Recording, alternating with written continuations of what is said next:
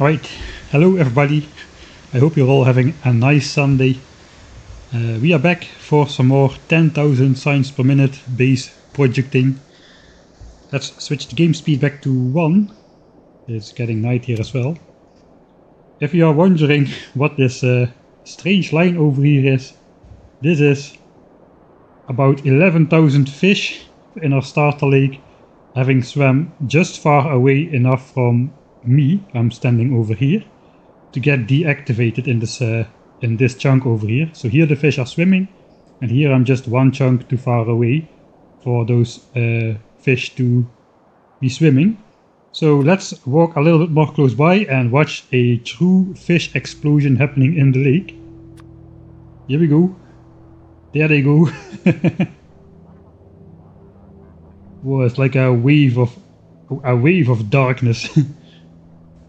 Initially all the fish were swimming to the west, so they continued that way for a bit. Now they are just branching out again. Yeah, quite a funny mechanic.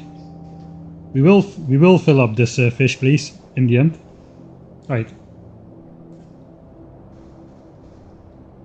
Hello everyone. Hey Odium, thanks for joining again. Hopefully the commands work this stream as they should. Synchronized swimming champs, yeah. It's like finding a needle in a haystack to find Ben the fish in here. Hi Mike, I watched all the VODs and finally caught you live. That is a big job, man, watching all the VODs. That's a lot of streams. I find my own like VOD-like content is pretty watchable on 1.25 or 1.5 times speed, as my speaking is pretty slow, so you could give that a try if you're watching VODs to just get through them a little bit faster. Right, let me catch my bearings. So for those of you who are only tuning in on Sunday, I have done 2 more streams last week on this project, and during those 2 streams we completed the design of the Mk3 module area. It has now been connected. So before we had the furnaces, we had the green chips over here, but that really was it. We didn't have much more. We laid this out a bit. We laid out the amount of assemblers, but now it's all properly connected, which is a nice spaghetti of pipes to get all these 7 different fluids or so all over the place. I think it's only 6 actually, but still you get the point.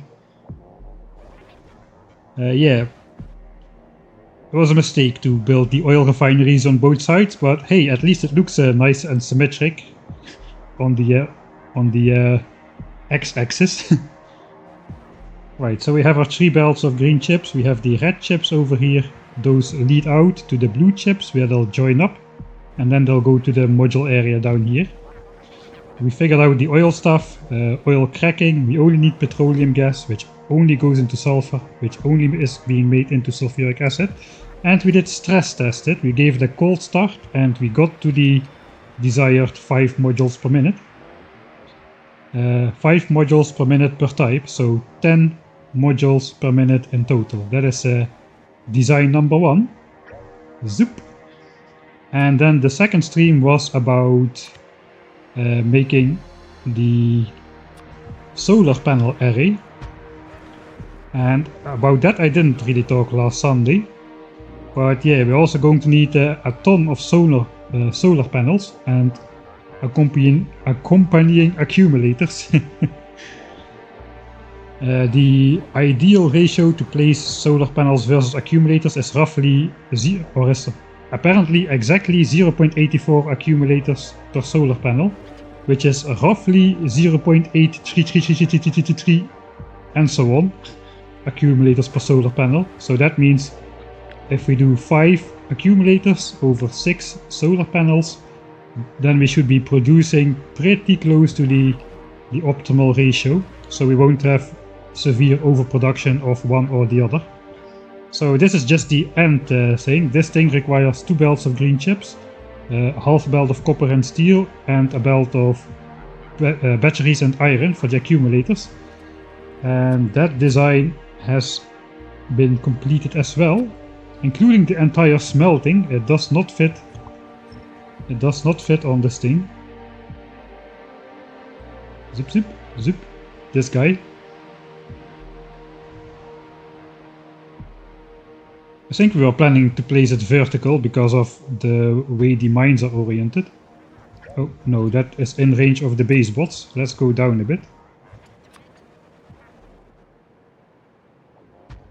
Alright, so here we got a steel smelter. This basically just smelts enough steel for our purposes, roughly half a belt. And here we've got iron and copper smelting, 2 lanes each. This is not fully completed yet, it is not connected yet to everything. We need to connect it to another 2 belts of green chips. Not quite 2 belts, but we're gonna pretend like it's 2 belts anyway. Another oil setup. This one looks a little bit more organized in terms of pipe works. So we got the oil refining on one side, only one of these heavy oil crackers, a bunch of light oil crackers, and then it goes to the other side where it is again all made into sulfuric acid, this time for batteries instead of blue chips. And all of these batteries will be feeding into the accumulators. For the rest, solar panels and accumulators, the recipes are quite basic. We've got steel, green chips and copper for the solar panels, and then iron plus these batteries for the accumulators. So this whole thing is just batteries. This is just green chips, and the rest is just gonna come from the furnaces. So we completed those designs. Today we're actually going to build them. Right, let me check actually. I had written some stuff down. Oh yeah, right. We also calculated that we would probably need in the order of magnitude of 2 million solar panels for roughly 80 or 84 gigawatts of power. We may need 50% less, we may need 50% more, but this is some sort of a ballpark value. And we decided the size of the production area according to that 2 million number. We need to get these 2 million solar panels in a reasonable time frame. And for a 10,000 signs per minute base, where you do all the design work during the playthrough as well, I figured 123 hours is a reasonable time frame. So yeah, that entire giant solar panel and accumulator construction thing, which can produce, let me check in my thing over here. Yeah, we're going to be producing it's 4.5 solar panels per second and 3.75 accumulators per second, not per minute. Per minute is going to be roughly 270 solar panels, 225 accumulators per minute. That will take 123 hours to complete 2 million. So hopefully that will be fast enough. I kinda think so. It's not gonna be 120 hours in game, it's gonna be 120 hours from the moment we start producing them. So yeah, given that we took 45 hours to get to this point in the game, I think we will even have like a margin of safety concerning the production speed of those things. So if we end up designing a lot of stuff in the editor because the designs are simply too big to just keep putting on this slab over here, yeah, we'll see. But yeah, those are two of the things we're going to do today. Another thing we need to do is, as you can see, I've turned on the enemy expansion chunks for now. We are going to try, perhaps, to get rid of the biters completely. As you can see, they are still making expansions now. And they will keep making expansions for as long as they exist. So we gotta find a way for the biters to stop existing. And for that we've got a nice chest over here. A chest with 10 spiders. So we can make ourselves a little spider army. Some of them are going to have offensive tasks, some of them are going to have like support tasks like repairing the spiders. Maybe we can automate putting radar outposts down as well. That would be nice. I think we can do that. And I also want like a couple support spiders, which just carry around a lot of things like belts and beacons and modules and whatnot. So basically they will function like an expanded inventory for me personally, and I can send them back to the base individually to go resupply. So I can just stay on the task at hand without interrupting my business. I'm going to have spider slaves for that. Right. We also determined we're going to build the solar panel array here. Let's switch off those expansion chunks again. Right. So yeah, we're going to use these mines for the solar panel array and these for the Mark 3 module construction thing. So that's nice. All of this is nicely located close together. And so it won't be in the way for 1000 and eventually 10,000 signs per minute base. Alright, let me check, I wrote some more stuff down. But yeah, we're also going to need to determine the footprint required for 2 million solar panels and accumulators. So I'm kind of predicting that's going to be larger than the current size of the explored map really. I think we're going to need more space than this to place 2 million solar panels and accumulators. So that's going to be fun. What else? Yeah, once we determine that footprint, we'll start exploring to find a suitable area for that. Hopefully without a lot of water, because until Factorio 2.0 comes around, which lets you pre-place entities on ghosted landfill. So you can do the landfill plus entity step in one time. We cannot do that yet, so we will need to put landfill, wait until landfill is complete, put new roboports, put more landfill and just work our way over. But that's going to be a very slow and tedious process. So if we can find a large enough area which does not involve a lot of water, that would be great.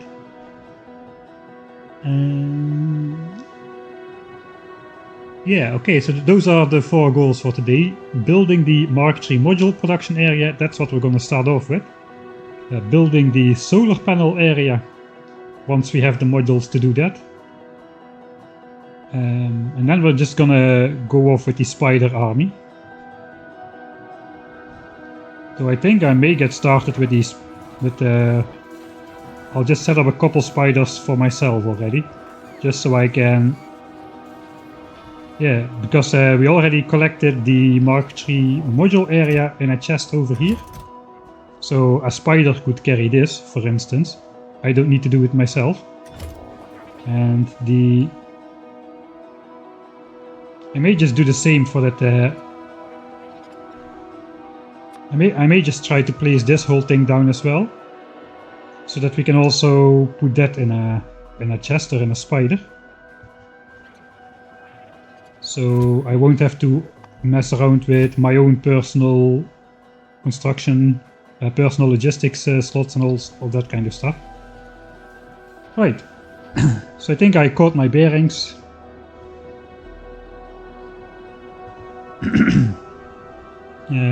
Hey SDB. No, 2 million to get...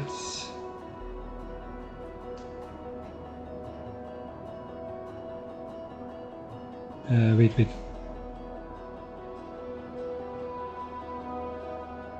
It's 2 million solar panels to get 84 gigawatts of power. Right, thanks Edited Fluke for your subscription through Amazon Prime. And also I missed one. Thanks YKIM. I think I pronounced that right at the first go. YKIM. Thanks as well for the level 1 subscription. Right, I think I caught up then with everything that happened. So yeah, one solar panel produces 60 kilowatts. You can see it in the mouse over here. 60 kilowatts, but as you see, it doesn't produce that all day long. Now it becomes night and you need accumulators. So the real output of a solar panel plus accumulator combo to get you through the night, you can count on a solar panel outputting 42 kilowatts. So that is how we got that figure. 42 kilowatts for one solar panel means 1 million solar panels is 42 gigawatts. Metric system, hooray! Just multiply both by a million. And then for 2 million panels it's gonna be twice 42 gigawatts, so 84 gigawatts. So since most of the predictions ranged in the area between 40 and 120 gigawatts for a 10,000 signs per minute base, I think 2 million is a reasonable first goal to go for. Right. I think I'm ready to load the actual save and get going. Let me just quickly check if everything is set correctly. How is the microphone volume compared to the game sounds and all that stuff? I think I reset everything. My voice could be clipping a bit, it's going in the red a bit.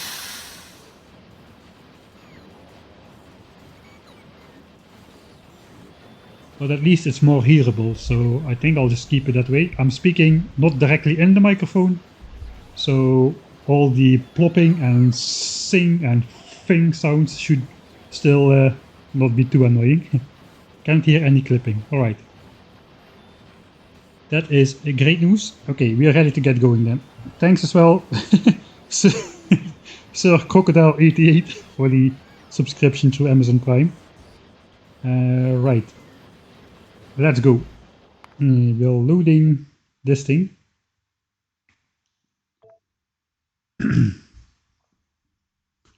Right.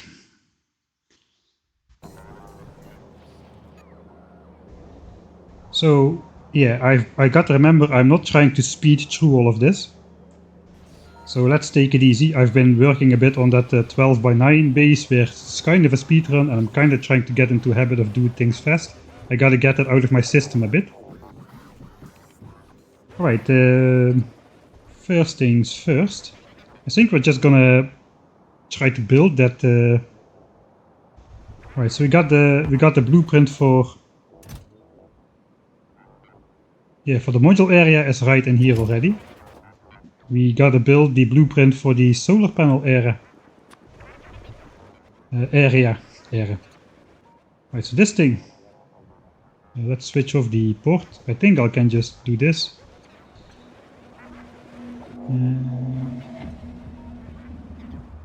And the other one, the big one, with the combined, yeah, this one, the combined stuff, kind of fits down here. So let's place it here, perhaps. All right. So now what I want to do is I want to downgrade all the modules in here for now. We can also get a look of how many modules we need in total. Right, there's 1000 Mark III modules, which we need for that. So that's going to take that Mark III module area over an hour to produce. So we're going to be producing 10 modules per minute. So this is going to require roughly 100 minutes. So yeah, let's get that Mark III module area up then. Maybe I should start with that in that case.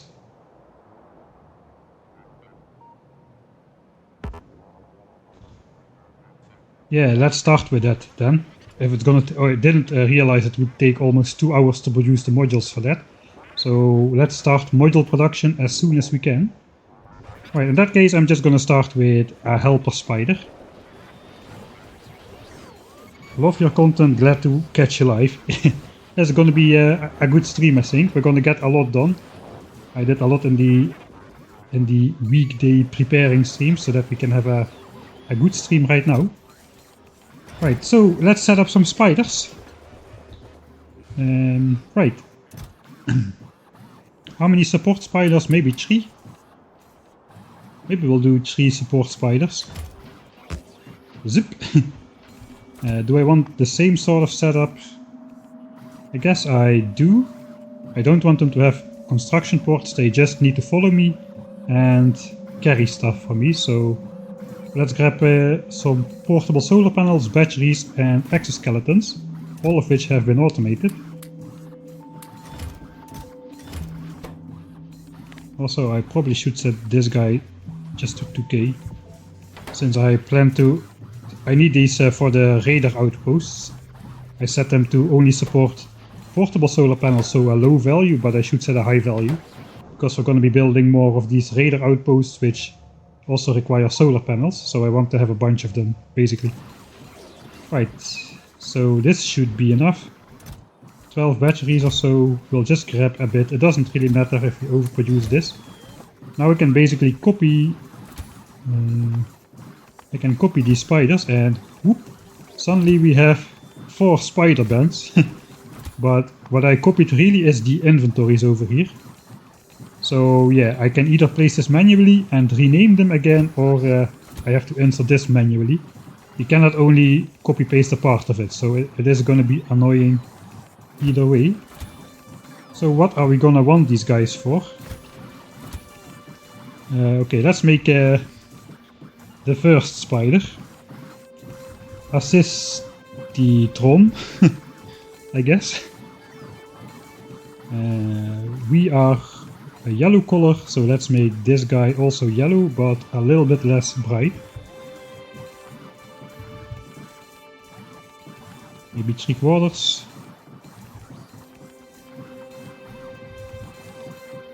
Right, so he's a copy of me, but a little bit less bright, so we can see he's a clone.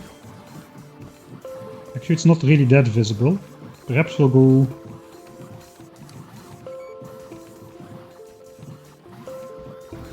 This was a little bit not enough, right? No, actually this looks alright. Here it looks quite dark, but the difference here is good.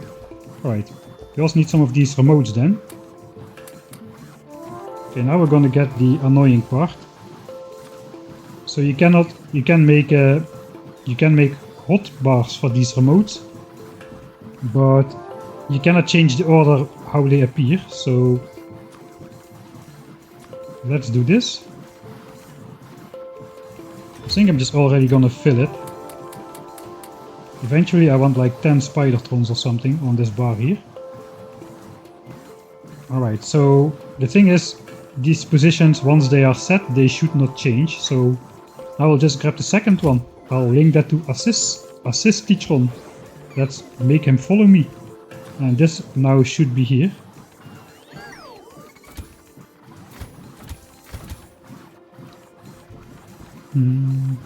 Assist Tron.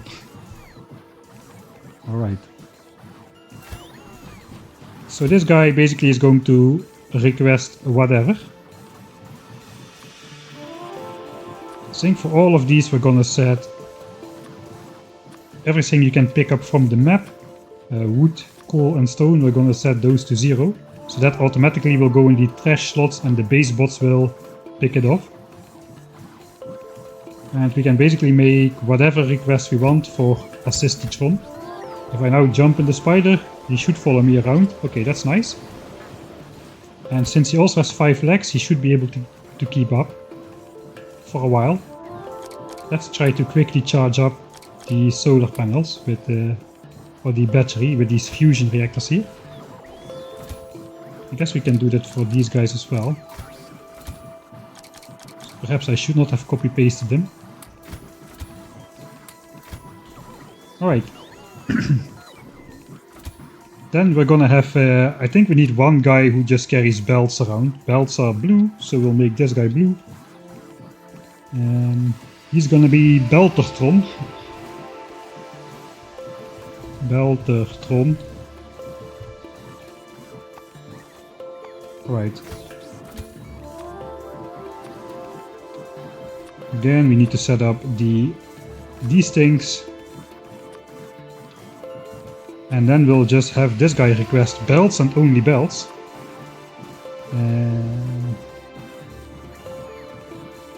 We need to think about how to divide that. We have 800 inventory slots, or 80 inventory slots.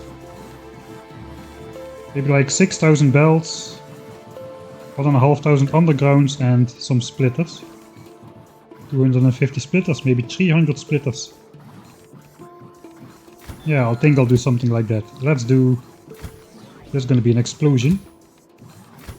We'll set it up just outside of the bot range. Okay, I need to start a new hotbar.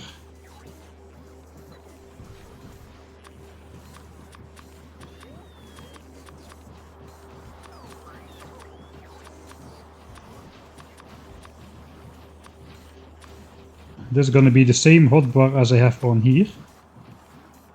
We need to link the third one to Mr. Blue Guy. Thanks Prince Lahel as well for the... not saying that I went in, but naming the spiders could be a nice way to honor your viewers. Huh. That's actually true. It would make it quite confusing to...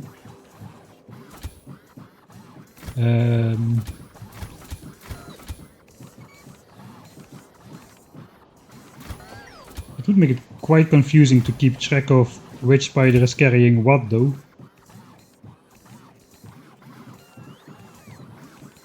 Also, I have no idea how to set up like this random name draw stuff. It was just a stupid idea, don't worry about it. No, it's actually it's a good idea. Maybe I'll do it for the offense spiders. There it doesn't really matter what they do, they just all shoot rockets, blow up biters. Yeah, this raider is placed a little bit close to these worms. They don't really like it.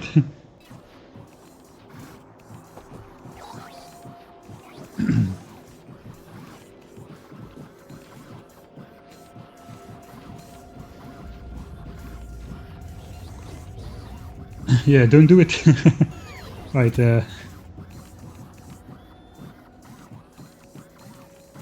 train stops. Yeah, actually that would be a good idea. We already have some train stops. Okay, who wants to be named after the dumb turnaround? The dumb turnaround train stop, which only functions to turn around this train. Because this is a dumb train. You should... It should not be... I warn you, it is not an honor to be named after my train stops. My trains are gonna be as horrible as I can make them.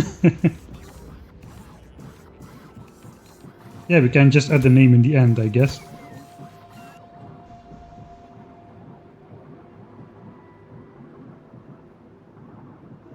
Alright, maybe next time, because I want to figure out how to do that, not on stream, and waste half an hour of your time.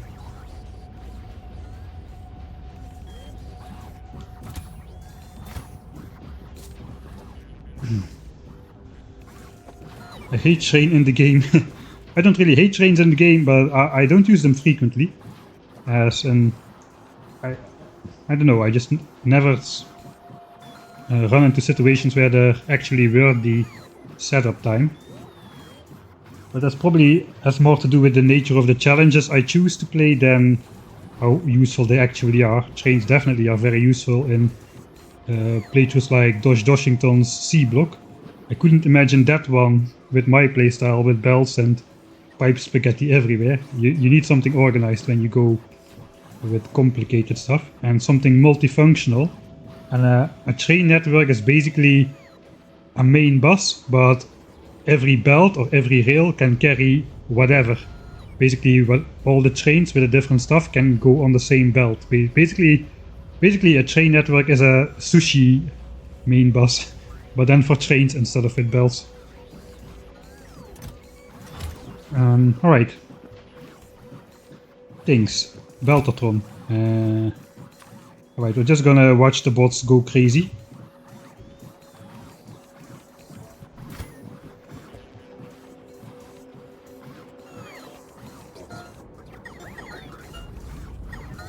Okay, big bot explosions all over the place. Right, that already was all? Oh yeah, looks like 6k. Alright, so in order to not have more than 6k, I'm also gonna set the maximum. So every time I put more, every time he picks up more, it just goes into the logistics trash slot. Over here, yeah, it's really fast to see. He cannot carry more, it's exactly 6k. So we'll also give him, if I want 300 splitters, I have 14 slots available, so that's 700 undergrounds. That sounds too much, let's go 750. underground. I hate that the value is not remembered. And 250 splitters.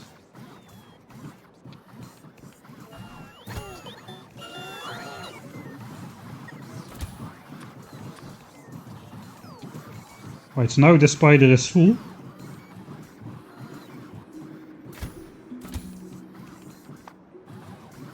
Alright, so anytime we take from this for ourselves, the bots will just bring back more belts to this guy. Or at least if we are in range. If we are far away, we can just send Mr. Beltatron back and he will just go pick up more belts at the base and walk back.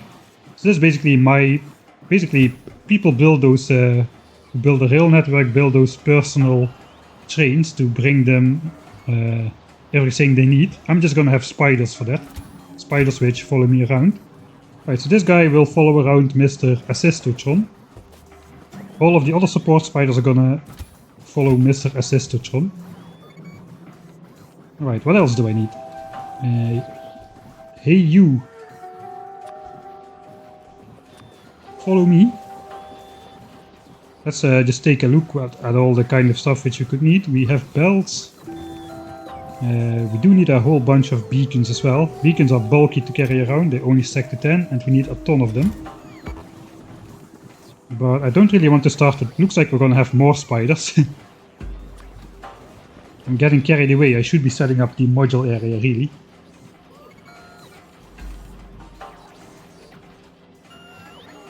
Let's set up the spiders first. What is a couple minutes in a 300-hour playthrough?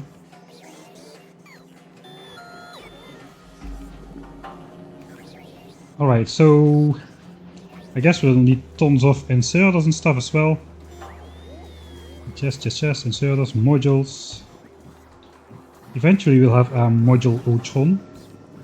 Power network stuff, we need a lot of that as well. Right, we need power network, we need like some assembly stuff.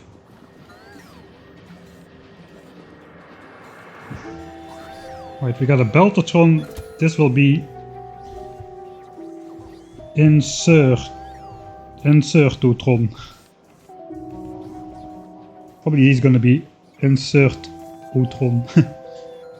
These are gonna be full of spelling mistakes, I can already tell you that. Alright, let's go another one primary color then. I guess we're gonna go red for this guy. Insertotron will carry lots of inserters. We are basically only gonna be using stack inserters, blue inserters and stack filter inserters perhaps. Maybe some filter inserters as well.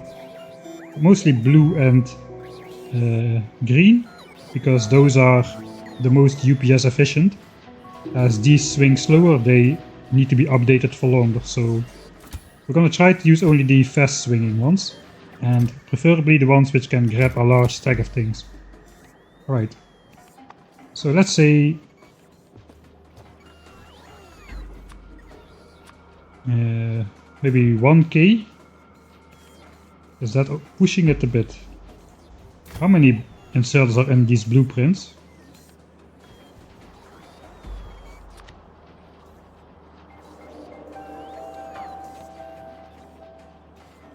Okay, 280 blue ones for the furnaces.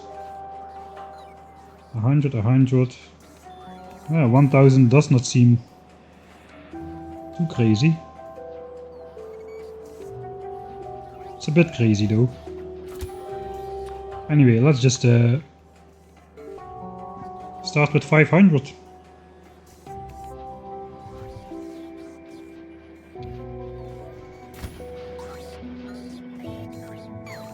Alright.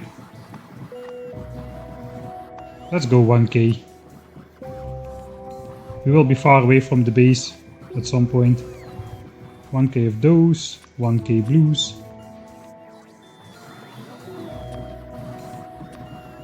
That's half our inventory.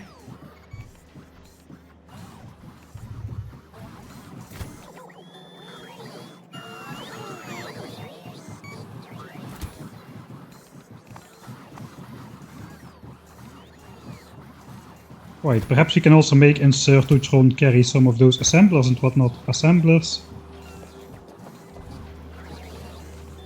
Not oil stuff. I think we'll do oil stuff separately. Assemblers, miners and furnaces. I think we're gonna have a smeltertron which does the... Maybe this is gonna be... Okay, I'm gonna do it different. Not insertatron, this is gonna be assemblotron.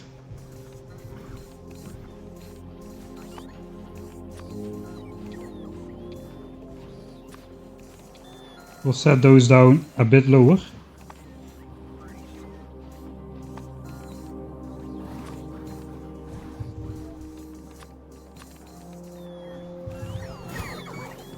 Alright, so those are getting picked up again.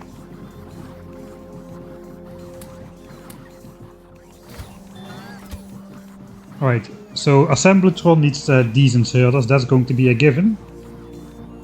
I guess we'll also request like 500 assemblers.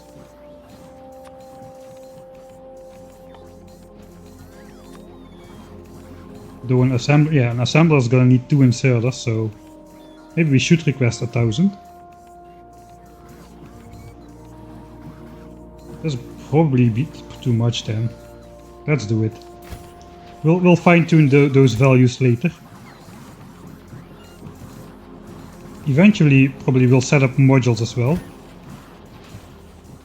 All right, let's multitask this guy. Here we're gonna need some of these as well. Let's give him 500 of those. We'll give him some substations.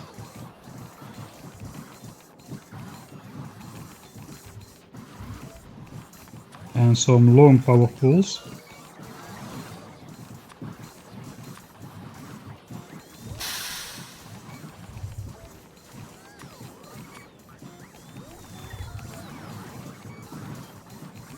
Alright, that is 5 out of the 8 slots. I guess we also should set those other values to be 0.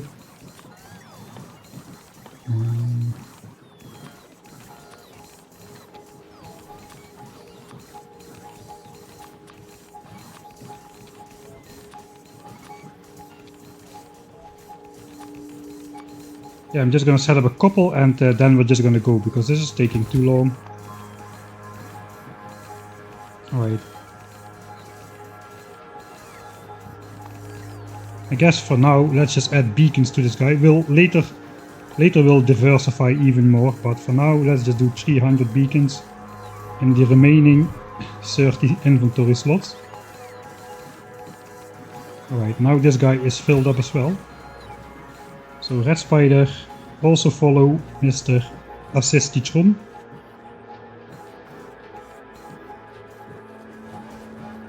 Okay, we've got like 3 primary color spiders here. Or 2, so I guess we'll make 1 more then. This guy is gonna be green.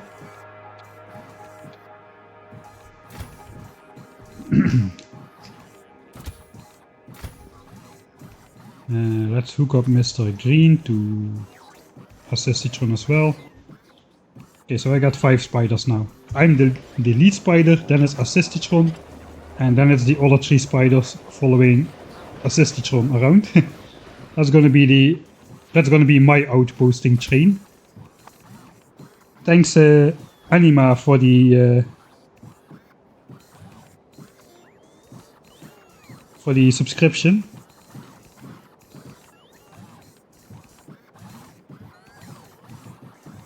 Subscribed for 3 months. That's 2 months.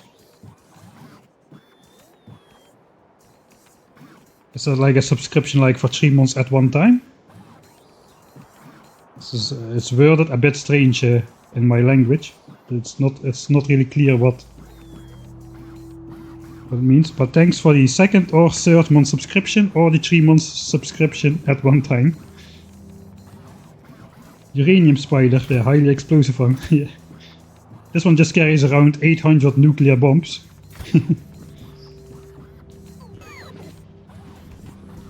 Alright. So I guess Mr. Green Spider, let's make him the Smeltertron. Smeltertron. I'll fix all these names and capitalization stuff later. For now though, we're also gonna make him like combined miner John. I guess maybe 1k miners, maybe 750. Okay, how much do we need actually? Yeah, we only need 13 furnaces for a blue. Yeah, we need a lot more miners than furnaces. Okay, let's go 1k miners.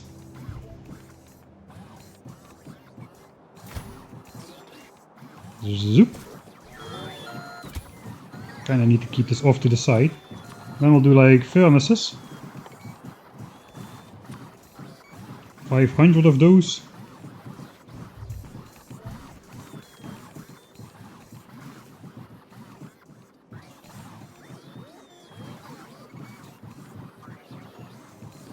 Alright, I'll just quickly check around the base. I guess we'll also give him the oil stuff for now. So let's say this guy grabs 100 of these.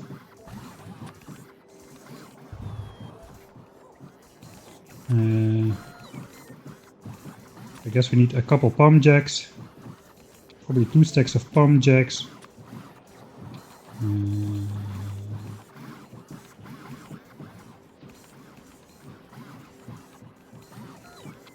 I guess with 100 plus do 2 stacks of those. Where are we at then? We also need a bunch of pipes.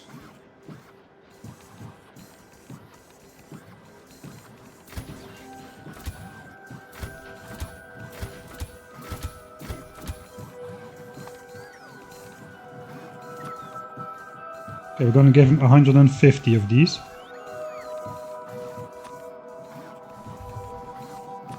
30 of these. How is that looking?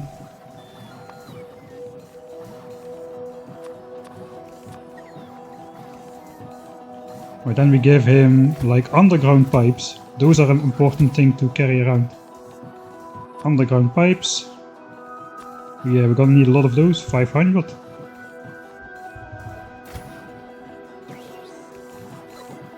Zoop.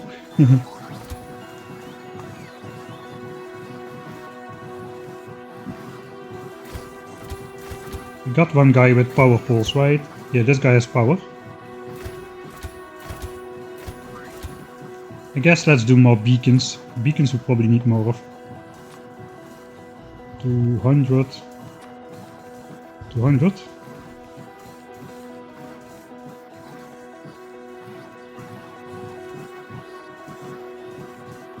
It is 3 months now, but it has been done on a row. 3 months on total. Second month back to back. Ah, okay. So when you miss a month or something, it tries to separate that out. It sounded to me. It sounded like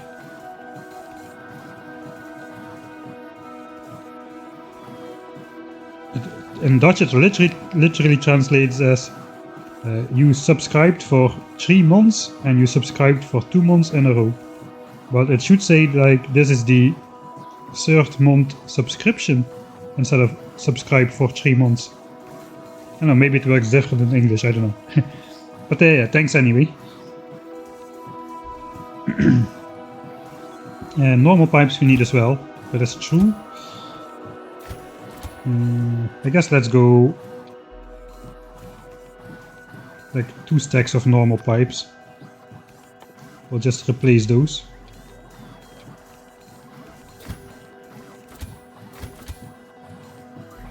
Alright, and that should be filled up. Alright, those are filled up. The 3 support spiders are filled up. Our Assistitron, we can request whatever. This is our flexible spider. I still have to set up the wood stuff. Why is this?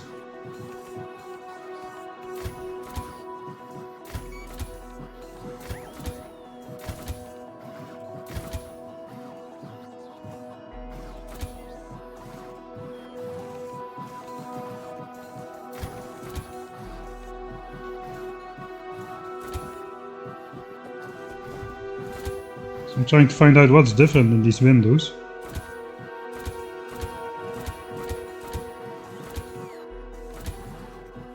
I have got a scroll bar here, but here I don't. Why does the window open higher?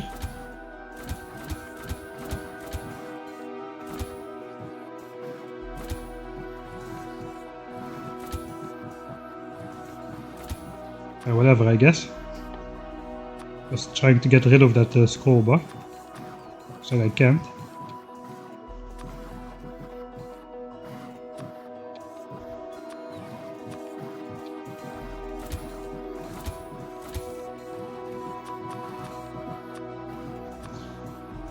Okay, let's be annoying about this. We'll set them up in the same way.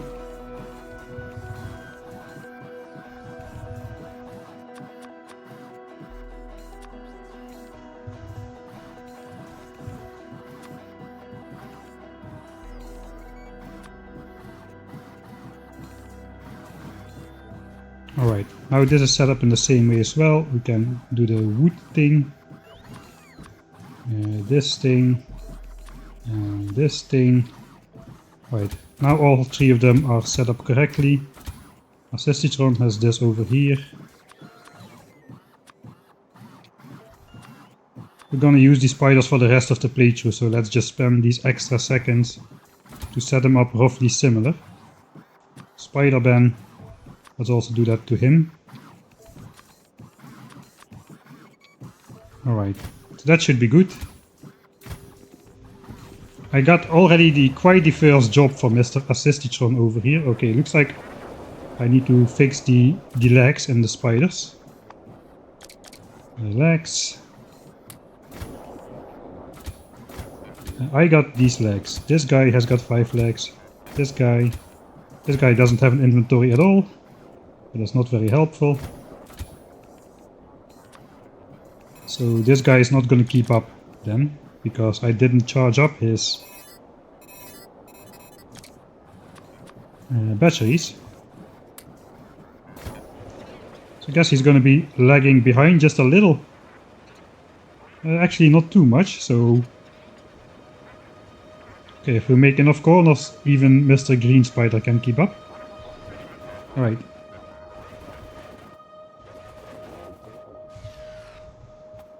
Alright, so let's switch off my stuff. If I throw all my stuff in some chests, I can just grab this.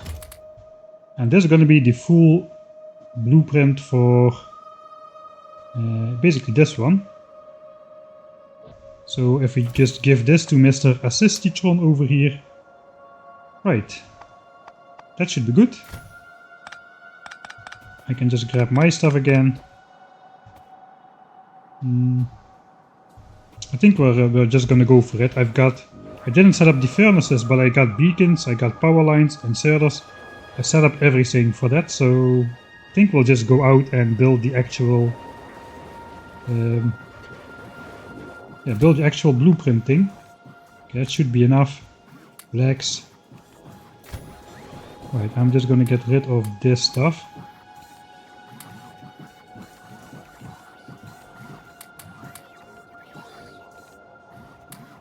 Okay, I think I don't need those slow inserters anymore.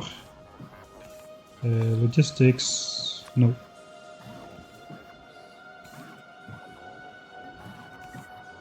Also, I have not really been using roboports just yet, so let's not carry 2 stacks of those around. The rest should be fairly okay, I think. Solar panels, maybe not. Got a little bit of everything for myself.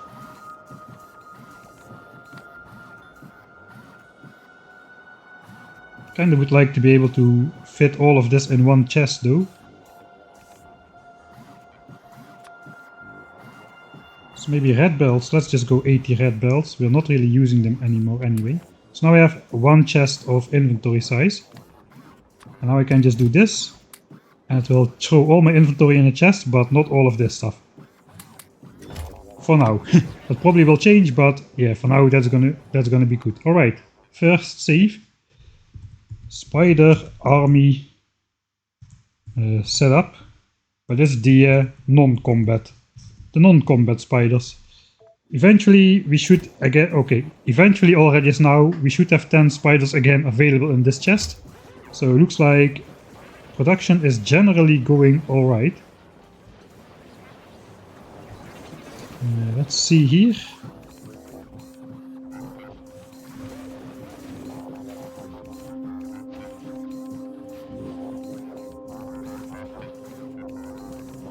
Alright, yeah, so actually this construction is going pretty fast.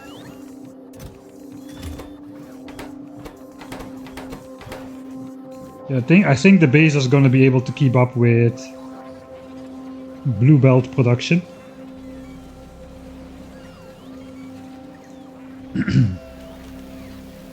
Alright, yeah, technology, now that I'm walking next to the labs. We are researching mining productivity 10. I made 2 mining designs last stream. Basically, one uses 24 speed moduled miners, and then we need mining productivity 10. But I think what I did now is I went for 36 efficiency moduled miners, and then I would need mining productivity 11 to fill a belt. On the other hand, I could just build a couple extra miners now. So I think what I want to do is I want to, since anyway these are costing like 20,000-ish per level at this point. I want to upgrade my, am I gonna use laser damage still? Yeah, I'm not really sure what I want. Alright, so there are 2 sweet spots for laser damage. One of them is laser damage 8, which is the level we are currently on. And one of them is laser damage 11. That's the next sweet spot. That's gonna cost us 28,000 science packs though. That's gonna take a while. How long is that gonna take if we do that?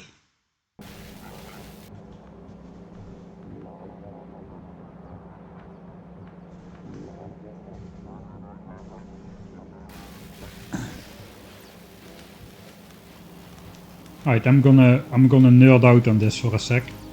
Excuse me. I made a spreadsheet of the laser defense damage.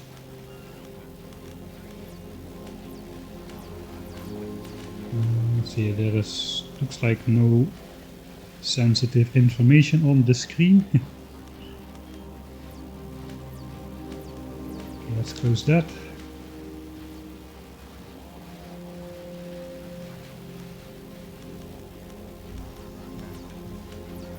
Alright, now you're watching this is the solar panel calculation. So 12 versus 10 assemblers. Total amount of resources which we're going to need 2 belts of copper. We should watch this, 2 belts of copper. And 4 belts of iron for this. Compared to the module area, which we're going to build right now. It's 3 belts of copper and slightly over 2 belts of iron, so roughly similar in size in that matter. The thing I want to show you is this guy. Right, so why is laser damage 8 such a sweet spot? This is laser damage 8. We've got the damage upgrades on the x-axis here. These green things are sort of graphs. So basically at laser damage 8 it takes the colors are sorry, let me explain this first because I'm just jumping right in. Okay, which level of damage is on this axis over here?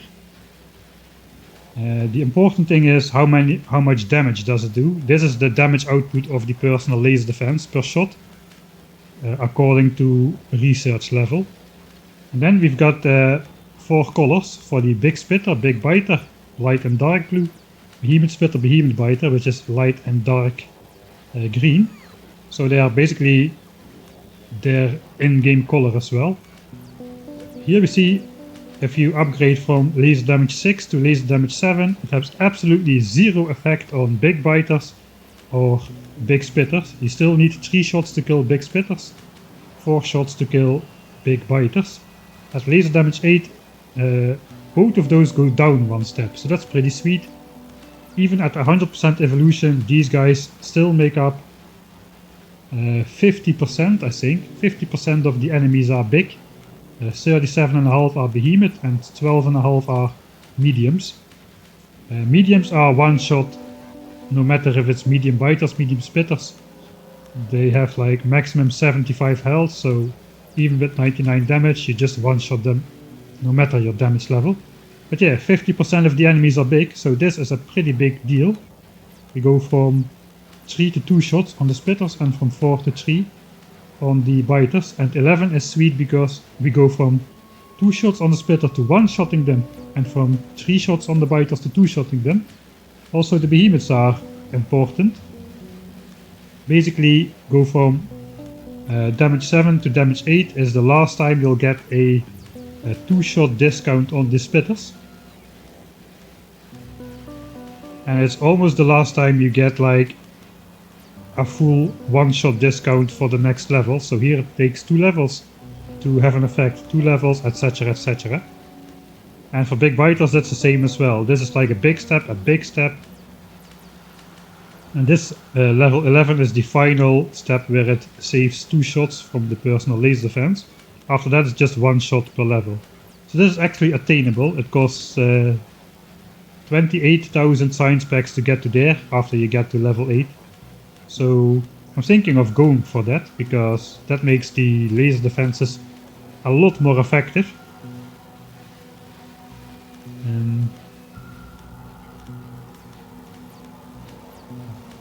Yeah, also we are 4-shotting behemoth worms and 2-shotting nests with laser defenses if we are gonna be upgrading to 11. So that's pretty sweet as well. I think it's worth it. It's gonna be 50% more effective against behemoth worms. We're gonna be 50% more effective against nests. We're gonna be 100% more effective against big spitters. 50% more effective against big biters. And a little bit more effective against the behemoths. Which still take up most of the shots though, so maybe it's not that big of an upgrade. I think I'm going to go for that anyway. We've got fast enough bots for now. We've got big enough mining upgrade for now. Let's take an intermezzo to upgrade to Mark to the Mark 11 damage upgrade. Okay, we should be back in Factorio. Can I see that? We are not back in Factorio. Okay, now we are. Right.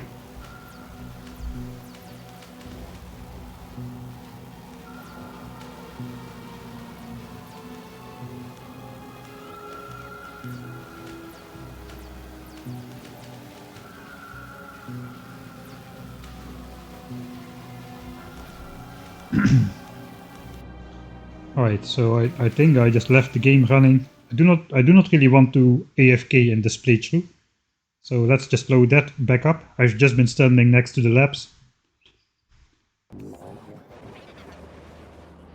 Alright, so we are going to depart. Probably we have all that we need, and if not, we can send back a spider. It's a decent walk. It's not super long, but it is annoying if you have to go pick up like a couple stack inserters or something. So that is why we have this thing. Also now our power usage is around 600 megawatts still. Now we're going to be building a lot of beacons, so that's probably going to skyrocket. We also should not wait too long to take out some biters apparently, because they already have formed expansions, plenty of expansions around the actual area where we want to set up a miner, so that's not very good. Right, but this is for solar. We'll first set up the Mark 3 module area. Those miners are further down, still pretty forested, so we should be good.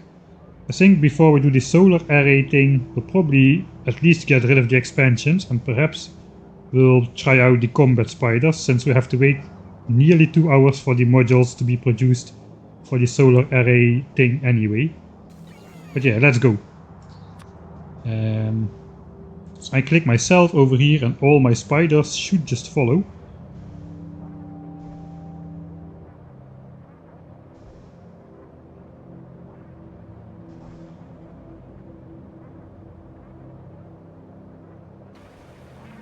Alright, here we go.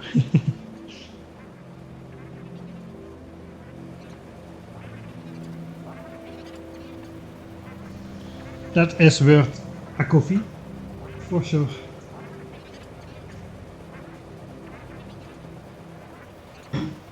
Spider army completed. That's one of the 4 tasks of this stream completed. Not really though, we want to set up a true spider army. One with rockets, not with belts.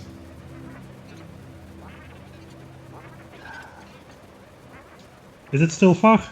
I don't know.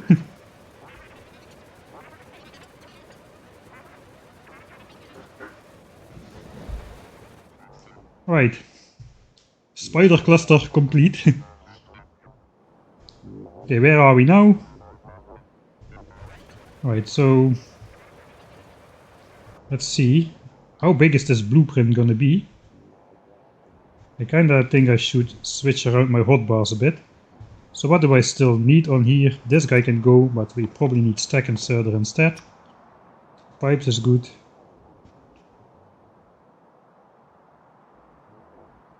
Guess I can take this one. I'm not gonna use it this playthrough anymore, I don't think. I tried to get into clocking, because it seems to save a lot of UPS. But I didn't get the results I needed and I still haven't figured out why. So the clocking does work, the inserters do take less updates, but the circuit network basically takes just about as much updates as the inserters save, so the net result was pretty close to zero. So yeah, let's not mess around with that for now. I guess I can have my own blueprint book up here.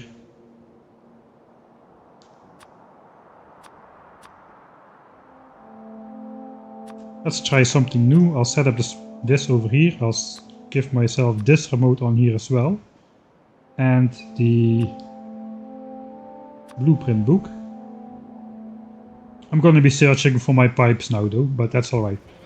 Okay, first, my roboport is off. We are far outside of the roboport network of the base.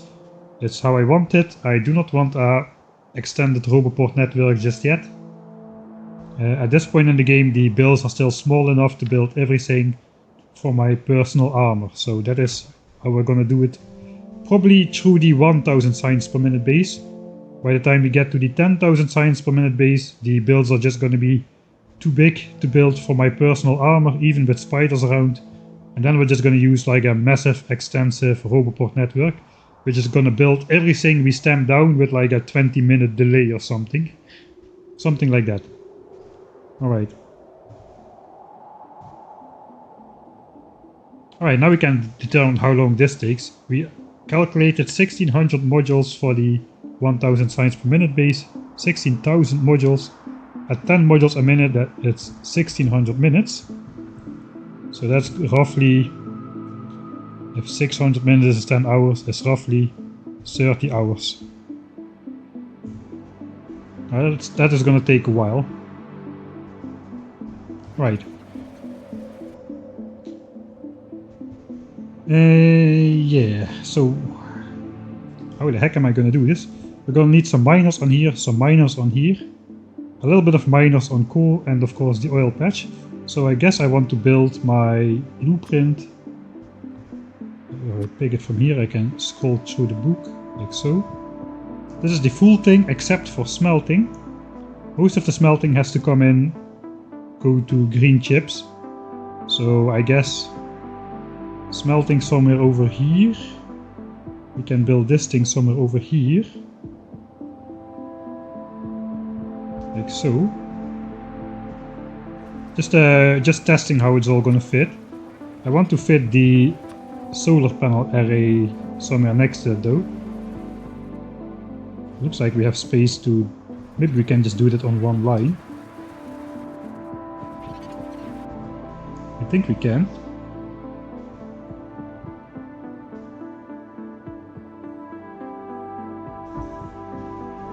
Okay, something like that. Then this is on one line.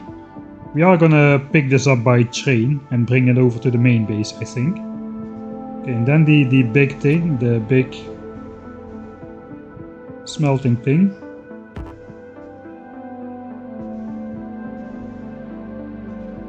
Probably like so, somewhere.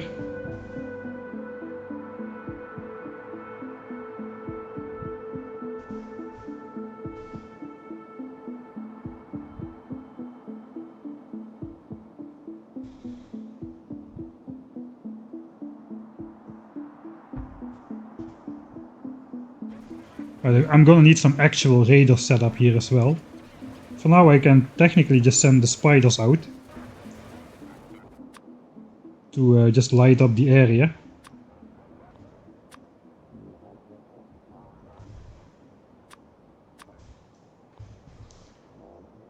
Alright, something like this. I guess we could go a bit further to the left side.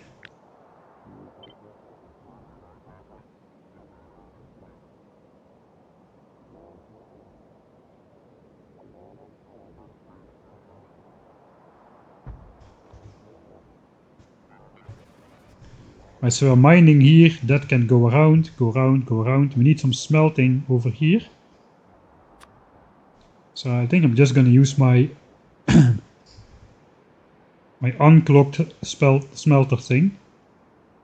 Maybe not, let's just use the clocked one. It looks nice. No, let's just use...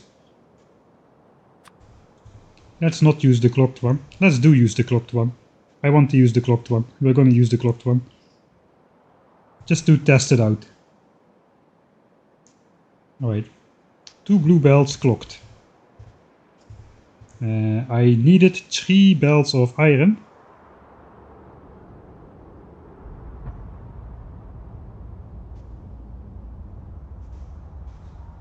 Sorry, 3 belts of copper and slightly more than 2 belts of iron.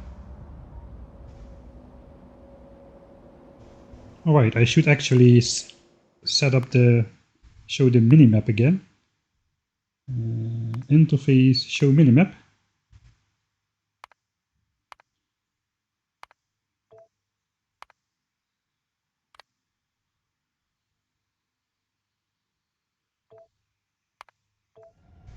And get rid of the clouds, that was what I needed to do. I'll go over the clocking once I built it. It's a lot easier to explain once you see it in action. Alright. So I did put all the effort in to make it actually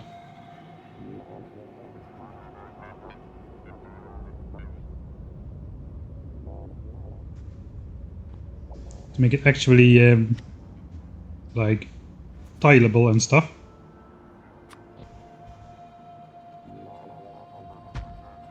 Alright.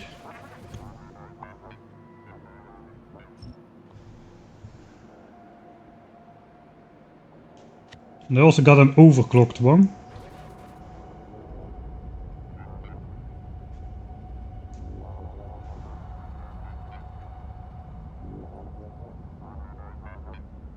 Which is going to produce a little bit more than 2 belts of iron we need for this build. So this build needs like 2.0 something belts of iron, and we can produce that by just by feeding out just a little bit more iron from the last one, speeding it up just a little bit more than a standard blue belt.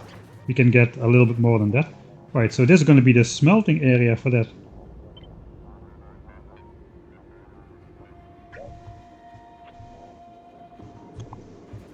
Okay, we're gonna have to get rid of these raiders, I think, or at least let's put them a bit further out of the way.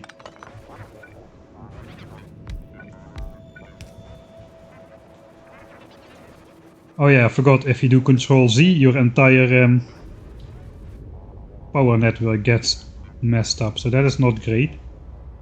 Alright, let's just leave that in place for now. We can align that properly later.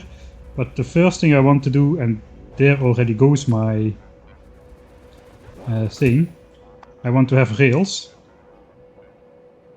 Right, this is the entire blueprint. I guess I can just throw that in a couple chests somewhere. Let's do that down here. Come here, Assistotron. I'll get out. So this was the entire blueprint for the modules. Now I can send this guy back to the base. I want to make a stupid train. I don't know exactly what, but we're gonna make a stupid train. And the train fits on a 2x2 grid, so I gotta do the train, or at least I gotta lay the rails out first. Before before I finalize the location of the build over here. It's got to line up with the rail network. Right, so some of that, some train stops, we need signals we don't need. Some locomotives. I guess the locomotives are gonna need some... We are making nuclear fuel. I guess for now we'll go with rocket fuel. It's just gonna be like placeholder anyway. Alright, some rocket fuel. We're gonna need some wagons. And now comes... I'm just gonna incorporate a bunch. I'm just gonna request at least all types of wagons.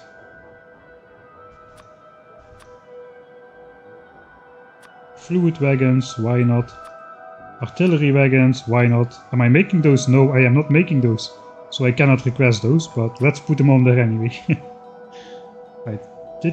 Train, all sorts of wagons. I guess we need a bunch of chests.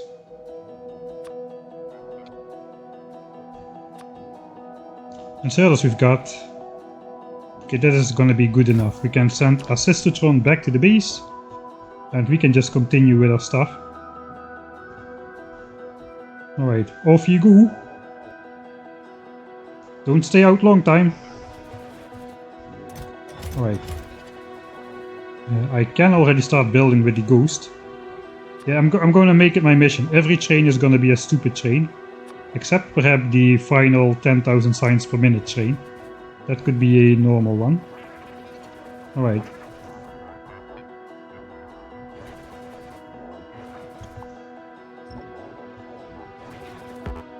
Okay, I cannot activate my robo network because they'll start building everything. Come on. Alright. So let's just lay out the rail. Okay, I think it already would be best if this just comes down in the center. It's one tile off center now. So I don't know, it depends, I guess, how we are gonna fill this train. Let's put a train stop on here as well.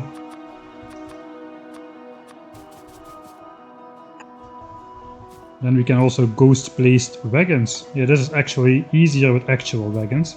Alright, so let's actually try to... We first need to know the alignment. Is this guy already here? He's already got all the stuff. Alright, it is not that far. We're not that far out just yet. Okay, come back swiftly.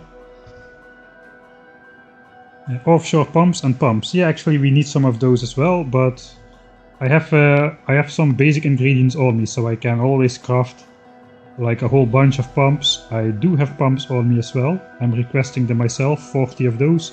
That's probably enough for a while. We are next to the water still. Probably all of my builds will have to be somewhat close by the water, or indeed utilize a ton of these pumps. Oh yeah, I'm just gonna wait for the spider to come back, I think. I should take a sip of coffee.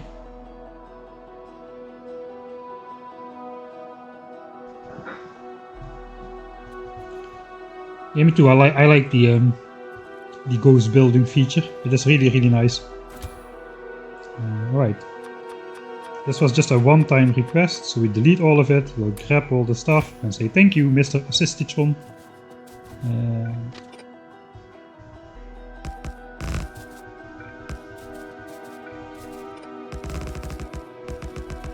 Alright. Here I am, 50 hours in the game and I'm chopping trees. What the heck am I doing? Alright, that should be long enough, I think, to set up a train. Maybe not, it's gonna be a stupid train, so maybe it's gonna be long. I think I want artillery wagons on this train too. For extra bonus stupid points. Right, so I want the loading to be symmetric, so let's see if we can do that. Look, a normal train starts with a locomotive, so we are not gonna start with a locomotive. Perhaps we'll start with an artillery wagon. That's a turret.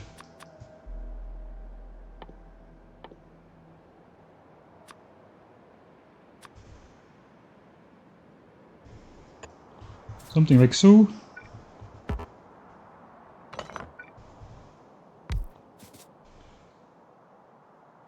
And then a pushing locomotive. There's gonna be a double-headed train as well. Alright, we're gonna need... okay, this is gonna have to be in the middle somewhere.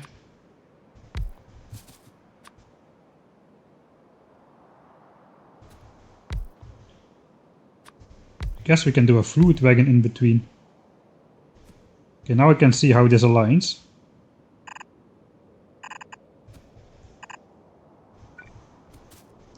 See, like this, it aligns properly. It looks like these distances are equal now. Okay, so that's alright. If we do something like so.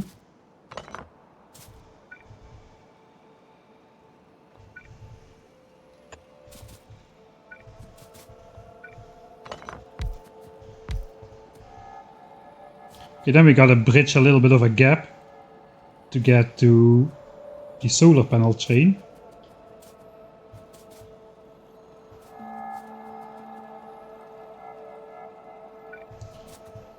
I guess we can do another set of these and we can repeat.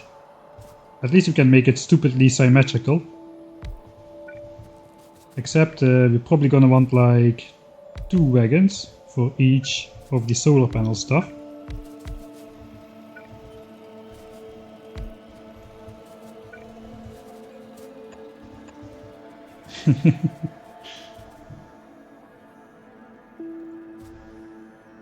This still looks a little bit too much like a normal train though.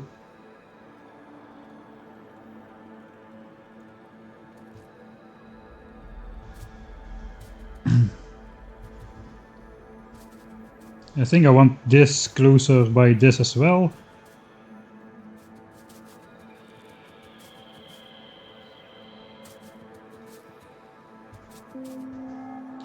Maybe with just one of those on each end and I can bring that to the front. I think this doesn't line up now though. Yeah, this it only lines up every 2 wagons, so that's a bit annoying. This is 1 tile off now. The train wagons are like an odd number of tiles long. So that means I have to shift the whole thing over 1 tile, which is quite hard to do. There is a trick though. You can just cut off a little part of it like so.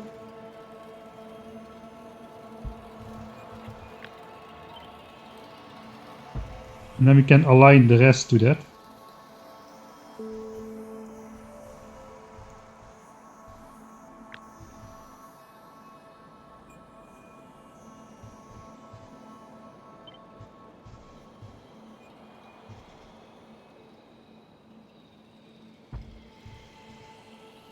Alright, so all of this now is slightly misaligned. But now it should align to a train stop 1 tile sooner. As you can see, these don't line up to each other. Now we have this strange 1 tile overlapping system going on. Alright, so now let's start with the artillery wagon does not snap to the train stop, so we gotta start with a locomotive. Then we add our actual locomotive. We replace this with artillery wagon.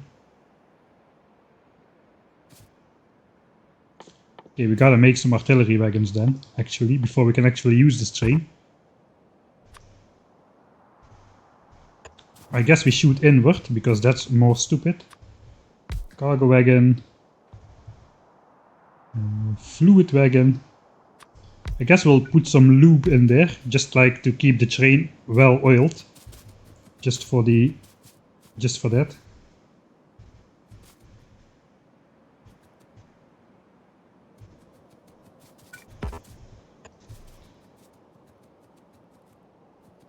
Okay, yeah, I think we'll switch that around as well.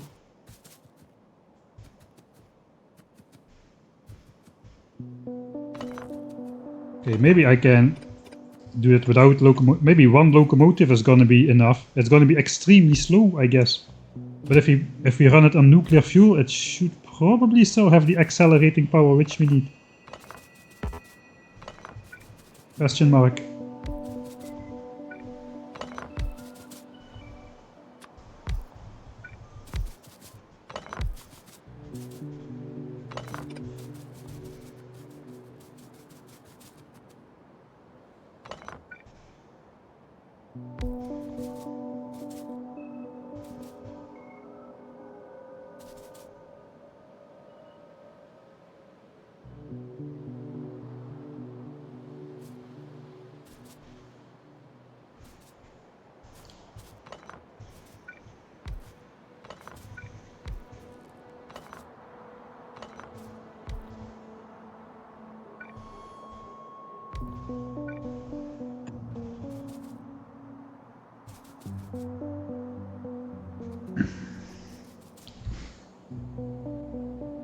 Yeah, train alignment is always annoying. That is true.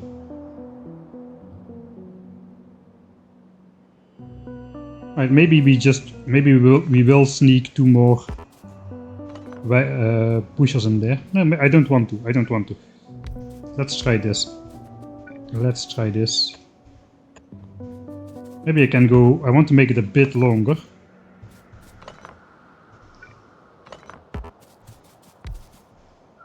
Maybe I can go 3 wagons of this stuff.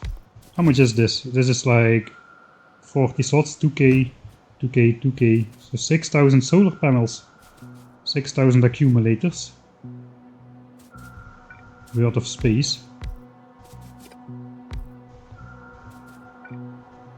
Alright, that seems alright. I think we have to go down a bit though with the train, so we have some space to make the loading stations properly.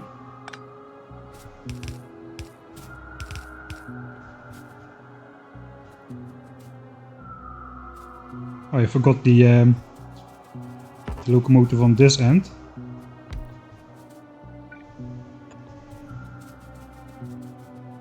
Oh, that's a long train though. All trains must be cursed in this playthrough, that is definitely true. This is a very serious 10,000 signs per minute playthrough. Okay, now it is properly aligned, so that's good. It's not really that I'm expecting to fill up like 4 chests of these things over here. But let's put those down anyway.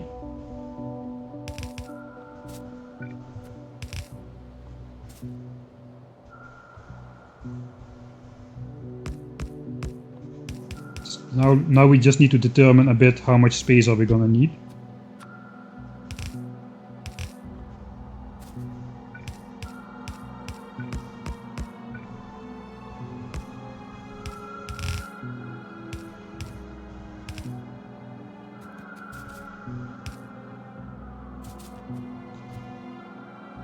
Alright, we're gonna be outputting on belts in that case.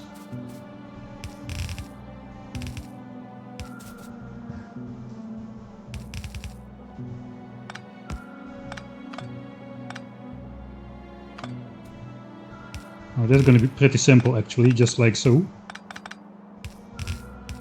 So it does seem like here we have enough space. But here we have kind of a different problem though. We're gonna need some like 1 to 3 splitters if we're gonna have 3 wagons. 1, 2, 3, 4, 5.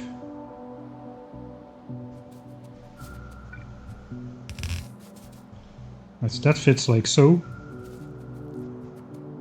If we want the same stuff over here.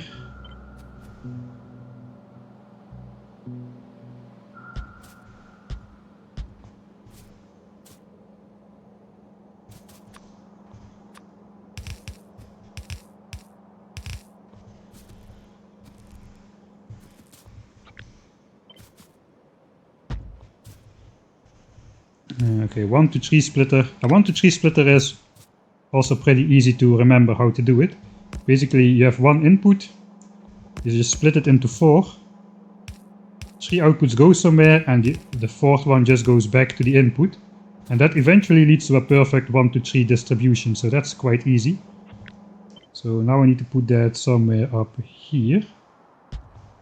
This is kinda already not fitting as nicely as I wanted to fit though. Okay, we're gonna have both of these coming out on the same belt. I can technically move this back a bit. It does not need to be so close by.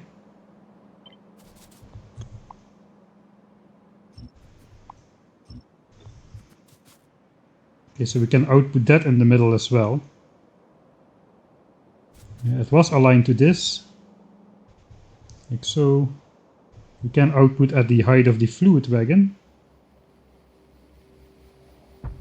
approximately like so. And we can have the belt coming down in the middle-ish, like so.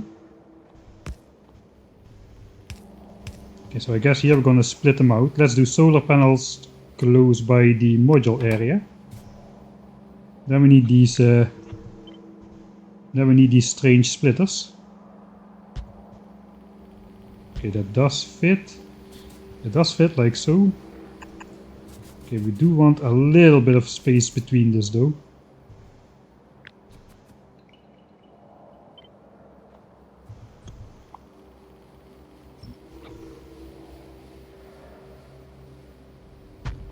Maybe just like 2 tiles, that would already be good enough. Alright, that's gonna look pretty nice, I think.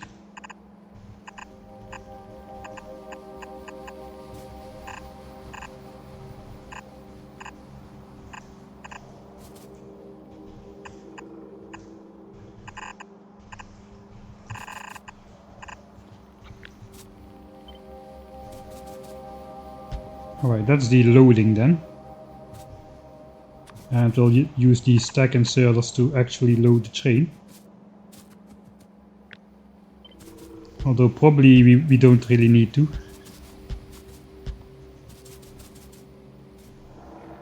Okay, this actually looks okay.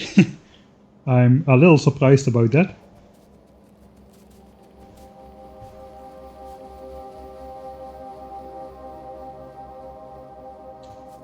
Alright, so now I'm just gonna build the thing. I think I'm just gonna build it in reverse. I have the blueprint, so we can get rid of all these temporary things.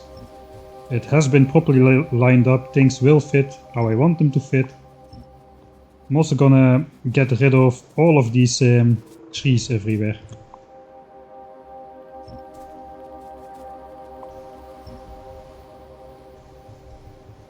Yeah, this will fit well as well. It's lined up with these incoming ore belts, so that's nice.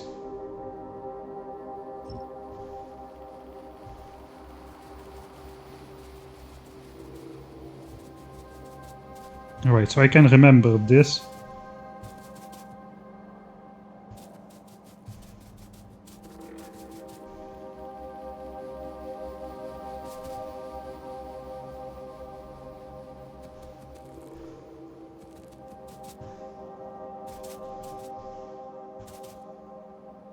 For now I'll just delete the assemblers. We can leave the final area in place. This has been determined.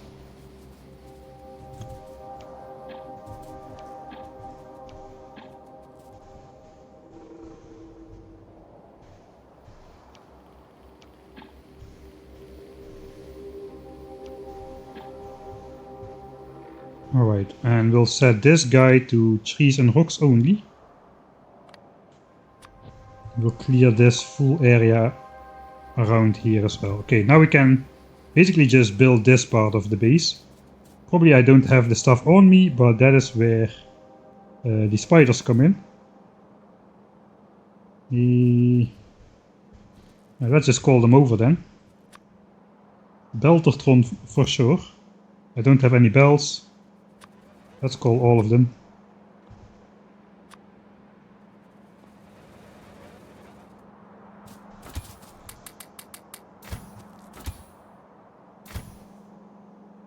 Okay, let's put the rails for now in Mr. Assistitron, or at least most of them.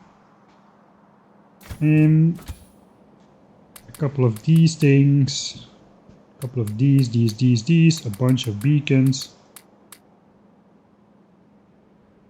some assemblers.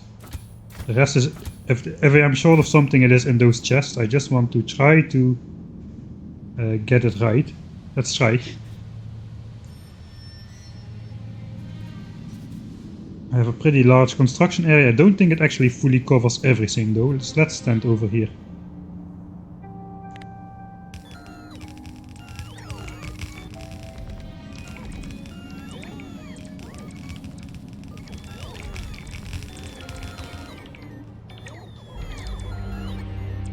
Alright, not too bad. We're missing 21 things. Filter inserters. Artillery wagons and modules. Alright, that was to be expected. I forgot to take all my modules from the base actually. Right, filter inserters are not really needed. They just signal what goes on which belt over there. But anyway. Alright, so we don't have the modules, that's alright. Where is my assistitron? It would be nice if the Spidertron remote also would show the name of the spider. I know it does so, it says connected to assistitron, but it would be nice if it would say it in the big yellow title instead of somewhere in the description. Alright, so I want basically all of the modules which the base has produced so far. I don't think I have more than that.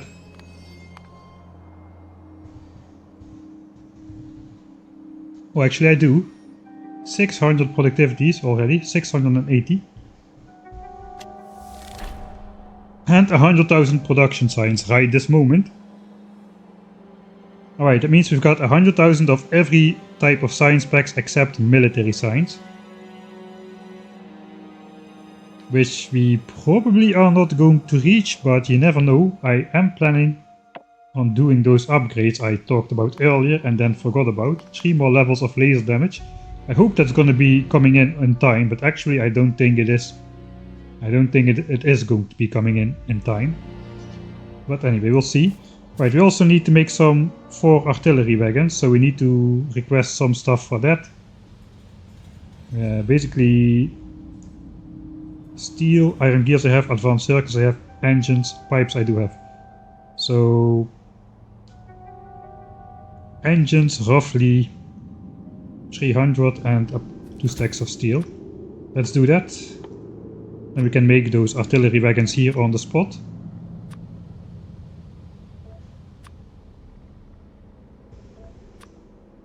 We'll just add another digit to those. Anything else? I think the rest we've got. So we can send assist spider back to the base one more time. I could just do something like this. So we just walk a bit of circles. That probably should give the bots enough time to deliver all the stuff. And then come back automatically. Let's try that. I don't know if that works, but hopefully the spider will waste enough time for the bots to deliver the stuff. 2 to the power of 8 engines, yeah.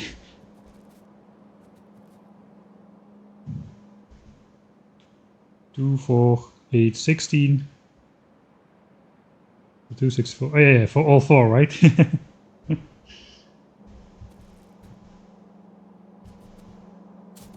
Alright, so that is done. And meanwhile, I'm just gonna deconstruct all the trees around here, I think. Or maybe not. Let's just start building the blueprint. I got that in those chests over here. Actually, what I should have been taking from those chests in general.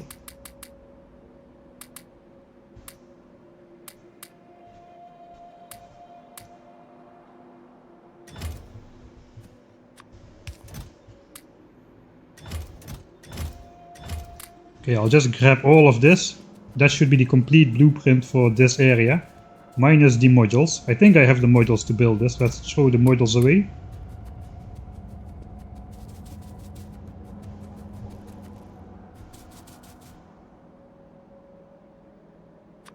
Okay, this is the copy, but we can use the copy. We may as well. Let's switch off the roboport. That is gonna very quickly drain my entire armor. Though I'm pretty sure this is a bad idea. This is too large of a build to do at once. Anyway, let's try. Alright, time for the bots to fly.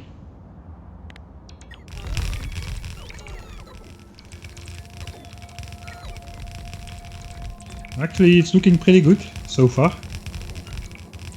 Soon though all the bots, soon all the bots will come back to recharge. And then my battery is gonna go poof very fast. I just hope they can finish it on the battery I have. Kinda looks like we did. Okay, that's not too bad. Even the robots still are full and we have a little bit of battery left.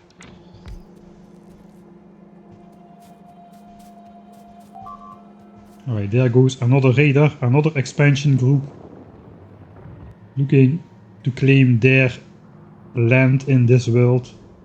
Or reclaim, I should probably say. Look at those guys. They are still expanding. This is an expansion group in progress, as you see. This big worm just popped into existence. They are basically expanding right next to my mine over here. That's not great. Alright. Mr. Assistiotron, are you back with the stuff or without the stuff? That is what I want to know right now. He is back with the stuff. Okay, that is good news. Okay, that's a bunch of modules. That is pretty sweet. We also can make the artillery wagons now. If I had pipes.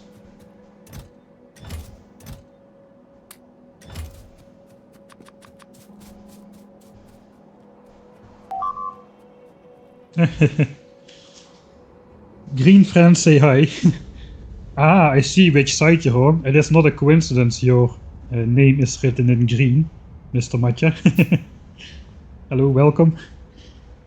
So yeah, we're actually building the Mark III module area now. The whole thing is built. These are all the modules which have been produced in the base since... I don't know, that took us like over 10 hours for sure. Yeah, like 13 hours of module production basically. That is how long we have been producing Mark III modules. This thing is gonna do it a whole lot faster. Okay, let's also bring all the modules. And watch how much battery that's gonna cost me. Actually, that's not too bad. Looks like we have enough modules to start up the Module 3 production area in full power. Now let's cut down 2 of those belts. Right, then it's actually just a matter of connecting the resources and smelting them.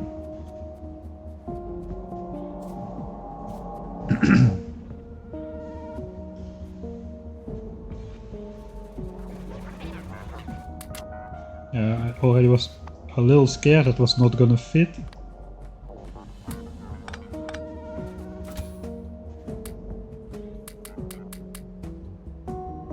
Okay, so the rest of the train stuff can go back in this guy.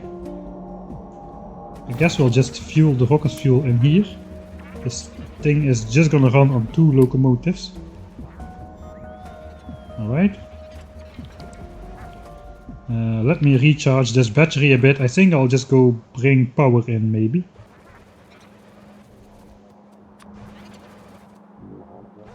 Maybe another substation down here. We could have a substation with some lights.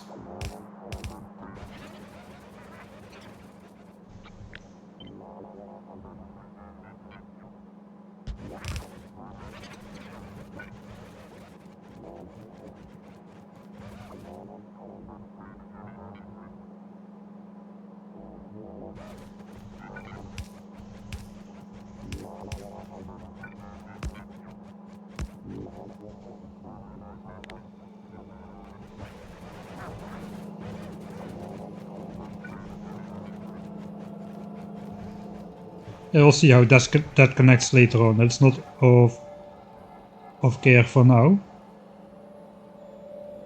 Okay. Yeah, I want to connect this so we don't get that blinking light all the time.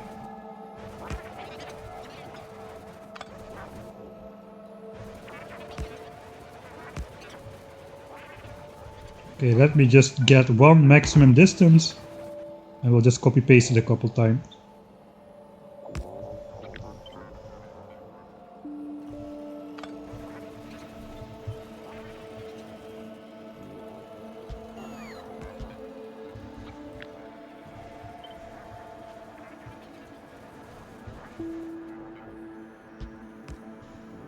Right, so how far do we have to go? Not really that far.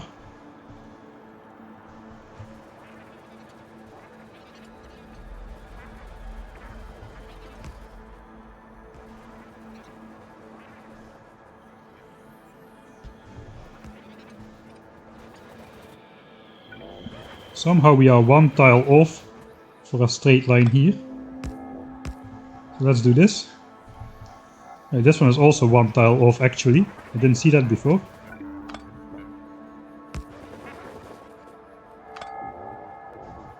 I do have a backup power line going there.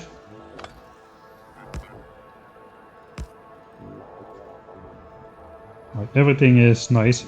Let's see, we didn't get a power dip, right? No, not really. Actually, yeah, here's the beacon power. So we're already consuming 30% more power just by powering up these beacons over here. So yeah, most of the power draw on the base is gonna be beacons. That's just the way it is.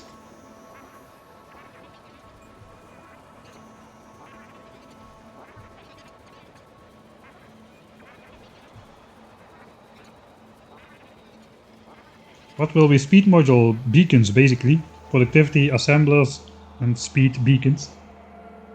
And what cannot take productivity is gonna have speed of its own. So this basically is the correct ratio formed with by speeding up different assemblers to different degrees, which makes 2 into 1 into makes 4 into 2 into 1, whereas on module it would be 5 into 2.5 into 1. So yeah, this produces exactly 10 modules per minute. That is the goal at least. Right, now we're gonna need Mr. Furnace Otron. So let's get that blueprint book out with the microns clocking. 2 bells clocked. Right, I guess we try to align that maybe.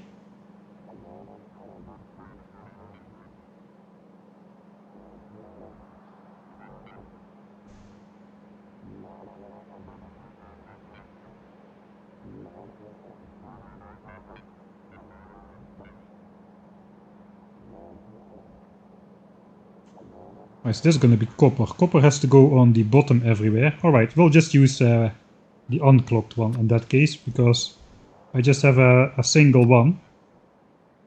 This basically is one. I can just flip this. You can already align it with the proper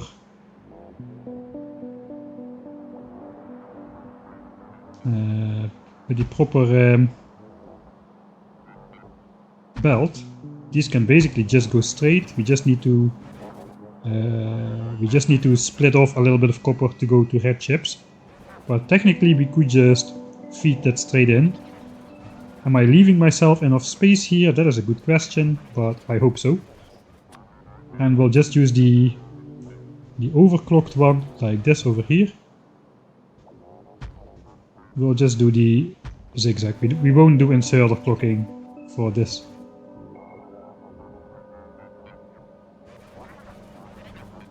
Alright.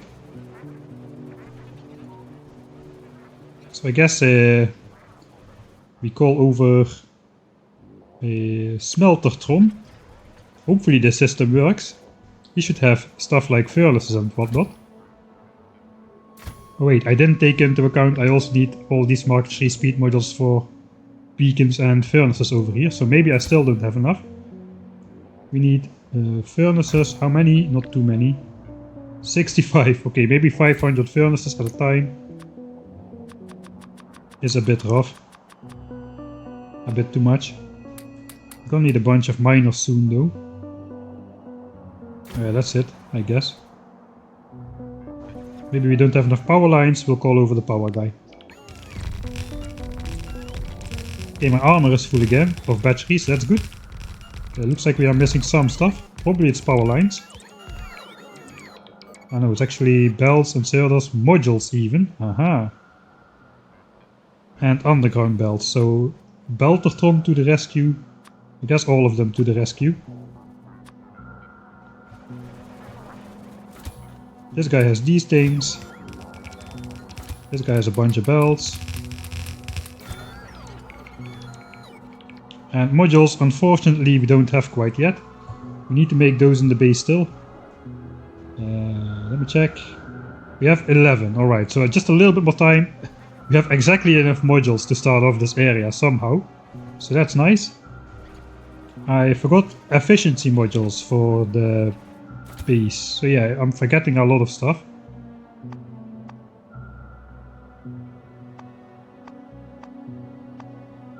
Okay, let's bring all of this stuff. We'll just throw that into his trash slots. That can go back to the base. And then we also set this to be... Oh no, we still need the rails actually. Yeah, we need the rails to... Give me back my rails. We still need the rails to make the train part, so let's put those in here.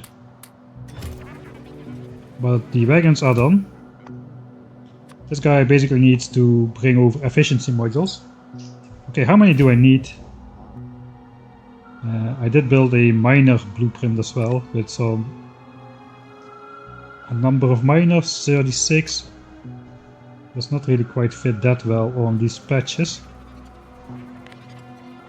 36 with efficiency would be enough for a blue belt with mining productivity 11. So perhaps we should let go that idea for now still. Yeah, this also does not really fit very nice because the end and the beginning have not a lot of iron under them.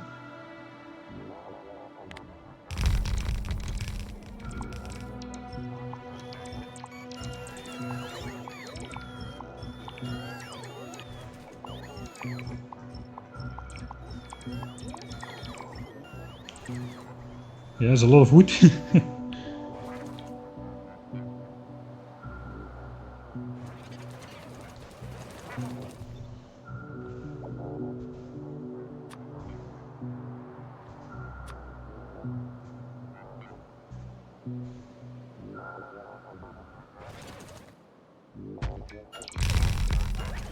Forgot to switch off the roboport.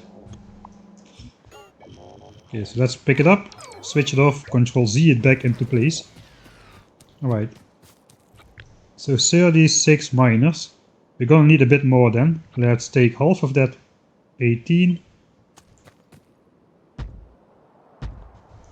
And instead of 36, we'll just combine 2 blocks of 24. 48 miners, more than enough. I only need 2 belts, so that is good. 2 belts of input. So this is enough already. Right, it is important that the miners to the back end have the most ore, because with higher levels of productivity, the front ones are going to become inactive, because these can basically fill the belt already. These won't do anything, but these ones will be able... these ones will be mining until the end of the playthrough. 1.1 million, 1.7, 400k, 1.3.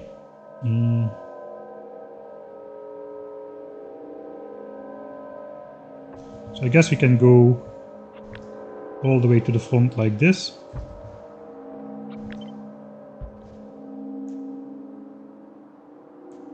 And then the back ones have like 2 million ore under them each, so that is gonna be awesome. This is 300 modules. We need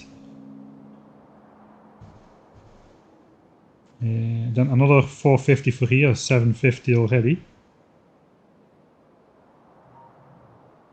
Yeah, we're gonna need a lot of modules. For now though, we can request only the modules for here. Thanks Doob for the Prime subscription as well. Alright, modules.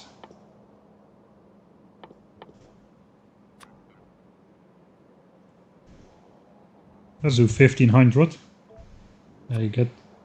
Get rid of these, not of the modules, but oh well, clicking accuracy I guess. Alright, and with a little bit of luck we do have the... How many modules we are missing? 18. With a little bit of luck we already have those as well.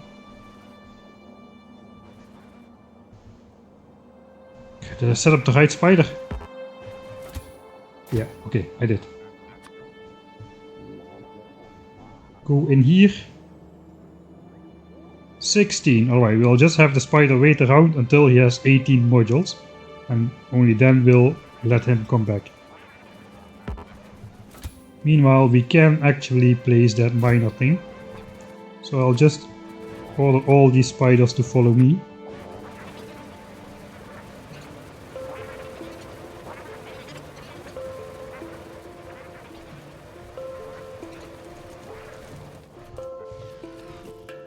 Alright, one of these guys has the miners. I have enough miners, I probably need some more belts and power lines, maybe not. Yeah, I do need a bunch of stuff, maybe it's just the modules actually. Yeah, so far it's only modules. Okay, we need a lot of modules, alright. We can basically place this thing times 1.5 on copper, since we need 3 belts of copper.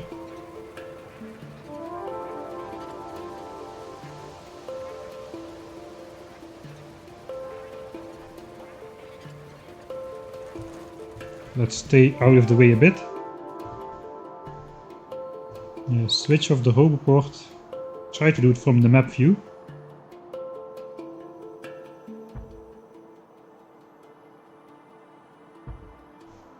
Alright, so this is going to be the size. Okay, now we can cut this. And actually let's just deconstruct all these trees on the copper patch here as well.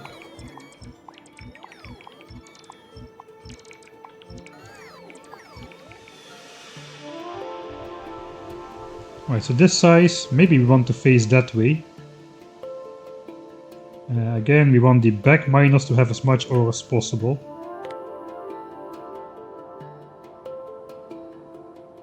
But at least the front miners should have some ore to get to the higher levels of mining productivity. How about this? 1.9 million, 1.4.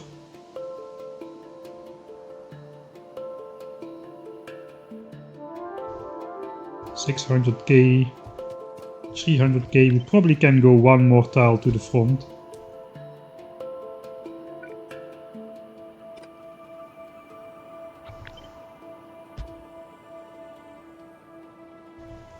Next to that guy.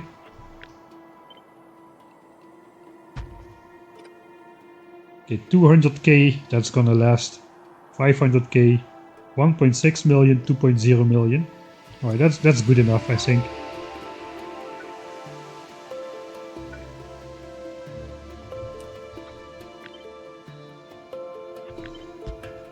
Okay, we can get slightly better results if we put this one tile higher here. 1.7, 1.8.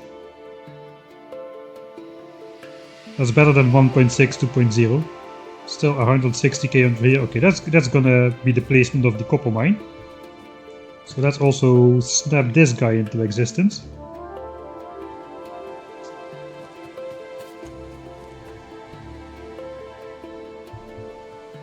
It is night. Okay, we've got 20 modules and 1.5k.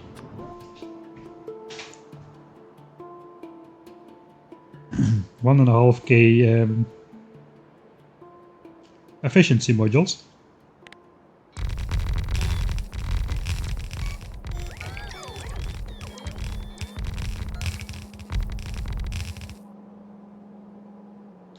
And again, it's just the modules, alright. That should solve itself in just a second. Okay, I think we can afford the 2 legs again.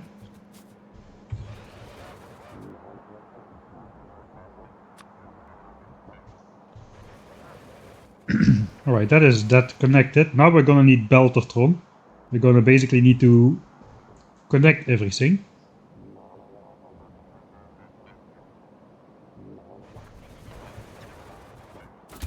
Right, here comes this guy with the modules.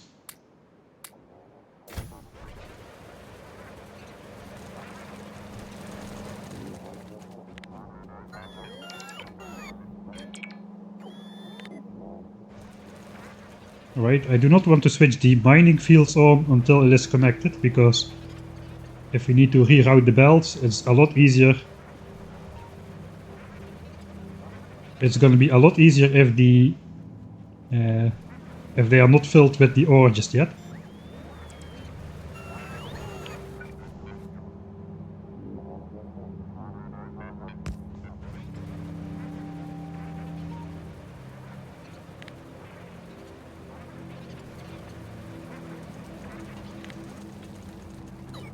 Alright.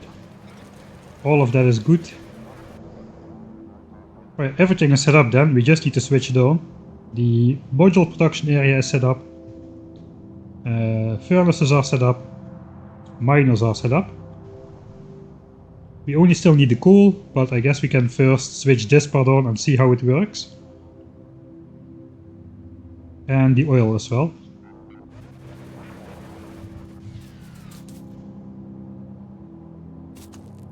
Looks like I did copy something not very right here. That's probably going to be the case in the copper as well then.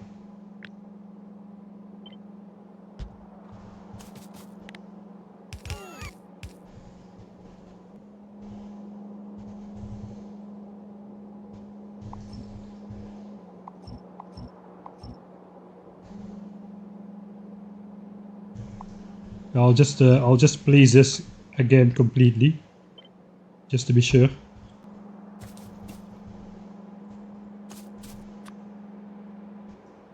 Right now we basically can just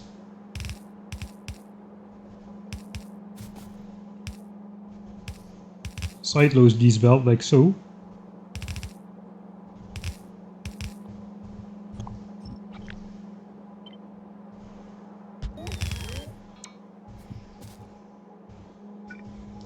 I guess we can just use a splitter as well.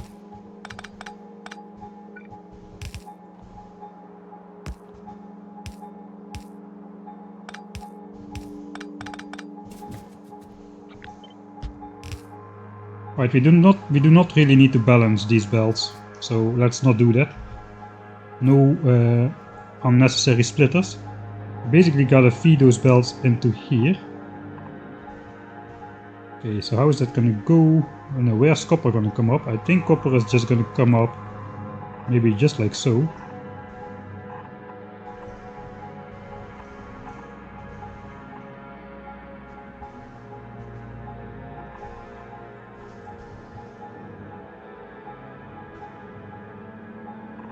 So I guess maybe we can do iron symmetrically to the back, like so. Oil is there, it's not going to be in the way. Yeah, I think that's fine, so we'll just copy paste this.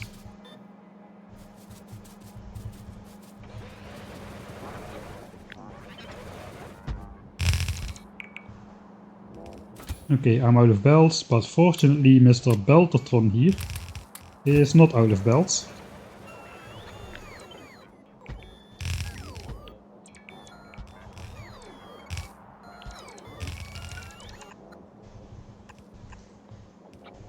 Alright, that's a corner. It is a misaligned corner though.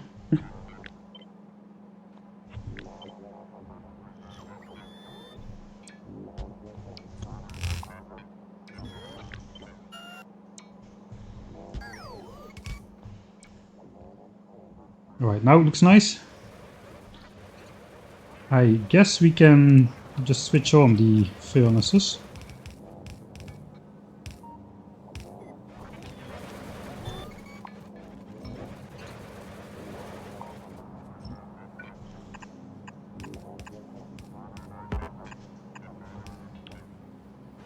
I can switch on the miners at least. Let's switch on the miners.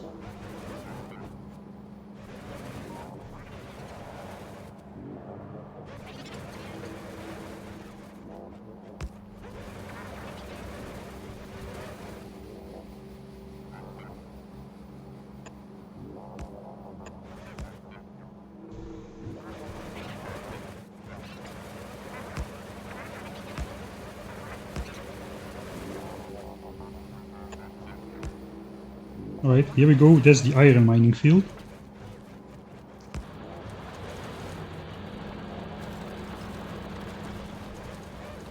We should easily get 2 compressed belts from that. So yeah, already no gaps in the incoming belts, so that's good.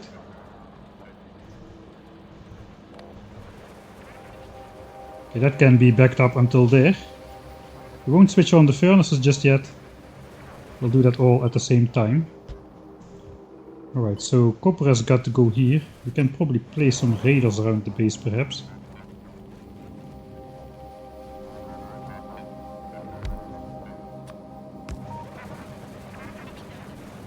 Now we have unlimited power anyway.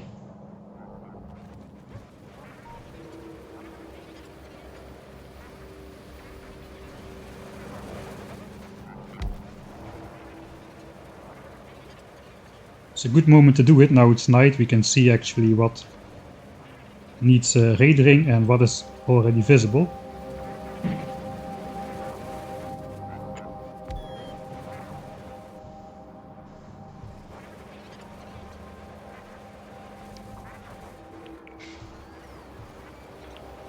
Oh yeah, right, we were rebuilding this. Let's stay close by so the bots don't lose all their battery power.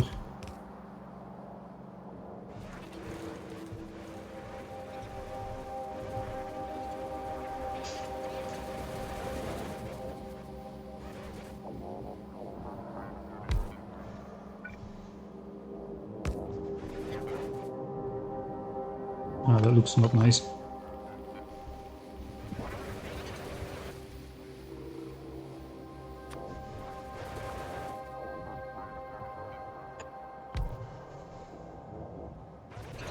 Okay, we'll have to wait until next night to see how that looks.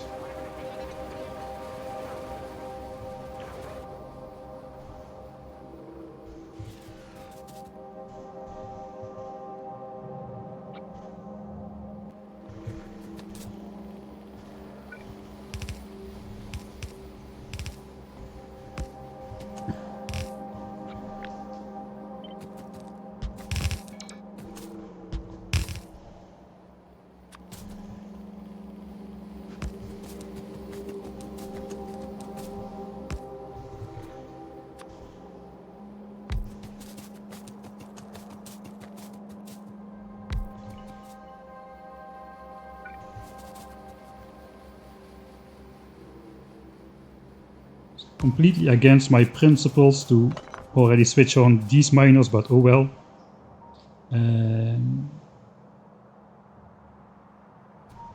So how do we want to come in here? I guess we're just gonna go under. Here's like a thin strip of forest. I guess we're just gonna go meet up with this belt over here.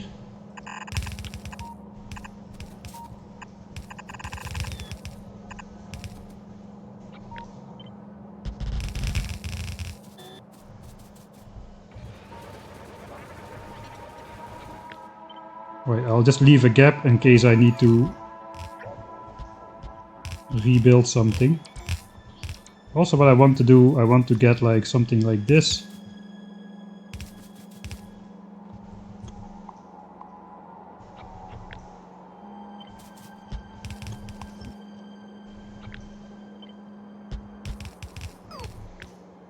So I can, where there's a lot of trees, I can just underground through that. Just a little bit of pollution absorption. We don't need to get rid of that. Same for here though. Okay, now we can just go straight.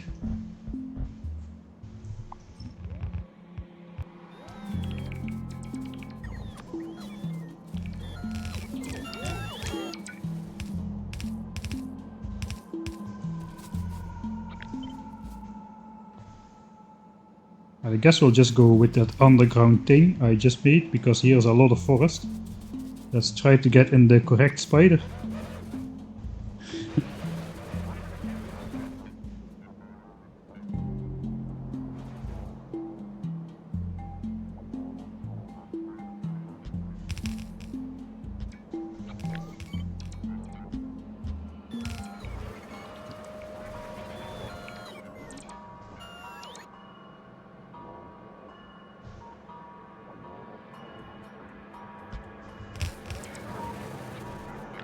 Right, it's almost invisible where the ore is coming from here.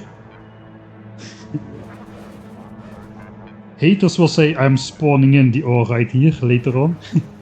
Right, then we can switch on the copper mine as well.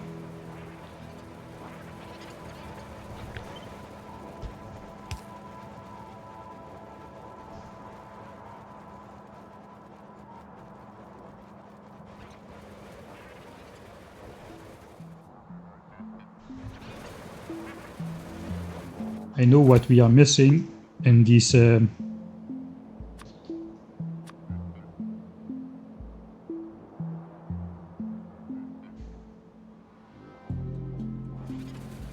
these trains. We are missing ammunition. I think I automated that. Did I automate that? I think I did. Yeah, I did. Right. So the moment Mr. Assistotron will go back to the base, he needs to grab at least 4 of those shells for us. Let's do 40. Exactly. Right, I also want all the Mark 1 modules to go to 0. No Mark 1, no these. Stay. If I'm gonna send that guy back to the base, we need to get rid of these modules here. The old Mark 1 placeholders.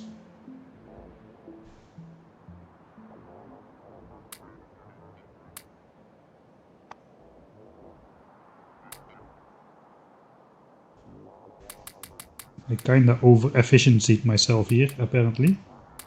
Okay, that can all go.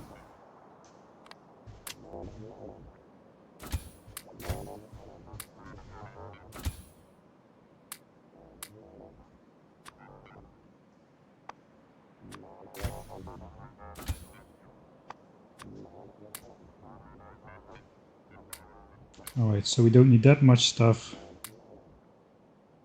I think, yeah, that should be alright. Okay, so now this guy, he needs to go back to the base yet again. Grab those artillery shells and get rid of all that wood. And I forgot to give him this stuff.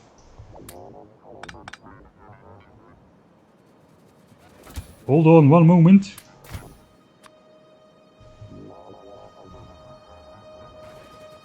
Alright. So something is not connecting somewhere. Here is ore, here is ore, here is ore. Here is not ore.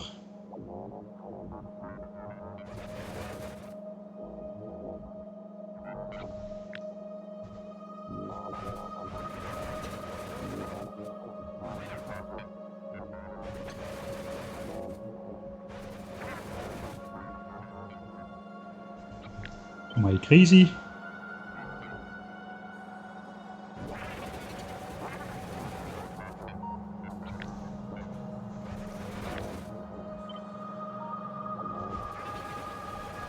I'm just not seeing it.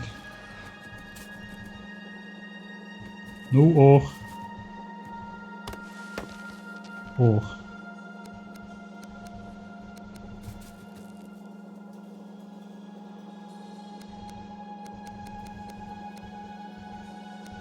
Okay, these are not connected.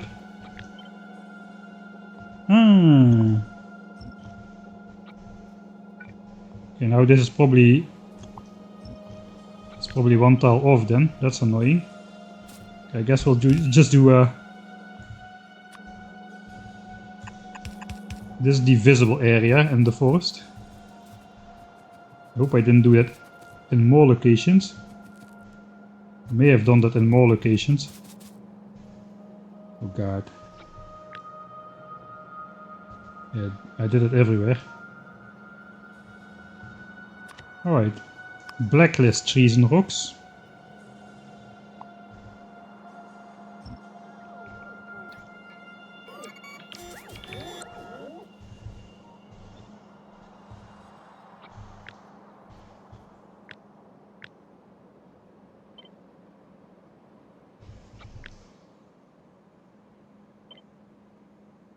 Okay, that looks good. I did like where it came out over here. So let's try to go from there. I should always just overlap these instead of placing a new set.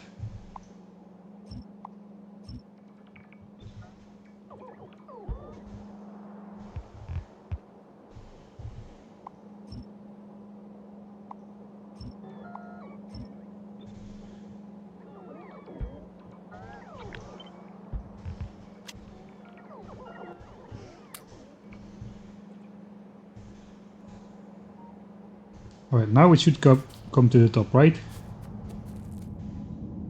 Okay, yeah, there it goes. There it goes. It should come out here any moment. Alright, that's copper.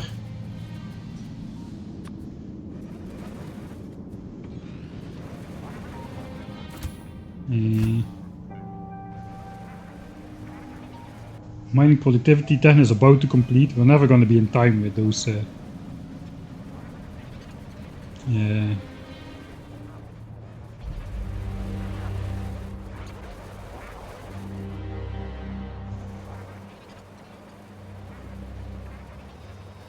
Laser upgrades, man.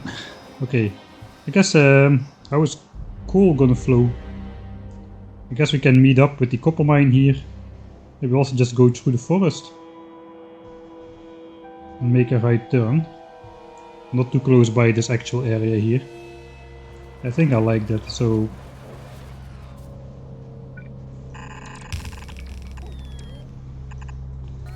And then we'll just copy this whole copper thing. One tile to the right.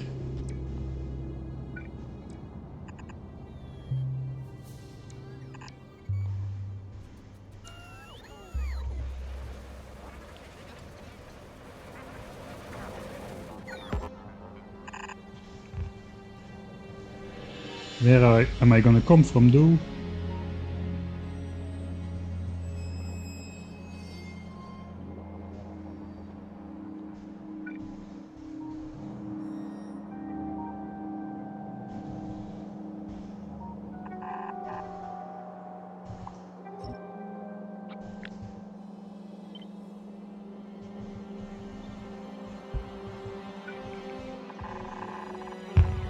Okay, that should be the coal belt.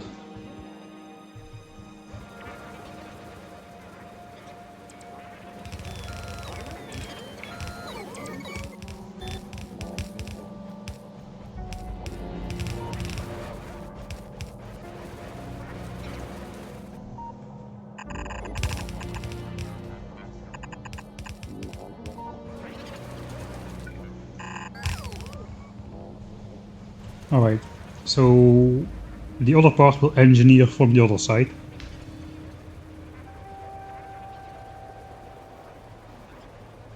Man, all these ore patches are extremely forested here.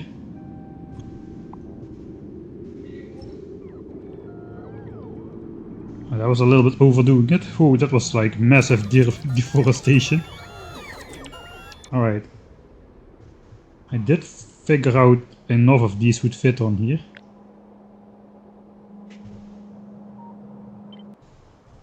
Can we fit this? Not quite. We could use some landfill. I think I will do that. Right, do I have that much landfill on me though?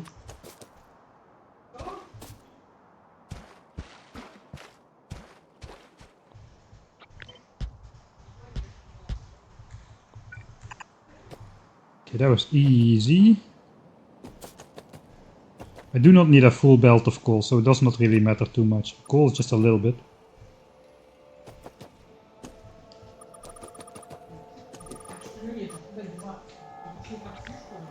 Okay, that's 49 landfill. Yeah, I should have that. Okay, let's not think about it too long then. Hop. Flop. Man, those bots are so zippy. I guess I can just paste the whole thing back on top then. Yeah, now it fits easy. Are you kidding me?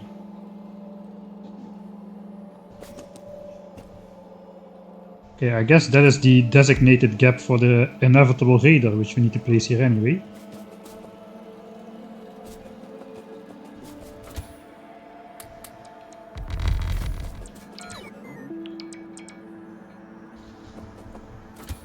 Oh, this color coding is nice. Blue belts for the Beltatron.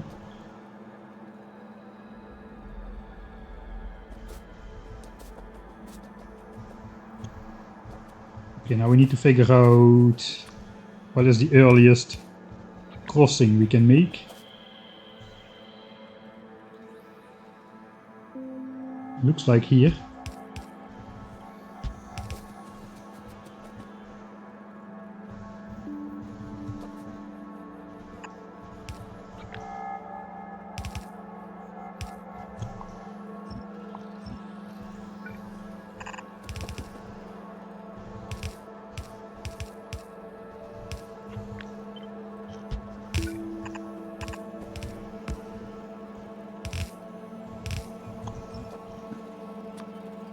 But this guy also needs to connect to power. I guess we just drag this one down as well.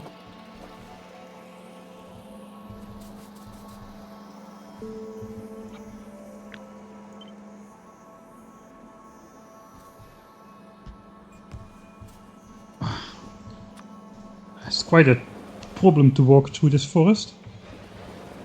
But not with Mr. Spider here.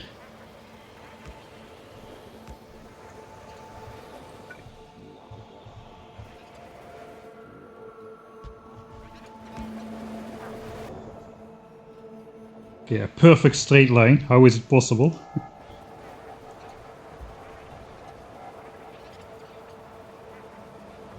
Right.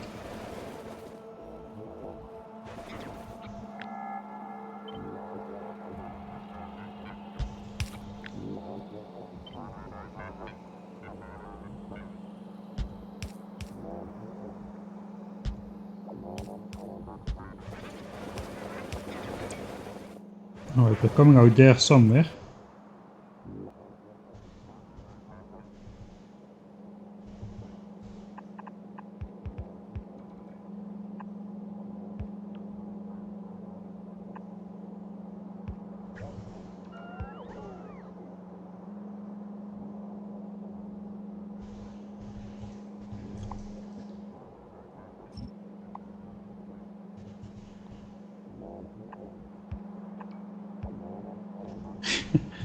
Man, this where is this coal coming from? It's just spawning out of this tree.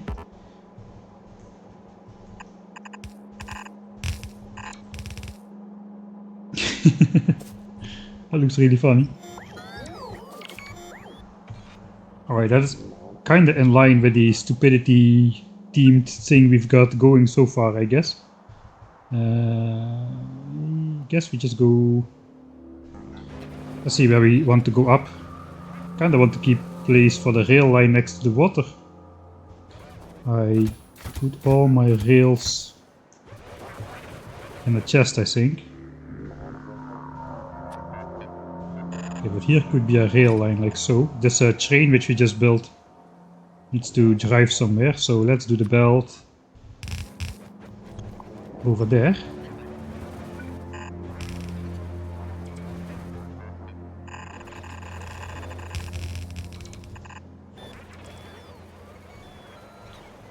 And then we go on this horizontal here. I think we're just gonna rip through this forest.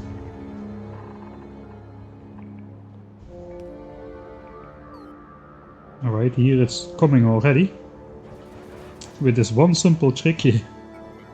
That's how it works. Trees turn into coal. Yeah, that's true, but not at that rate. I guess that is a very speed moduled tree over there. Where is it coming from? This is a good clip.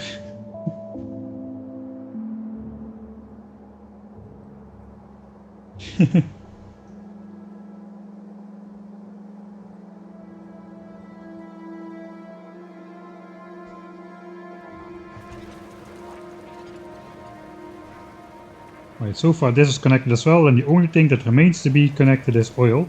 I guess we'll check back later if it's actually coming out here. I guess we also want to cut off that guy somewhere, so we can switch everything on at the same time. Okay, pump jacks. I did have some pump jacks in this guy over here. Not gonna set up the entire oil field. Let's just take the 5 richest patches for now. We're also not mining the entire mine. 260. Okay, 230. 15. 22. 25.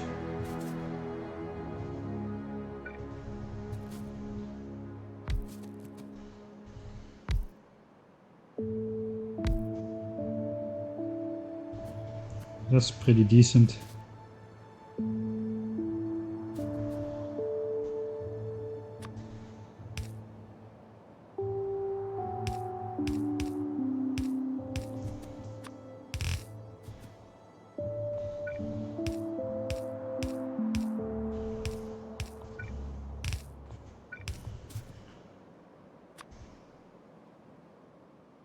Exactly not fits in one substation. Okay, I'll just grab the other one then.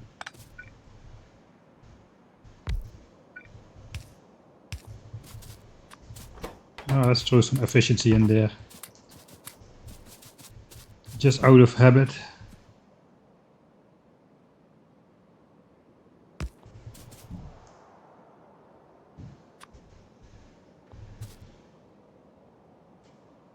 I think I will do the pumping thing. Pump it into one reservoir. Pump it out the next one. So it flows from here into here, into here, into here. Okay, then we gotta connect the oil somewhere. Oh, we still have to connect water as well, actually. I guess Mr. Assistotron should have his artillery shell, so let's bring that guy back over here.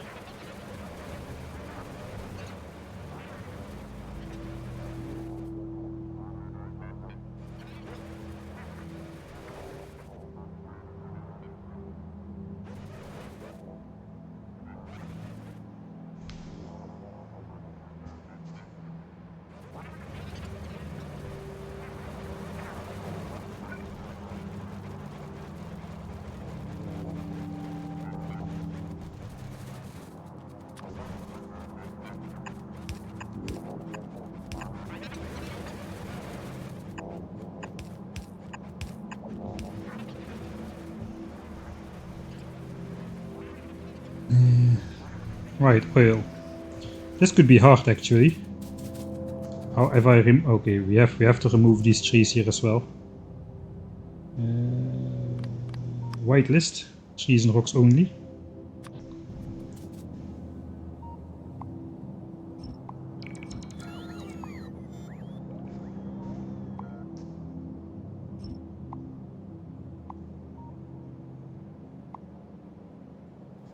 Alright, now we can see something. Right, yeah, that's gonna be a thing. This cannot go here because here goes sulfuric acid. I could go up here, but I don't want to desymmetrize the power network. We cannot go here because that is where the inserter inserts iron for sulfuric acid.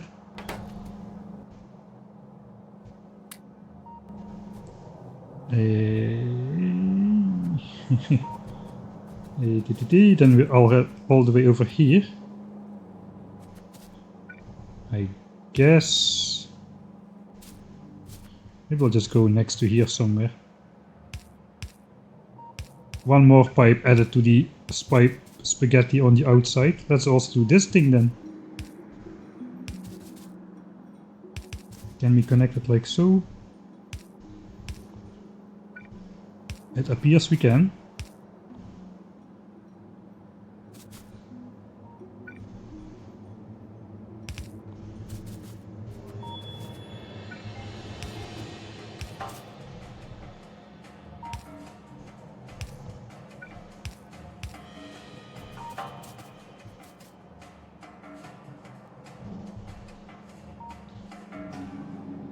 Oh, that's perfect. We'll end up right above those beacons there.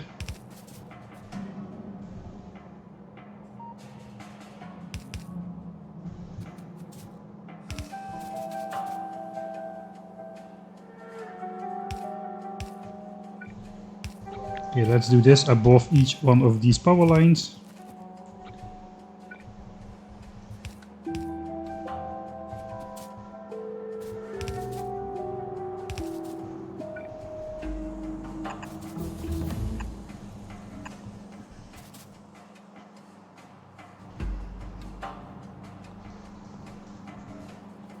All spiders. Okay, this guy has the shells over here, so that's good.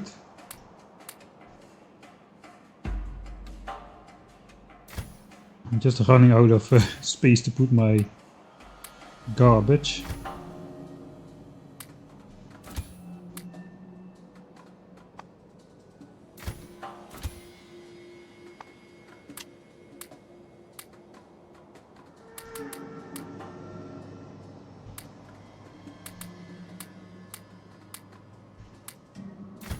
Alright, I guess we'll first insert those artillery shells in the train then. You have to be careful that I don't actually go within range of a biter nest with this, because I have 0 defenses in my base. I did not research any artillery damage upgrades though, so we should be good. Let's actually visualize how far it is. Oh, okay, that's nothing at all actually. This is the turret range from the train. I was kind of worrying about these expansions. That turned into a sizable one though. Holy moly. Okay, so we don't need to be that careful. Right, now nothing is blinking on the train anymore, so that's nice. Here's my rail.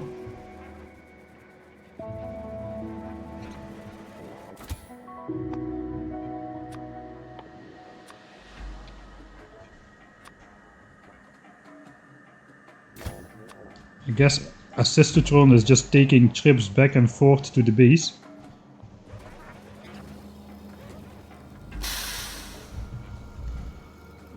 Thanks Puklin for the subscription as well. Factory needs colored pipes, yeah. Right, I wanted pipes from one of these guys, this guy I think.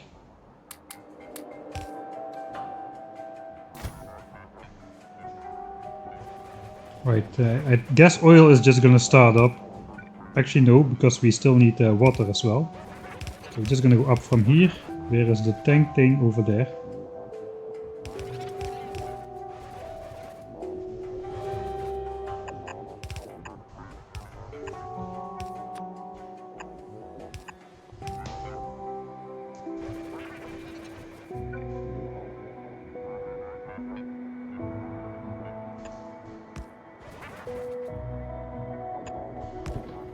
Okay, that is oil. Whoa, man, this is a rich oil patch. That's what you get when you maximize resources, I guess. So yeah, I think we don't need to fill in more of this. Let's actually check if oil is in the refineries. Okay, 200, 200, 200, 200. So that's good. Now we just need to add water. I guess water is going to come from the right somewhere. Which one is the water pipe? This one, this one.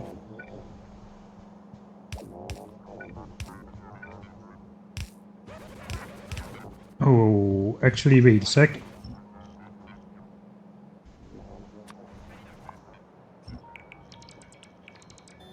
Yeah, we're gonna have to put the blueprint for the solar panel thing down. That's also going to feature oil. Could have connected to that guy's oil actually. Yes, this has got to go somewhere. Yeah, I switched off my roboport, so that's good.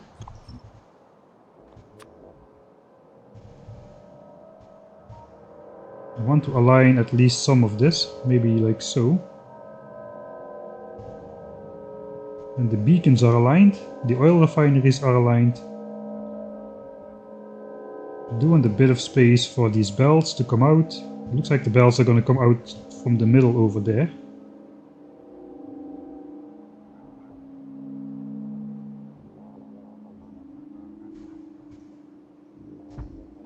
I guess this could be the way.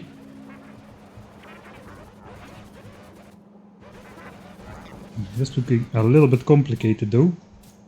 Where is water here? This is oil now. Okay, so that is not great. Okay, basically water is not going to be this line then. We need another branch for oil, like so. Actually no, like so. And water is going to be here. I guess we can still do this. Yeah, we can still do this. We'll just hook it up like so. That should be water.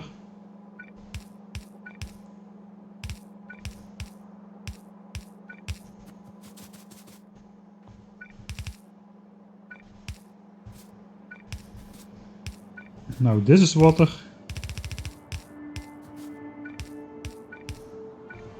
Okay, there's the green chip build.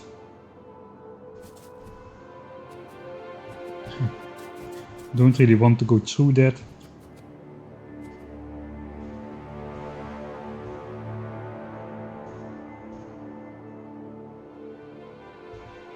Okay, we'll go on this line then.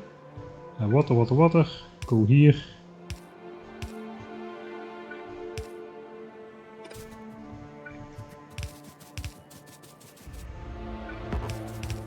Okay, now we just do the early game thing where we just run to the water.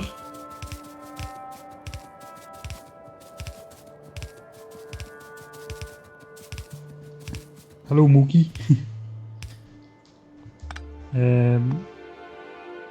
Yeah. Water pump.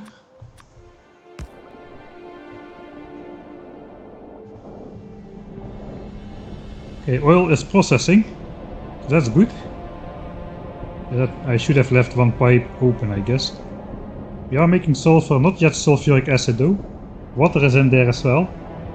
We only need iron still, so that's gonna be when the furnace is switch on. So the system will back up with oil. That's okay.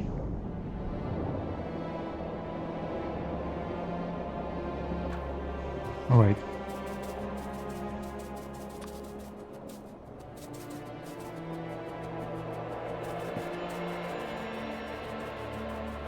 I gotta be careful with my roboport, because I don't want to start building this just yet.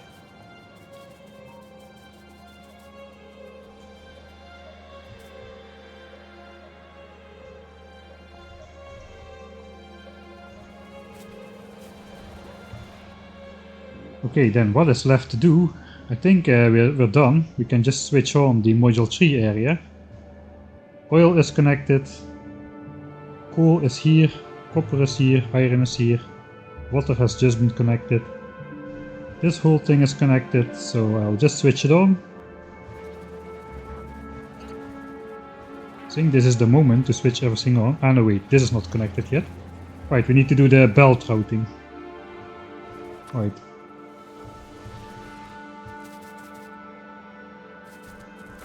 Belt routing. Probably gonna require a bunch of splitters as well. Right, so this is all copper and this is copper. Basically we want very simple. We'll just priority output.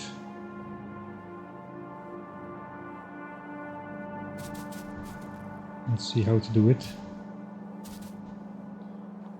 Iron has got to come in as well.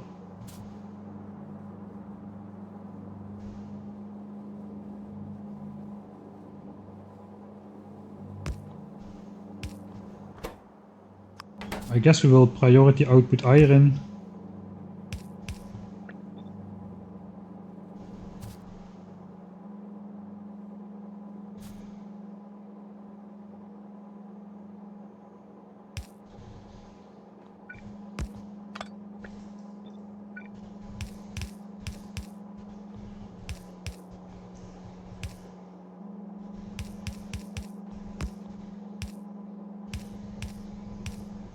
And this can go to sulfuric acid. So let's first connect iron then. Iron is going to go on the top. Wait a sec, we have 3 of those bells. I forgot about that.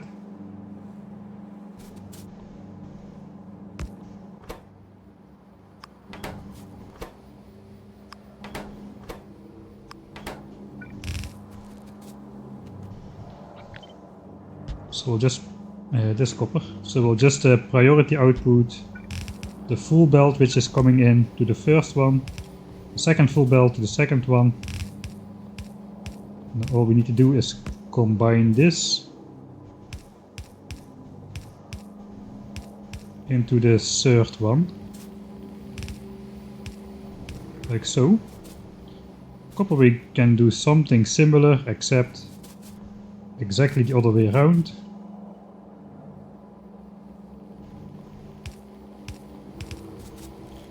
So in principle it's gonna connect like so. We also need to output with priority to green chips.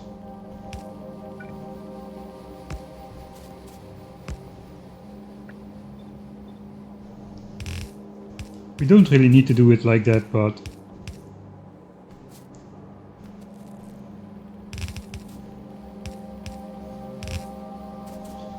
alright, if I remember correctly, I will just quickly check in the calculator. It's only one belt of copper which needs to go to red chips.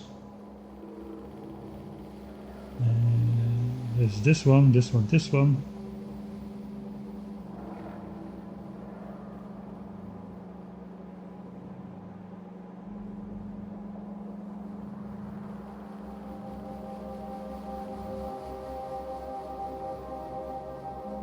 Ah yeah, 0.65 belts approximately.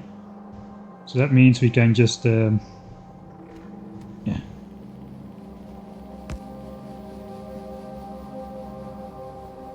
I guess it does not really matter how we do it.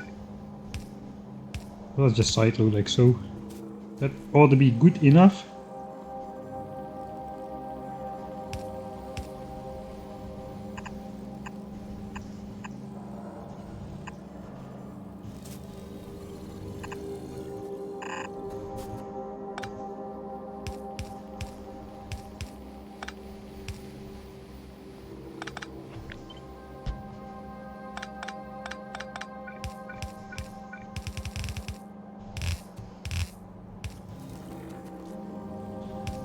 Forgot I need to build everything myself now.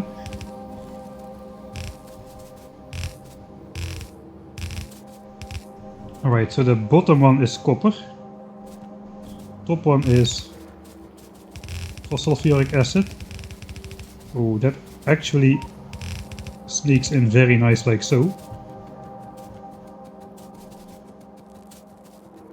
And copper, we have two inserters marking where copper should go. Green chips is connected and plastics is connected.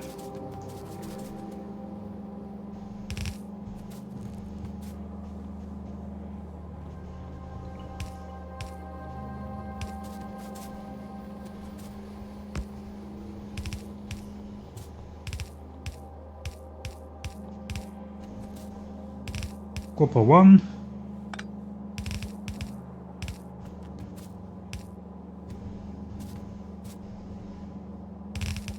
And copper 2. That should be the last of it.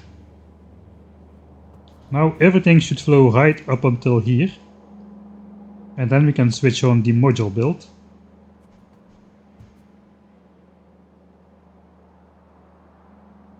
Yeah, I think it is time. Holy moly. That took a while to set up. How is the expansions doing? It looks still not too bad.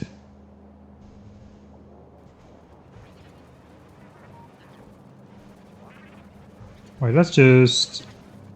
We'll snake in coal already. Everything's gonna switch on once we do iron and copper, so... Let me think about how I can do that semi-cinematically.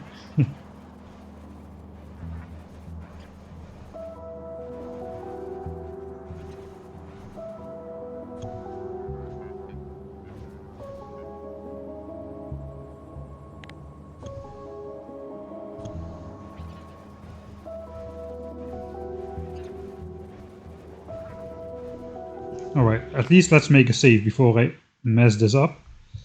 Time to switch on module 3 build.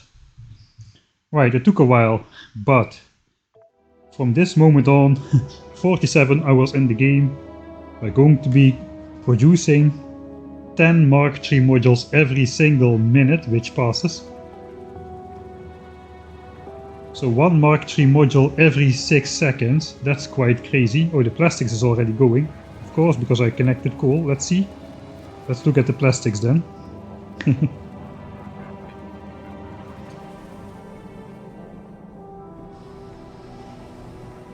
Oh god. It's fine, we'll build a second area as well.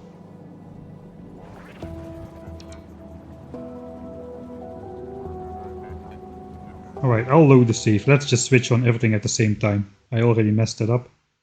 Is Skull already going here? Yeah, it is. Alright.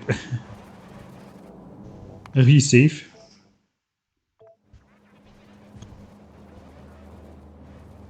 Alright, everything is going to be switched on at the same time. I'm going to walk to the right a bit and we'll see the bells go... We'll see the bells go brrr, I guess.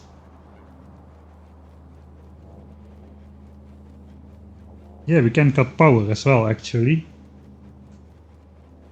Alright, so I want to do this 2 times. First time is going to be a cold start. I just want to see how long it takes until we start producing 5 modules a minute from a cold start. Second time I'm just going to back everything up. So before we started, because I want to be producing 10 modules per minute in the graph from the start, basically non-stop. But yeah, it's going to be the first setup. Here we go.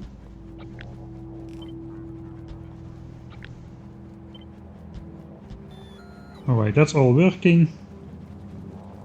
It's going to be night. I did incorporate lights in the design, so that's good. All the furnaces are switching on as well.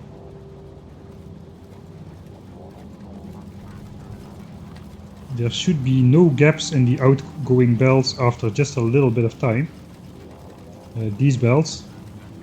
Alright, that's the case, so that's good. Then we can go over to the main part of the build.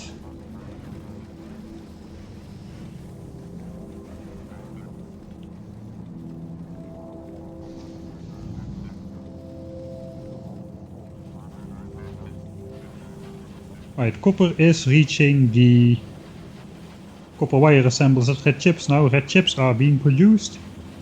Blue chips are waiting. They've already got the green chips. They've already got the sulfuric acid. And here come the red chips on the top and on the bottom. The red chips are just going to flow past the blue chips as well. They are going to go to modules. The blue chips are going on the same belt as the red chips. That is also going to go to modules. And so all of that is working. Let's watch here now. Alright, so we are resplitting. Red needs to meet up with green here as well. Green needs to... green and red goes to the Mark 1 modules down here. And blue and red goes to the Mark 3 modules down here. Right now we basically gotta wait for this to back up. How long it takes for all of that to back up. Yeah, probably should actually... I'm gonna reload the save, but should be disabling Mark 3 module production here in the base.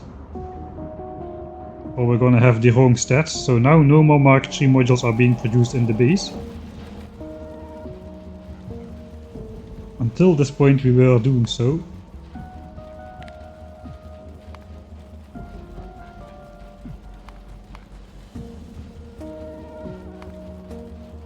Alright, so we have been producing roughly 3 modules a minute in the base already. Actually, that's a pretty decent number. Maybe this area is built too small.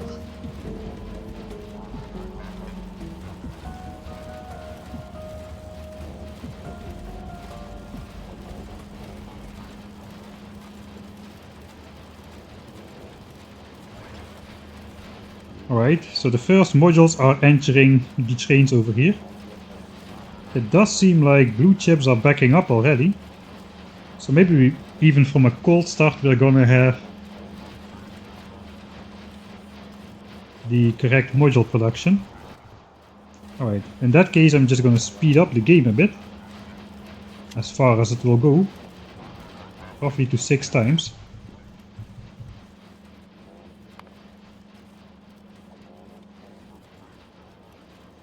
$5 a minute.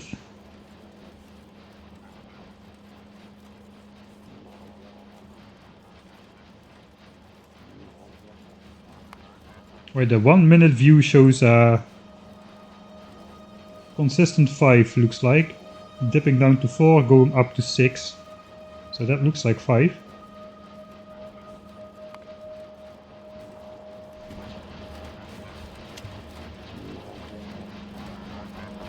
At the moment we are not getting the green chips down here, what we need.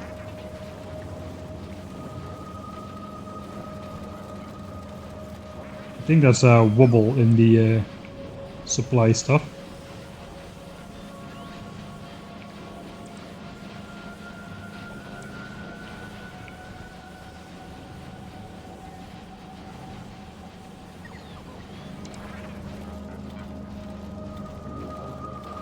It's probably because I'm priority outputting towards blue chips. That's maybe not smart. Maybe I should be neutralizing those outputs. Eventually it should back up too, but...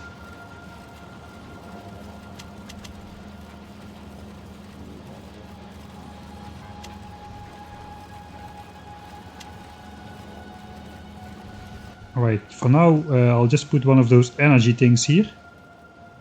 Energy thing. I just want to speed it up a bit. And then we'll just delete the whole base. The base is no longer here. It's still on the map, but it's deleted. So now we can actually speed this up big time. Since the rest of the base does not need to be simulated anymore.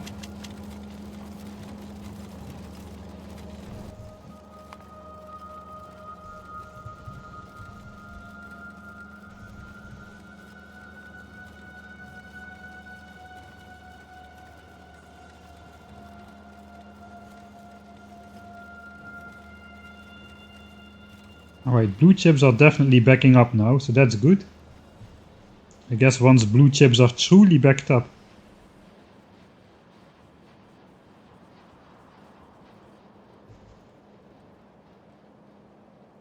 I think I accidentally deleted something important. Looks like I switched off my entire base somehow. I think I deleted the coal mine. Oh, I have no power to the coal. Okay. Never mind.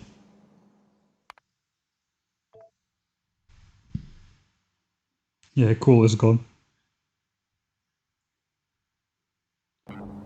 Alright, I wanted to do it on camera here as well. I did stress test this thing from a cold start in the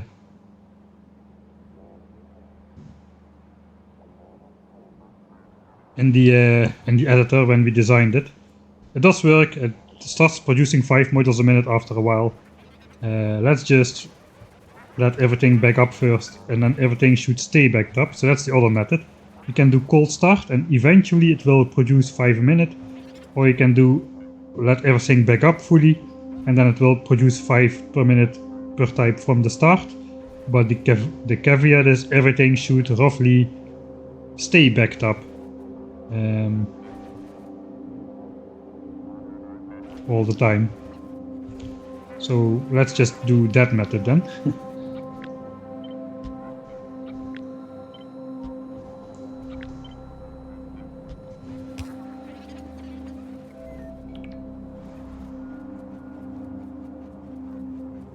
Nah, who cares? Let's just switch it on. I will go in the break and we'll switch it on. This will be actual playthrough time when I come back. I will go off the spider so the screen doesn't wobble.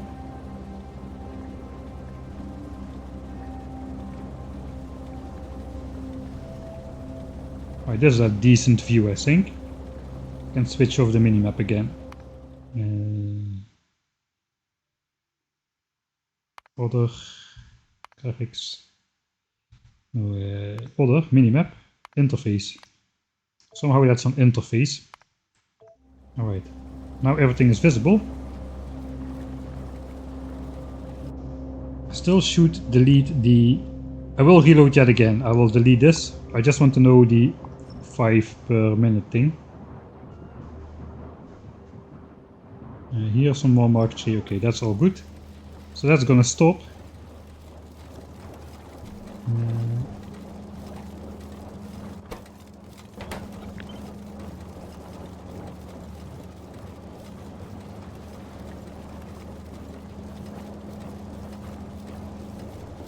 Actually, I should not mess with that because I'm recombining stuff. So yeah, let's just let it run naturally. We'll let it not run naturally.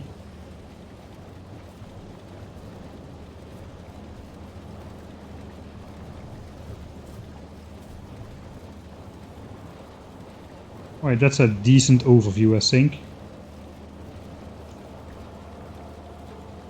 3 tiles to your right is an extra underground blocking the green chips, huh?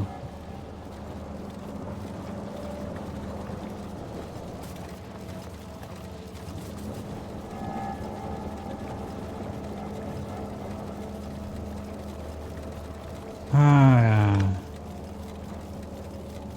Okay, I bet that was why it was not working. Thanks, Alright. I will reload that then, because I will forget about that. Thanks, Doob. That's a good spot, a very good spot. Oh, you said it already without marking it, but I have a bad habit of not keeping up with chat here. How did that thing get here? Is that in the blueprint as well? That's a good question.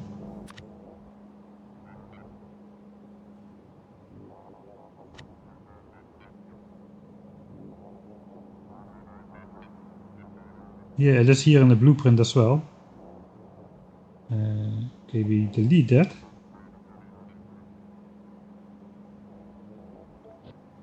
Alright.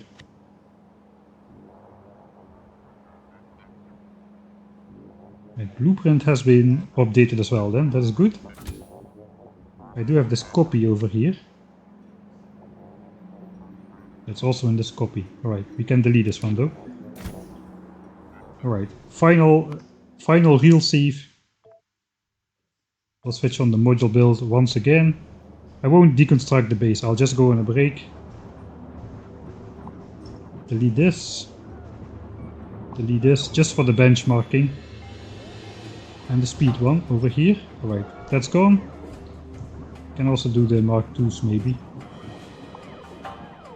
I'll just leave the Mark 1s on, but the Mark 2s can be deleted as well. Right, only Mark 1 modules and efficiency is being produced now in the base.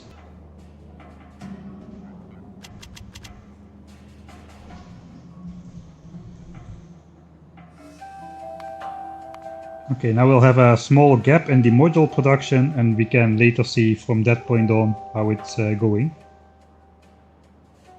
Right, back.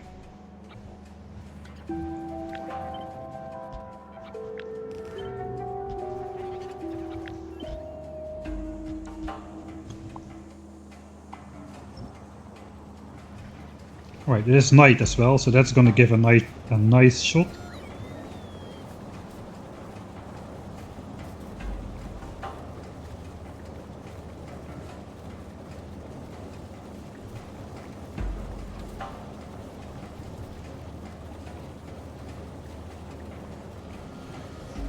Alright. So I'm going to go eat something. I'll be back in like 20 minutes or so. And then we should have produced 200-ish Mark 3 modules. I should probably connect this as well then. Alright, and from a cold start this time. Hopefully there are no more mistakes in the blueprint. We'll find out after the break, so enjoy.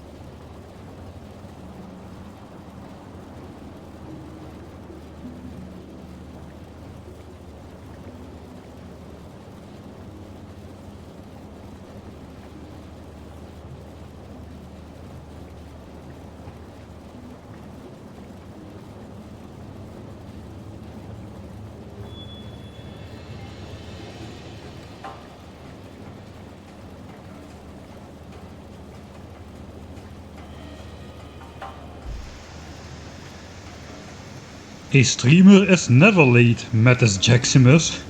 Nor is he early. He arrives exactly when he means to come. Anyway, it is looking good. All of these things, all of these Mark 3 module things seem to be working. Chips seem to be flowing. And this guy seems to be backed up some of the time, which is good. Because we should be running 11 point something of those. So this guy should sometimes be backed up. And it looks like blue chips have backed up to this point over here. Right, now we probably will see this guy stop working for a brief moment, if we're lucky.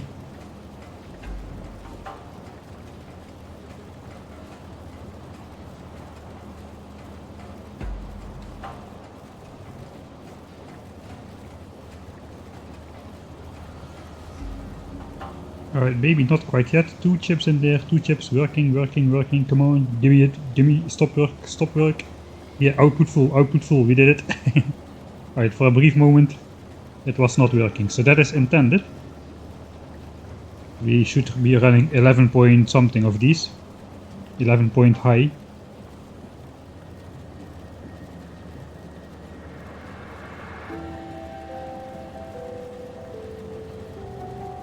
Right, moment of the truth. Module 3 production over the last 10 minutes. No.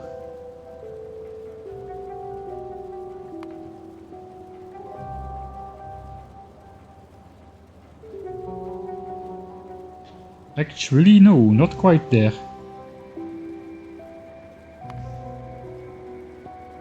4.8, we have a... looks like a... I don't know what it looks like. It looks like maybe the green chips are too irregularly coming this way. Yeah, since they are prioritized to go into blue chips.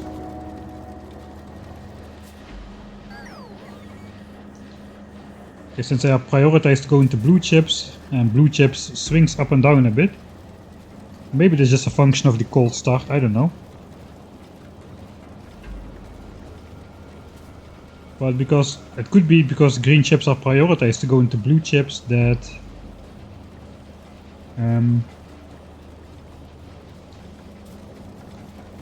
due to the janky nature of production of blue chips, going on, going off, going on, going off. Every single blue chip represents 20 of these guys, so that can, the swings in the green chip belt are 20-fold higher than the swings in the blue chip belt. So now it's completely backed up again. So I think I should probably prioritize green chip output to the module area just to be sure. Because, yeah, here these green chips represent a lot more value. Either that or I have to make this belt a lot longer so it can back up for longer amounts of periods. But right now it seems that sometimes the natural swings in the other elements of the production chain, they enlarge out on the green chip, and we only got like 20 belts here, 20 belts here, 40 belts or so, 80, yeah. That's like 160 green chips worth of storage. That is like 8 blue chips worth of production. So yeah, maybe we should be prioritizing green chips a little bit different just to be sure that this belt is always backed up.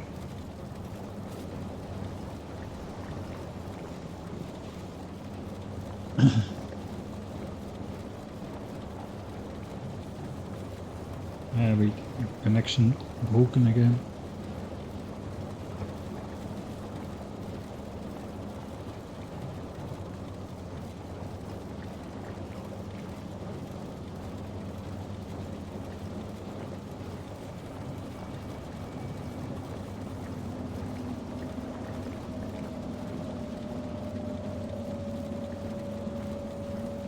It looks like you intended to send some overflow from red chips to modules, but there are some misplaced belts or splitters.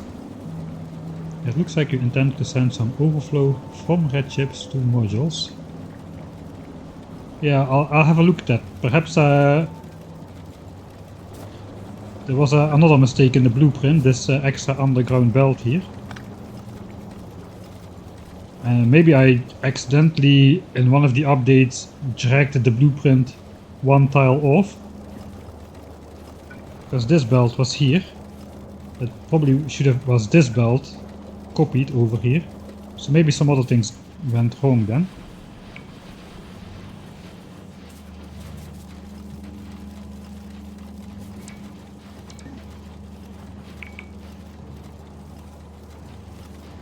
Yeah, because this belt is not doing anything. I don't know where this belt is coming from. That is not a belt at all.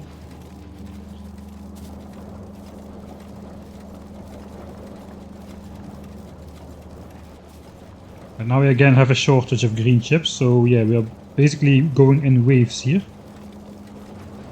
Or it is my clocking system is failing, that could be the case as well.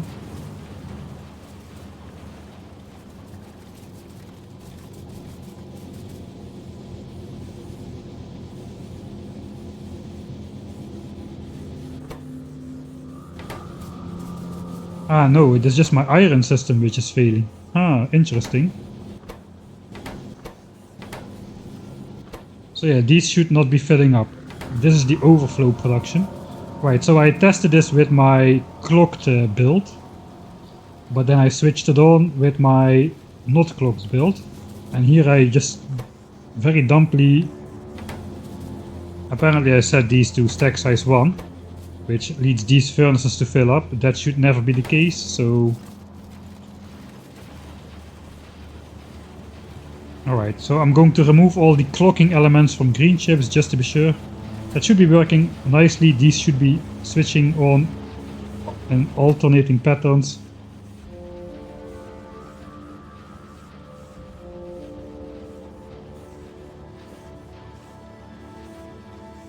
And that way they should be able to keep up with this guy.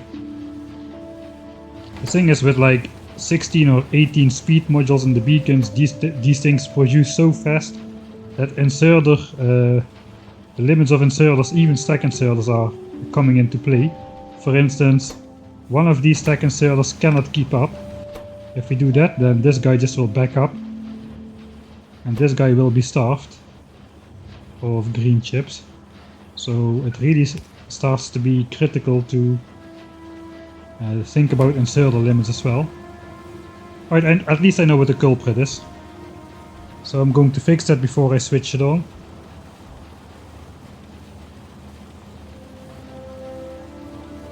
Yeah, so it didn't get enough iron plates because of this guy. This guy now is empty.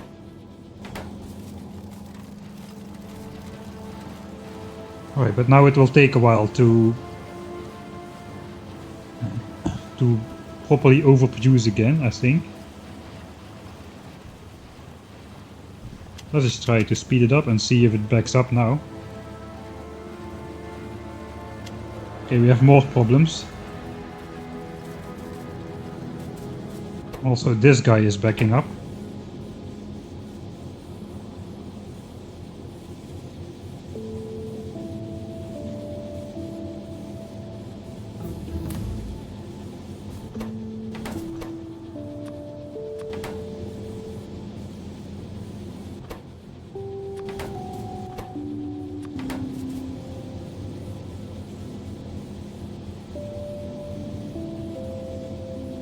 I guess, I don't know what I'm guessing. I guess we'll just load and I'll fix the presumed problems before switching it on, instead of trying to make changes to a live build. Alright.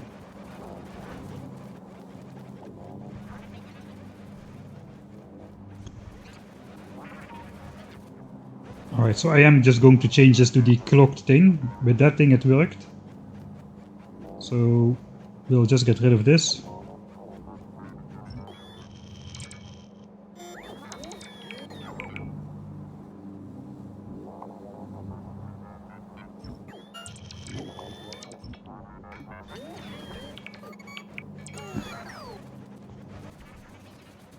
I guess I can use the clocked one for iron.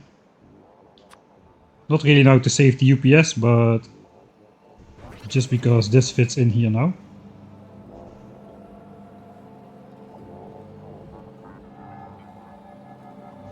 Right, I will need to reconfigure this apparently.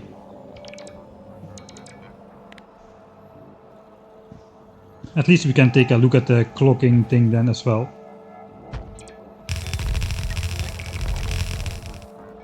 Alright, so basically it is exactly the same build, except we're using stack inserters everywhere. Stack filter inserters even. Can I make 56 of those? Yeah, I can. It's gonna take a while, but that's okay. Oh yeah, and 2 more of those. Oh, I don't have enough stuff.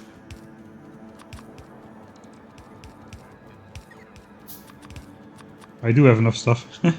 Okay, I can exactly make what I need to make. I have 2 copper plates left over. Alright, let's reconfigure this thing. I did do the iron output priority.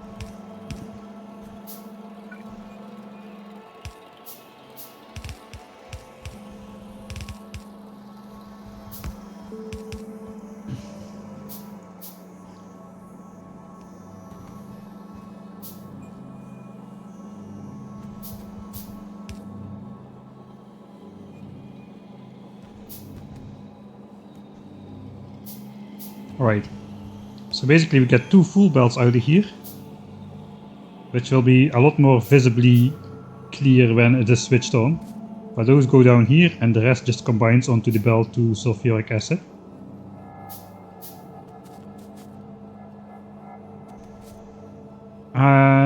Right, I think I know what else I did wrong. I think I need more, yeah, I need some of this iron to go. Yeah, I need to do this completely different. So I only sent 2 blue belts of iron to green chips, but I should be sending 2.0 something belts of iron to chips. Okay, so let's delete this yet again. I'll just paste back the blueprint so I can work with the... This is going to be a bit tight. I can work with the proper out belts again.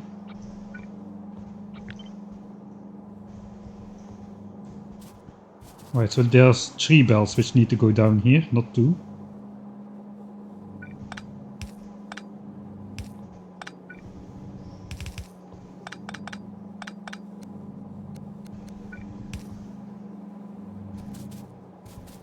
Alright, so belt number 3 needs to go there.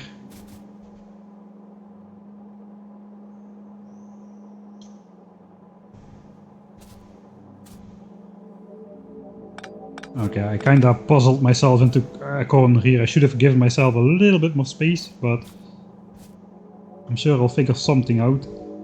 I guess this guy can go up here first.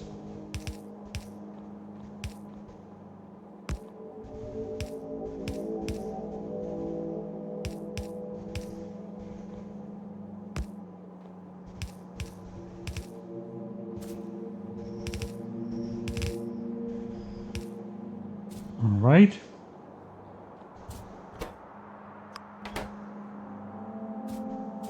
Okay, so 2 full belts. There's full belt number 1, full belt number 2.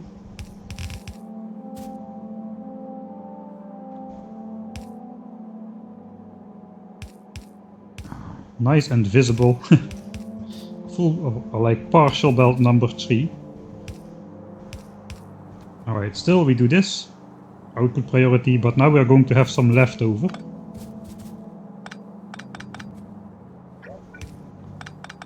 So this is leftover. This guy is going in here and has some leftover as well. And now we need to combine this like we did before. So actually that is roughly the same, I guess.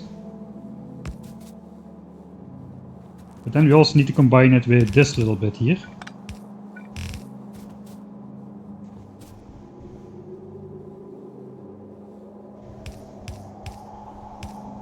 I guess I'll do this first.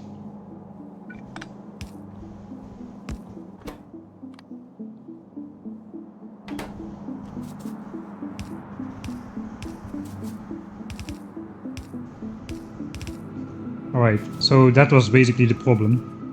That was the main problem.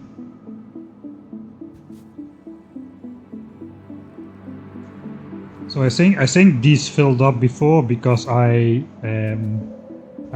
outputted the overflow, the amount above the bells that only could go to sulfuric acid, but that is too much for sulfuric acid, so it backed up.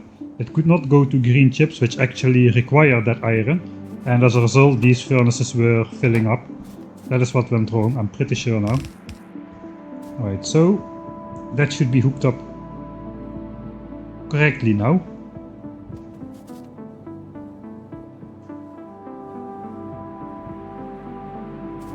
And now we get to see the clocked ones in action. Alright, so really then the change in furnaces should not matter, but yeah, let's just switch it on now.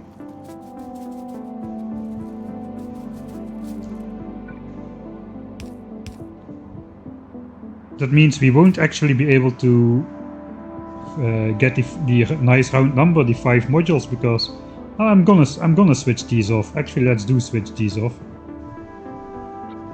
I won't deconstruct them this time, but I can just copy the recipe on top. That throws a bit of chips outside, but that's okay. I don't even need Mark II productivity in here anymore. Yeah, I do need some Mark II speed modules for the power armor though, but only one. I guess for now I'll switch those off. I'll clean up this mess in the base once we're back here. I think we're gonna redesign the module area here a bit. Just Mark I modules, then Mark III for the Spidertron, and Mark II for the armor. We don't need any Mark IIs or Mark III's production in the base, other than for the power armor and for the Spidertrons, so we can minimize that. But that should switch off all of that. I did switch off all module 2 production, right?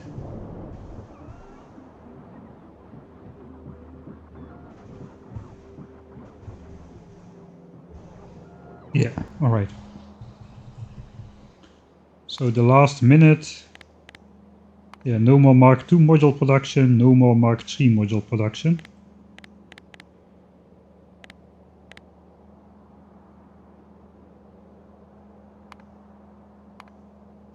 Okay, so we have a gap. So we can later see the... One moment.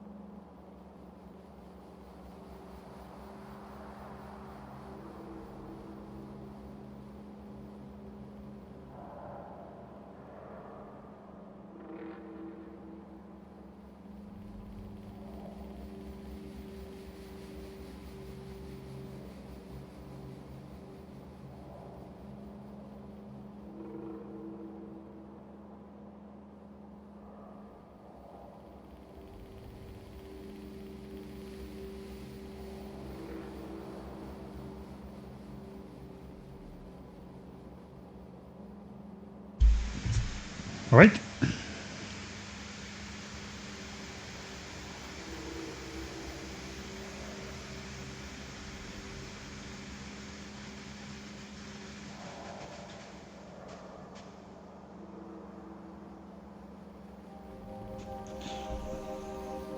Alright, so yeah, we are about to switch this on, so let's make another save. This time we can call it fixed.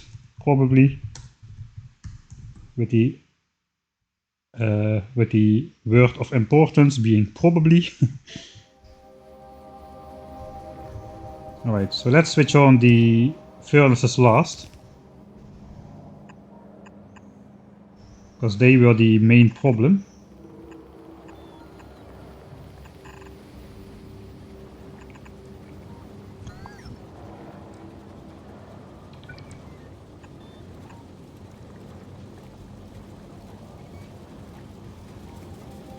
Alright, let's take a closer look this time.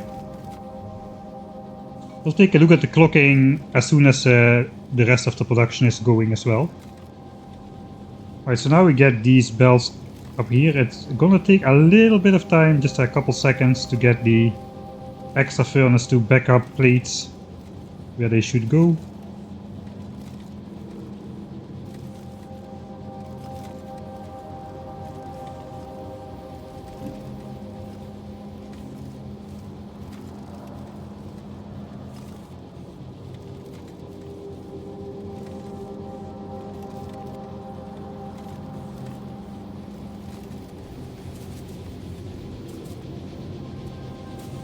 Alright, so all of these furnaces should be working all the time now.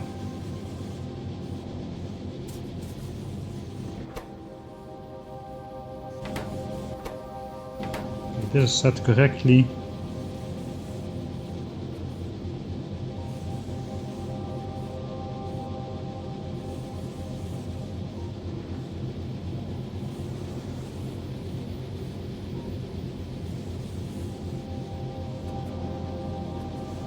Somehow some stuff is still not going as it should. Ah, that is because yeah, we are actually slightly overproducing. So I guess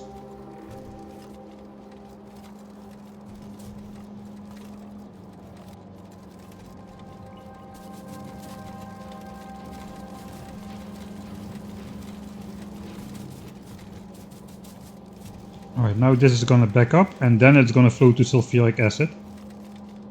Okay, green chips are probably backed up now as well. Sulfuric acid gets stuff last.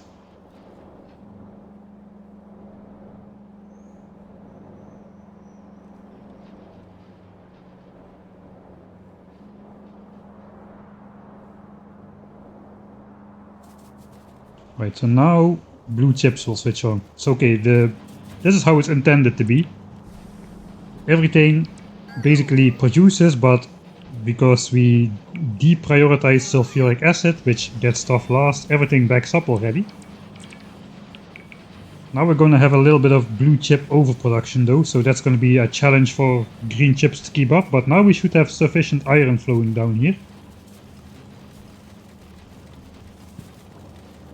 So that should work pretty soon.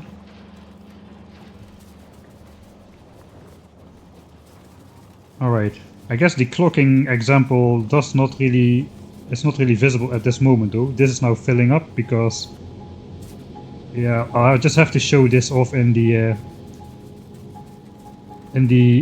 map editor, where we just make sure all of the output iron is consumed as well. I'll just show it off real quick once everything is going. Alright then.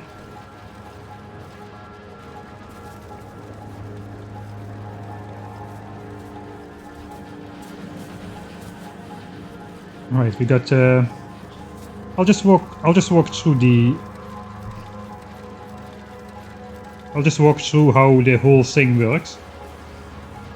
Let me open the calculator for myself.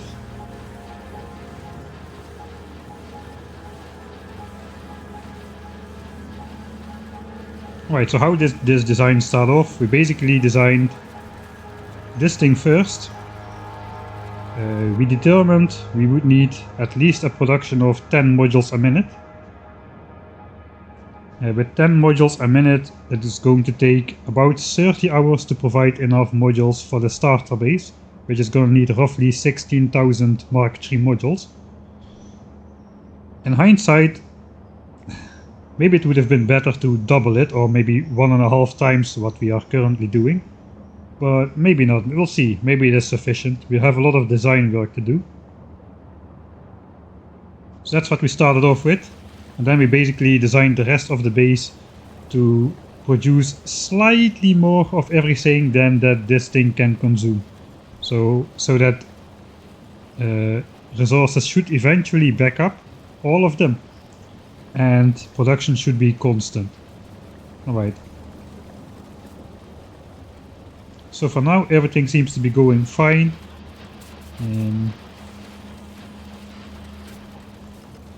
Basically blue chips should be working all the time now. This should be full. This is full. I guess we'll switch this off for now. This should be empty. This is fairly empty.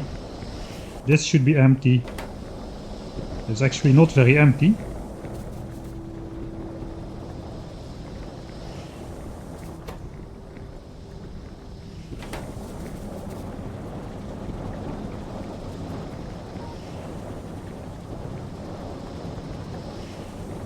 I think that is just because it started in a back top position, so it's going to take a little bit of time to become empty.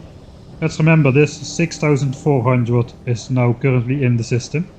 If this consistently goes down, everything is alright. Okay, this should be full. These pipes should be full all the time, so that's good. Sulfuric acid should be full, or it should become full after a little bit of time. Basically, yeah, no, it's gonna take a long time for this to fill up, but that's okay. This thing is only marginally faster. Like the sulfur production is the limit. It is only marginally faster than it needs to be. So it's gonna take quite a bit of time for these pipes to fully fill up. But all of these will have a consistent amount of sulfuric acid. It fills instantly. You don't even see it go down. So that's good. So this should be going up. So let's say 900. Between 900 and 1000 it is now. That should be going up. Right, so now we are going to be over consuming green chips on here. That is fine. Looks like now this stays nicely backed up, at least for the start. Even though we are over consuming green chips here at the moment. We are basically waiting for these blue chips to back up at the end. It's starting to happen, but it will have to back up all the way through the system, which probably will take like half an hour or so. Right, but that is that part. So we have 3 belts of green chips coming out here. We need like 2.6 or something.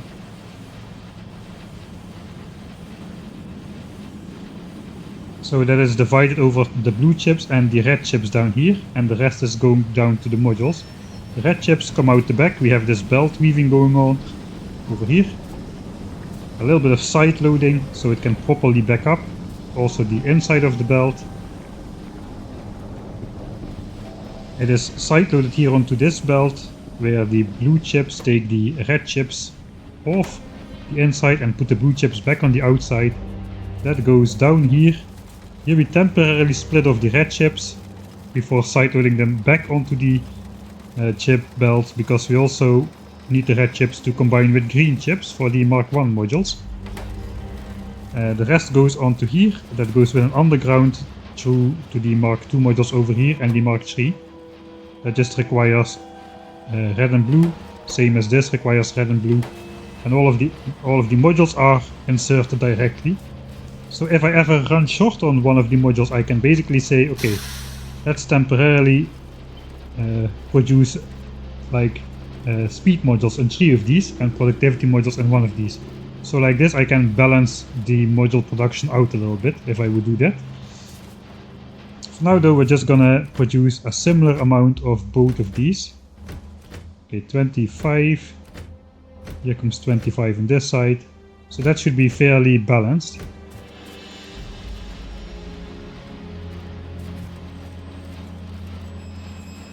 Alright. So far so good. Hello Dragon Roar, thanks for the 4th month subscription. Yay!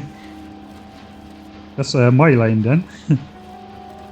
Hypercoder says I'm a bit late, but what did I miss so far? Basically we built a spider army with some requests. So we have basically an extended inventory to pick belts, miners, furnaces and whatnot. And we built this thing, which is the Mark 3 module area, and we just switched it on. And now we're This is attempt number 3 to switch it on properly. Something went wrong in the blueprint, which has been fixed. This green chip belt seems consistently backed up now, so that's good. Yeah, this extra iron is doing the job. You can see still this is still backed up now. Even though we are also feeding out to iron over here. So yeah, most of the iron is consumed by the green chip belt over here, but not all of it. Again, here as well, the rest just combines into here. So the green chip belt is kinda unique. In the beginning, if you just put like random inserters down, one stack inserter is not fast enough to keep up. What you have to do is make sure the stack inserter can draw off a half belt of compressed ore. So that's why we're grabbing it with an underground belt here. Priority outputting onto this belt, so this guy always has a consistent amount of a non-stop flow of copper plates available to pick up. There is no gaps between the copper plates. Same for this guy over here. Yeah, we're doing basically the same. These on the outside don't do anything, they get blocked. The inside is still compressed, and that goes with priority output to this guy. So this guy is always fast enough. And then we've got this guy also can pick off a compressed belt because we just sideload the remainder of the copper onto this blue belt over here. So in general it's not too bad. We are using like 18 inserters, of which 6 are switched off about half of the time.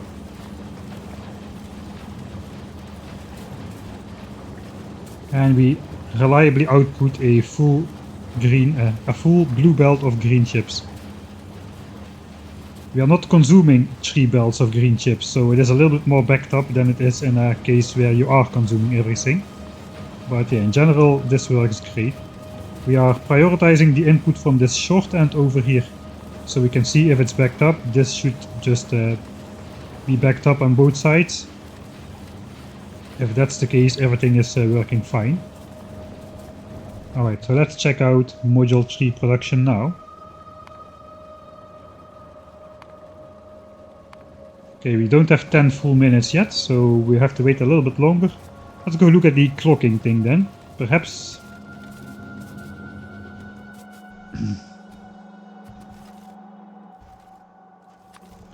if I do this, we can just simulate.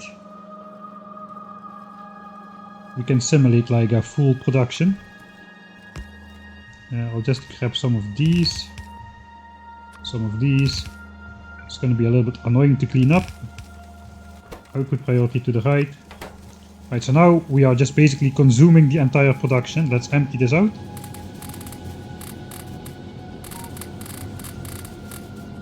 Alright, so now we reset the furnaces as well. It's just a little bit of overproduction, as you can see. Most of it is...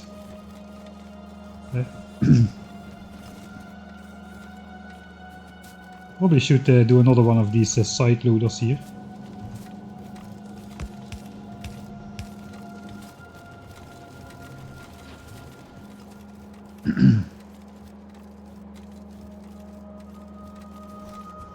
Alright, so it's gonna take a little bit of time before this overflows again. We are still output priority to sulfuric acid, so that should be okay. Now we can check out how this thing works, because now it's going at full force. Right, so if you notice here, these last furnaces are going to be filled up. That is by design. You need like 12.7 or 12.8 of these furnaces with 8 beacons around it to fill up a belt. So one of them is naturally going to fill up, as the output production is limited by one belt. We are side loading from this furnace onto the main belt. So this furnace is gonna basically fill up, and the side loading is gonna compress the belt. That is how it works. Here though we are producing a little bit extra, even with some extra speed modules, and we have one extra output belt. The rest is absolutely the same. We are doing the same side loading, except we are not stashing up chips in this furnace because we need the extra production here. Alright, so what is going on? So basically we have the same full blue belt, and the overproduction is going on the extra belt. That's going down here, and that's going in these two directions. So now we get into the clocking. Basically, all the input inserters and all the output inserters are on a clock. The input inserters are on a 1-tick clock. We have this combinator here which outputs a signal with a value 48. That just gets added and added and added into this combinator. If you look over here, you can see the value just goes up, goes up, goes up, and then resets at 9600. And here, this guy will only activate if that number is under 48, so between 0 and 47, which is going to be once per cycle. So basically 48 just counts up, counts up, counts up, and once it hits a value higher than 9600, it resets to 0 basically. Simplified. It's going to be between 0 and 47 for 1 tick, and exactly that 1 tick we output a signal. So if we now look these inserters here, these output inserters, they are basically always disabled except for 1 tick. I will slow down the game to 1/8 of the speed so we can see it. Only 1 tick. Keep your eyes focused, eyes wide open.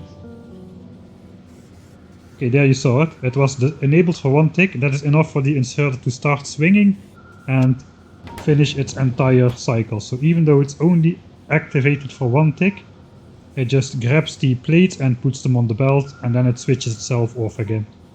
So basically the idea behind it is not the synchronization. It looks nice, but the synchronization is not the important part. The important part is that the inserters are sleeping when they are disabled and when they are not moving. So they are only working this 1 tick plus the time it takes them to output the 12 chips on the belt, and for the rest of the time they are sleeping and not being updated. The theory is that because inserters are the main limiting factor in the megabase, this will help you to basically have more UPS once the base gets big. You save UPS on the inserters. The thing which I at least have not been able to figure out yet is how to utilize that UPS without spending it on the circuit network. So right now my circuit network is probably too inefficient to save any UPS after you count it all up, because the UPS that are saved by my inserters are now being used by the circuit network, roughly. There is no net gain in UPS in my tests so far. That's probably a me issue instead of... I guess the theory is sound, people have been using this for a long time. I just cannot get it to work yet on my end. I do get the update time and inserters reduction. If you look here, inserters here, there is a value for this inserters and there's a value for circuit network somewhere. Not in here, but here we have inserters. This value goes down when I do it, but this value over here, circuit network, that one goes up by about the same amount that inserters goes down in my tests. So probably I still don't understand one crucial thing to do, how to hook up circuits networks or something. I need to get into that later, but for now that's not important. For now what's important is the principle. So these guys, basically what this guy does, this is a timer which enables these guys every one time per 12, how to say this? These guys are activated once per amount of time which it takes the furnaces to produce exactly 12 plates, which is a fixed interval, because with 20% productivity, every time you smelt 10 ore, you get 12 plates, so that's every time the same. And that's the same reason that these inserters are set to stack size 10. So every time the clock activates, these inserters insert 10 ore and not more into these furnaces, which is exactly enough to smelt this 12 plates. The thing is, if you set it to 12, let's do that for this inserter, for which one was it? This one. Okay, the second one. Now it starts to insert more ore than it needs, and soon it will start skipping a cycle because there's still more than 6 ore in there.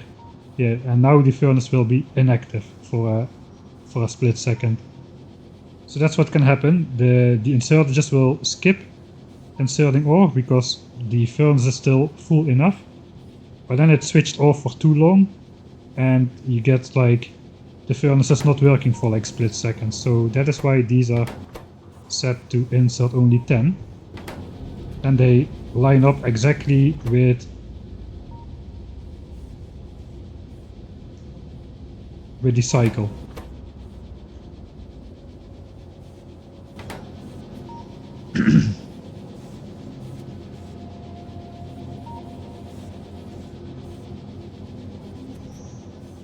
Yeah, so I get that. I get that you need to be efficient with this. I did this in my test world. I basically put 200 lines of furnaces on one single clock, and then I copied that 10 times. So I had like 20 of these clocks, and I had like 2000 bells of iron smelting with 2000 bells of iron times 25 inserters, let's say. That is like 20,000 inserters on 20 clocks. So there's a clock to inserter ratio of 1 to 1000. But just to get the signal through the network, this was not what was taking up. The clocks weren't taking up the UPS. It was the circuit network in general. So if we look time usage again, time and entity time. Here you have then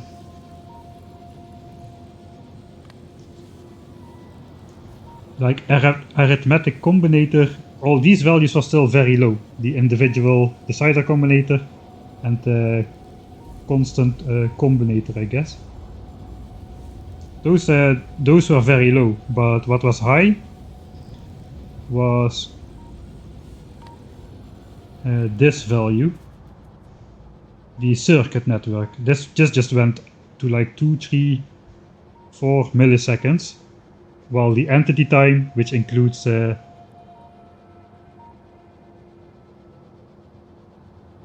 inserters, this went down by 3 or 4, but circuit network went up by 3 or 4. Even though I was running on only 20 combinators, I tried halving the length of each individual, so to double the combinators and only have like half length, so only 100 lines in the furnace, but it didn't have any effect on the division. So it didn't have any effect on the total amount of circuit networks updates. So it was not like the circuit network was too long or something. I don't know what is the case. I'll figure that out in my own time. For now though, yeah, we can see this working beautifully, really.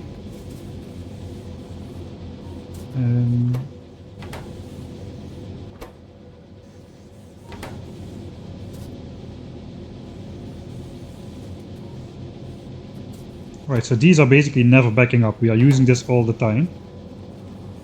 And as you can see now, this has been backed up again. It is a little bit wiggly in nature. But we already have a little bit of iron in this chest now, which means we have been overproducing for a bit. Right, so yeah, that's basically how it works. These inserters switch off. This guy is not connected to the network, because basically there is not enough space on the belt for this guy to reliably output all of its 12 iron plates in just one swing per... Basically this swing frequency is not enough for this guy to reliably output all plates. It cannot lose all its plate in every single cycle, because there is just not enough space on the belt. So this guy swings freely, basically. It just grabs whatever is there and puts it on in every gap in the belt. And then this guy is not set to 12, because this furnace is faster thanks to these 2 extra beacons. This furnace is smelting faster, so this one basically inserts the maximum amount of ore all the time. So basically that is it. So if this was on the copper here, also this inserter would be set to only 10 ore, because this guy basically never needs to produce at full capacity anyway. But here we are overproducing, so we need the extra throughput. 10 would just limit these furnaces too much. Alright, so looks like I do not need to fear a giant amount of iron in my inventory. It does seem to be working now. I'm pretty sure I talked these 10 minutes full. Now let's look here. We do start to see blue chips backing up everywhere. Also red and green chips are backed up everywhere, so everything is working as it should be. Everything has access to everything. Let's check. Okay, that's actually still full.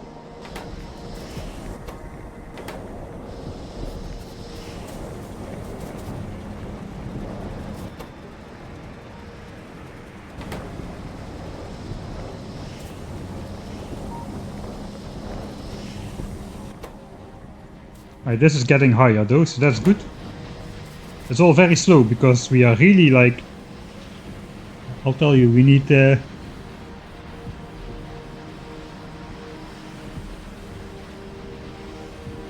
yeah, we need 0.961. So like, we need 96.1% of our sulfur assembler like this. And we have 1, so we only have like 0.039. Like say 0.04 sulfur assembler extra. So of all the sulfur we produce, there's only 4% overproduction. So that's going to take a long time to fill up these sulfuric acid pipes, but eventually it should get done. And similarly, we only have barely enough oil cracking and all that stuff. We only have barely enough blue chip production. So all of this blue chip production is backing up, but it is going to take like 30 to 60 minutes, I think, to back up all the way to the source. The important thing is these things are working all the time. We can also visually see that because all of the belts are backed up until the end at this point. So that's good. Alright, the first energy weapons is in. That's good as well. Alright, so I did not prioritize using up the... the petroleum gas which comes from light oil cracking. So I guess, yeah, what's happening is now these we are basically having more overproduction in oil than in sulfur. So we are overproducing oil harder than we are overproducing sulfur, which is why the pipes are still backing up a bit. But because sulfuric acid is going up, everything is working as intended. Eventually, oil will be backed up fully. Thanks to Tobbers for the Prime subscription. Right, I'll read through chat a little bit and then we'll get on to the next bit of the base. We've been talking about this part long enough, partly due to my own fault. Have you tried one network for all the 20k smelters? No, actually I have not.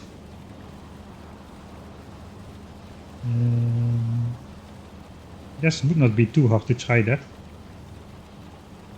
I don't know, at the moment, as for my personal results, how I did it, there is no gain. I guess if you make a good design, there should be a gain, since people appear to use it all the time for mega bases, so it should be working. I mean, if 100 people are using it and I cannot figure it out, then who is more likely to be doing something wrong? Are those 100 people more likely to believe all the same thing? Or is it more likely that I am just not understanding the full concepts of the circuit network after like 3 hours of studying how it works? I guess the problem is me. So I'm not saying the circuit network doesn't work or that clocking doesn't work. It probably does work if you set it up correctly.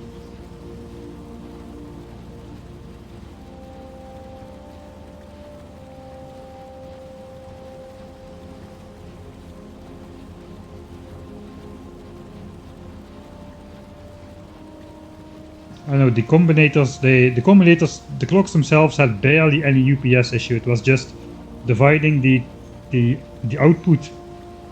It was just dividing the output over the network, which took all the stuff.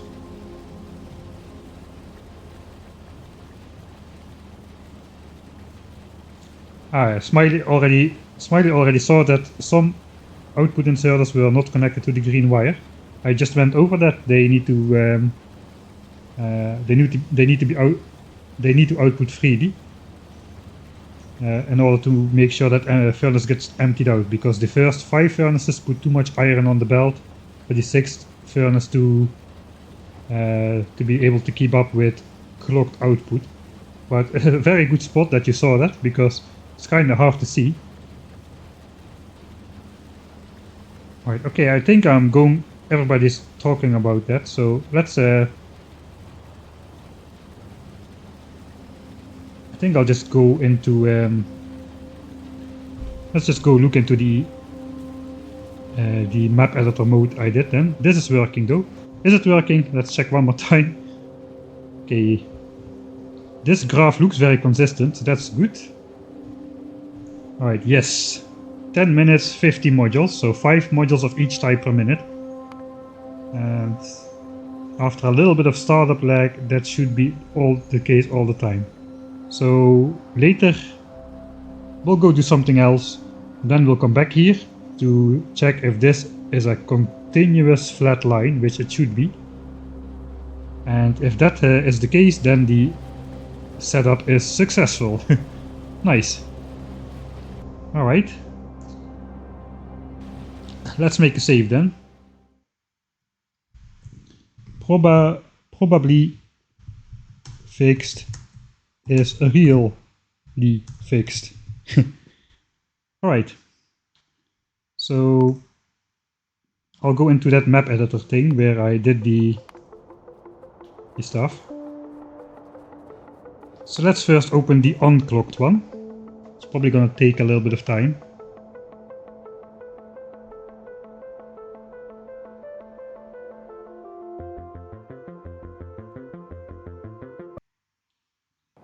Just a little bit of a break from the actual playthrough.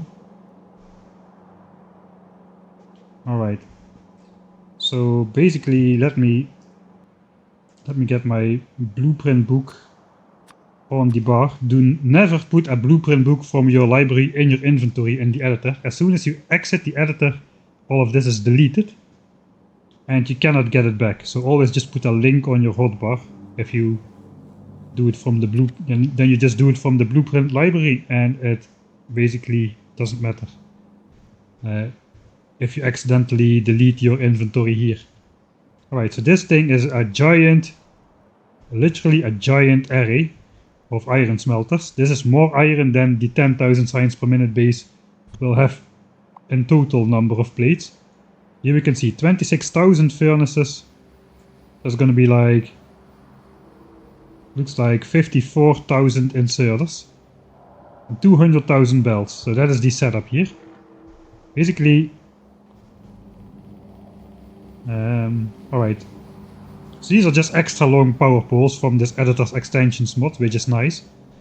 These are all unclocked. They are just my original setup, the blue inserters and then one green inserter for the 6th furnace so they could keep up.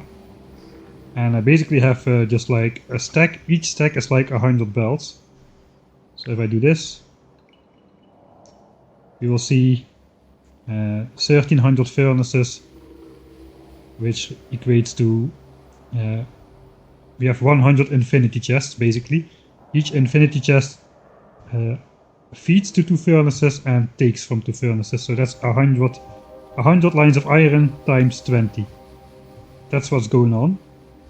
Right, let me switch on those entity time usage.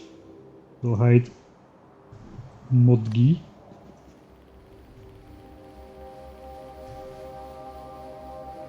And then we'll just play. I'll show FPS as well.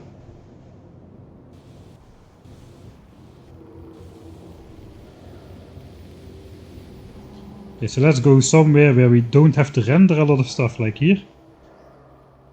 I've got like 46 UPS over here. You can see the inserters are taking up like... It goes up and down a bit, but it is approximately 11 milliseconds. You can see the numbers of inserters which are needing updates. I'll just slow down the game a bit. Now I am slowing it down manually. So this is a little bit more visible. We basically need to update like 40,000 inserters every game tick, which is causing all of these updates. As soon as the total number is over 16 milliseconds, you start to experience lag. 16.666 milliseconds, since we have 60 ticks in 1 second. But yeah, this is what's going on. Let's go back to game speed 1, or at least attempt to. We have 46 UPS, with the inserters being pretty high. Let's actually check the production. So we're producing like 5.5 million iron plates per minute. I bet you never saw a million in the 1 minute tab over here. Alright, so now we go over to the clocked one.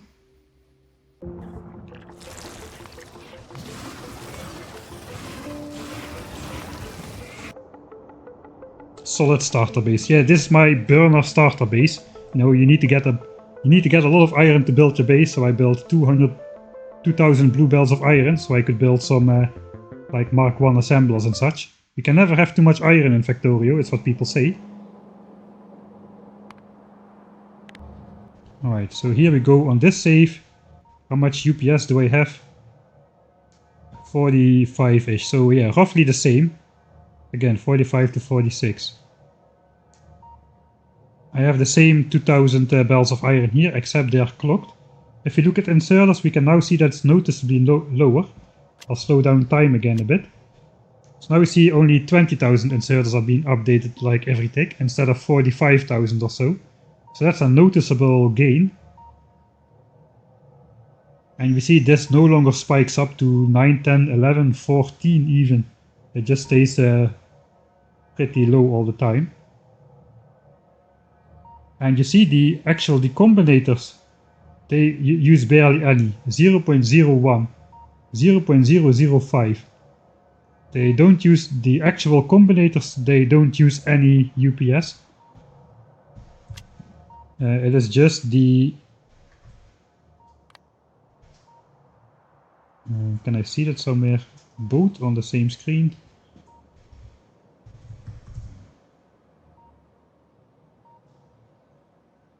It does not want to show that both at the same time.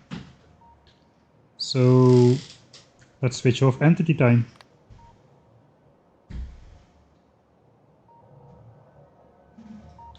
But here we see the circuit networks are now taking up like 2.4 milliseconds of update time. So that does not correspond to those decider combinators, arithmetic combinators. It does not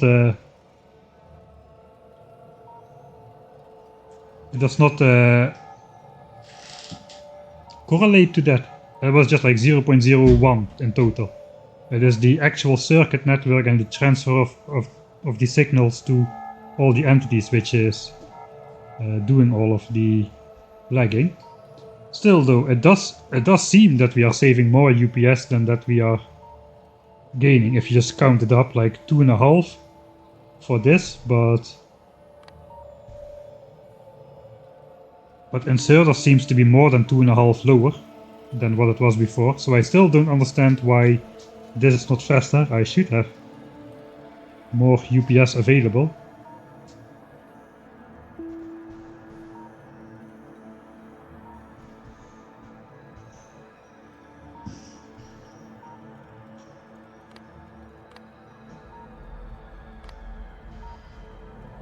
Alright, so yeah, the final UPS is still bad. Yeah, if I slow down time, basically if I slow down time, this is now going to go to 30 UPS because we're running at half game speed. And now we're running at a quarter, it's going to go to 15 UPS. So we should not look at this number when game speed is lower than 1. Now game speed is back to 1, it should go to 60, but it doesn't, it stays stuck on 40. So the problem is basically, I have these clocks, like I have like 40 of these clocks, like 2 clocks for every stack of 100 bells of iron. And that signal gets transferred all the way all the way up here. They're still not there, all the way to the end, over here. These inserters are being transferred or are being controlled by that clock.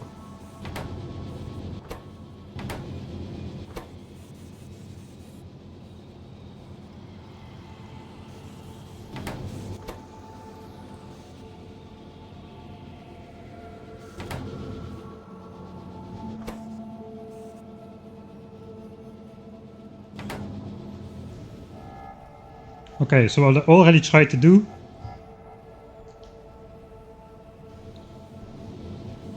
So initially I thought maybe I'm just wiring up too much on one clock, right? So basically what I did is I cut this thing in half and I just copied the clocks at the top as well. So each clock, so I had double the amount of clocks, but each clock was doing only half a stack of iron furnaces. That didn't have any influence at all on the distribution of the update time was still the same. The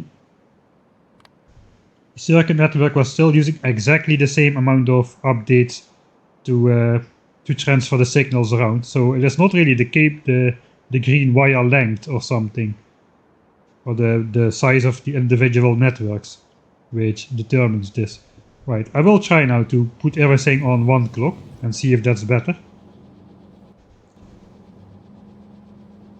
Alright, so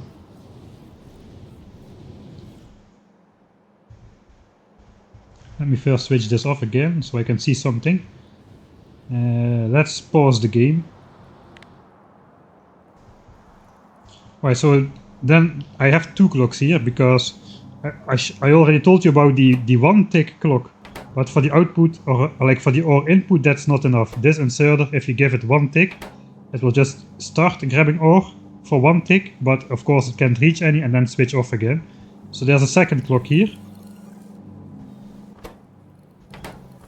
which basically is on half the time. Instead of only one tick, this is on half the time, which is enough for these inserters to grab 10 ore of the belt reliably before they switch off again. So there's basically two different clocks, one for all the inputs, one for all the outputs. I should have used the red wires for the other one, but these circuit networks are not combined. You see, if I mouse over this one and over this one, it doesn't light up the entire circuit network. If I would do this, now the circuit networks, okay, that is all. This was the only inserter which was not wired up. So now both of the circuit networks light up, no matter which one I highlight. But in reality, these networks are not connected. These are the inserter ones, and this is just outserter one. So basically what I need to do is, if I do this, I guess I just output the signal of this clock on this power line.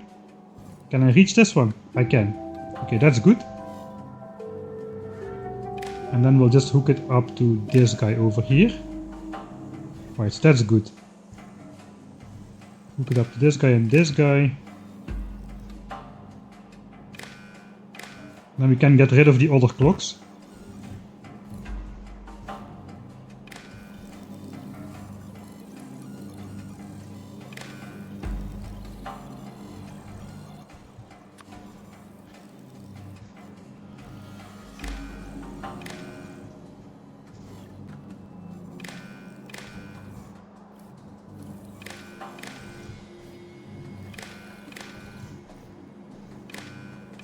Alright, now we're getting in the groove. Alright. And this guy we need to hook up on the other power line then. We'll skip this one and we'll use this one. And now if I highlight them, yeah, they are still separated, so that is the right way to do it. Circuit networks are still separated, so now we just go this one.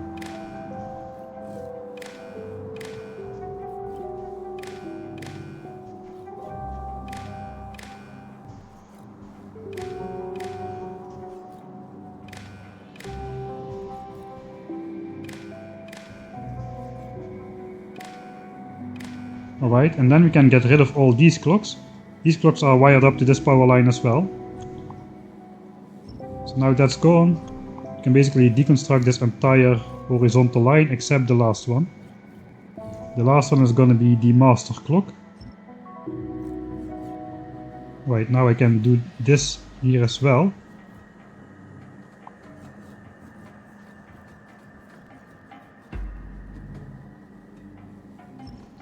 Right. And then I need to copy this entire thing, including the power lines. So let's just copy this. And I'll flip that around. Then I can place it on here.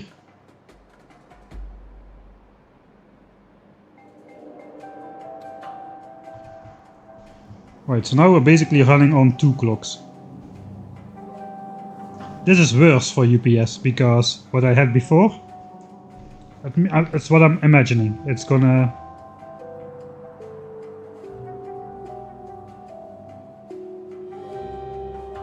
I'm gonna go to the chat a little bit.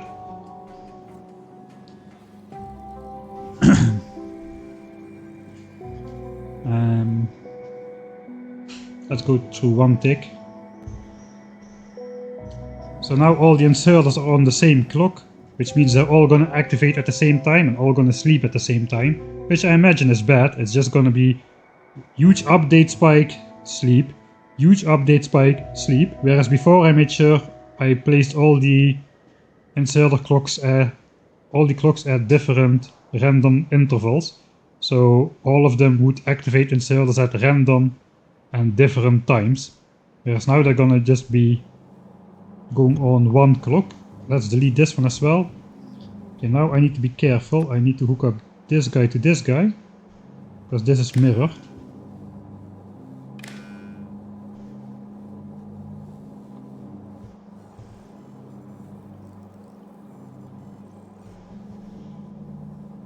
Right, that's still separated.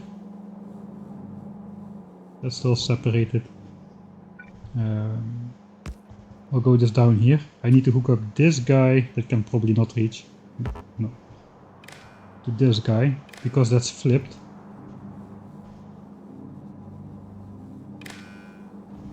Alright. That was the only one which wasn't hooked up because it still had its own clock because it was flipped from here. I guess I'll just disconnect this and hook this up to here as well.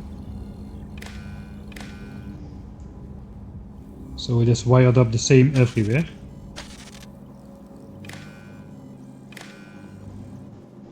It's now basically have 2 massive clocks controlling the entire base. Let's see what happens. I'm kind of curious.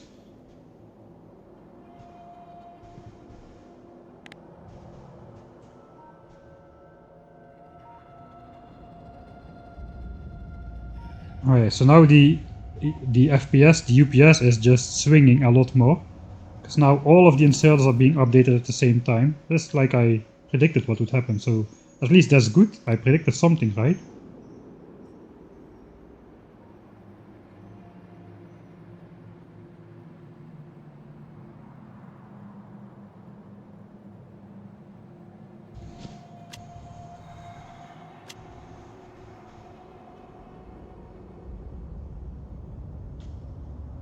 Are they even all going? Is what I'm imagining. Let's just do a visual check before we do all of this.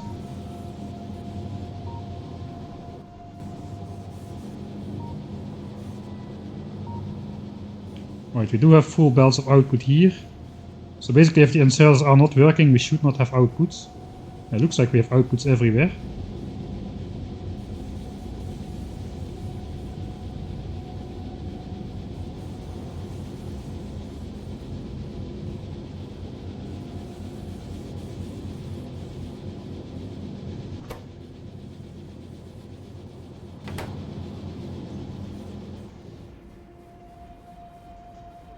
Okay, so that all seems to be working. Let's check the other side as well. I don't see empty belts, so everything is working. Let's go up. I guess this all should be working. Ooh, this is a little bit trippy.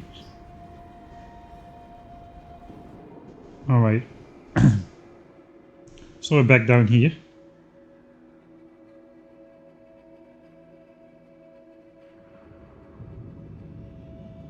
So yeah, now UPS just cycles between 40 and 50 due to the giant... Now all of the inserts are synchronized on the same clock. Let's check the total update time of the circuit network though. Yeah, still 2.5, so that's exactly the same. It was also the same when I did half of the... when I basically doubled the clocks instead of removing 19 out of the 20 clocks. It had no effect. So I don't know what I'm doing wrong still. There's always a tiny chance that 100 people could be wrong and I am right, but I don't suspect so. I think I'm just going to have to ask some questions in technical Factorio and stuff to see what I am doing wrong here.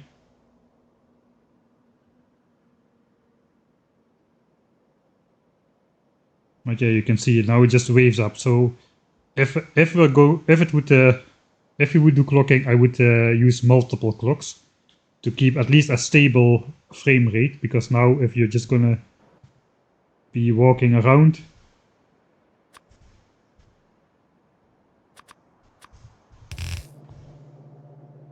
now the bells slow down and speed up at random intervals.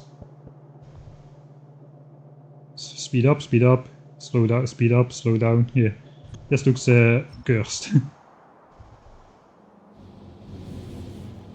Right, so this is my experiment here.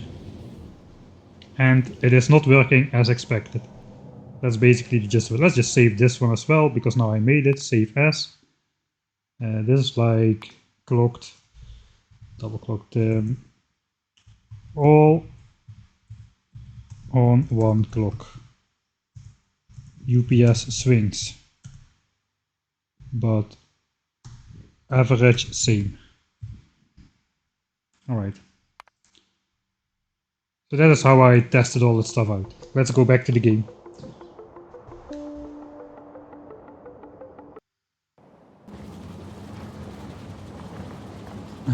Okay.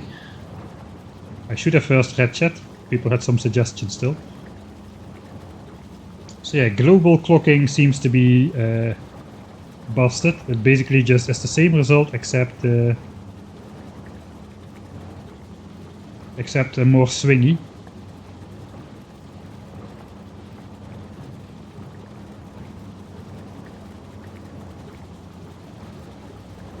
So yeah, the combinators are not doing the same. The video I watched, which actually was a good video, it was by Night Elite, like night, like not like day and night, but like Knights of the Round Table night. Night Elite did a pretty decent video on how to set up this inserter clocking, and I fully understood how to do it in just like 7 minutes or so. So if you want to know how to do it for yourself, go search up that video, Night Elite, and then UPS inserter clocking, something in that. You will find it on YouTube if you search that. But he doesn't scale it up, or he does not prove that it saves UPS or something. He just shows how to set up the clocking, and how he explains it and how he sets it up. It is basically the way I set it up as well, including that modulus calculation, which basically just takes the remainder of a division. So it's basically an exact clock instead of just resetting once you go past the value.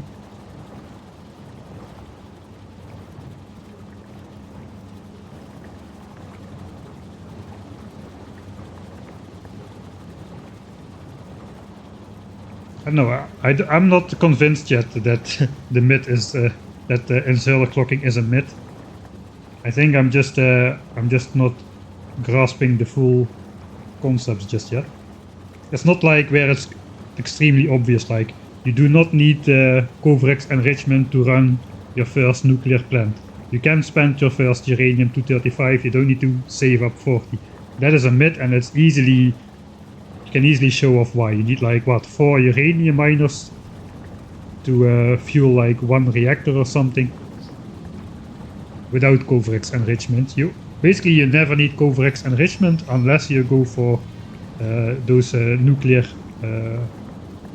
weapons in the game. that requires a lot of U-235, but your reactor doesn't. It just doesn't.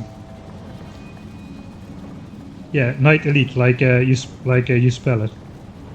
How many smelters were in the test? Just one. Just one line of smelters, I think, or just one single smelter even. But yeah, that one is not about look how I'm saving UPS. That video is about how to set up insular clocking, and he shows how to set up insular clocking, and that's all. Me when wasting channel points. Anyway, it's not like I've set up any useful stuff with the channel points anyway, so theoretically you're using the best way to spend them, I guess. Yeah, in space exploration you need Coverx. Also in the Science Galore playthrough I did, I needed it because it was used for actual science, so that's a different story. But for vanilla you do not need it unless you go for nukes. So these things, 30 uranium-235 per rocket, basically. That requires Coverx enrichment. But 1 uranium-235 for 2000 seconds of... that's basically 1 uranium-235 for over half an hour of running a nuclear reactor. You can just get that off the uranium mine, no problem.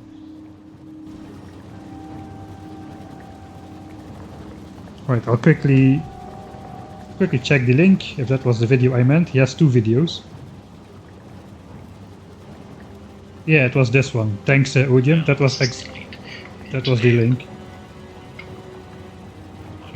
Very, very useful. Now we just need to understand the rest. And then I can reap the rewards as well. Alright though. Module area is set up. I think we're gonna have a trip back to the base. We're going to regroup. Clean up the mess we made over there. Maybe let's try to set up this blueprint for as far as we can with the stuff we have available. Now that we have the spiders with us still.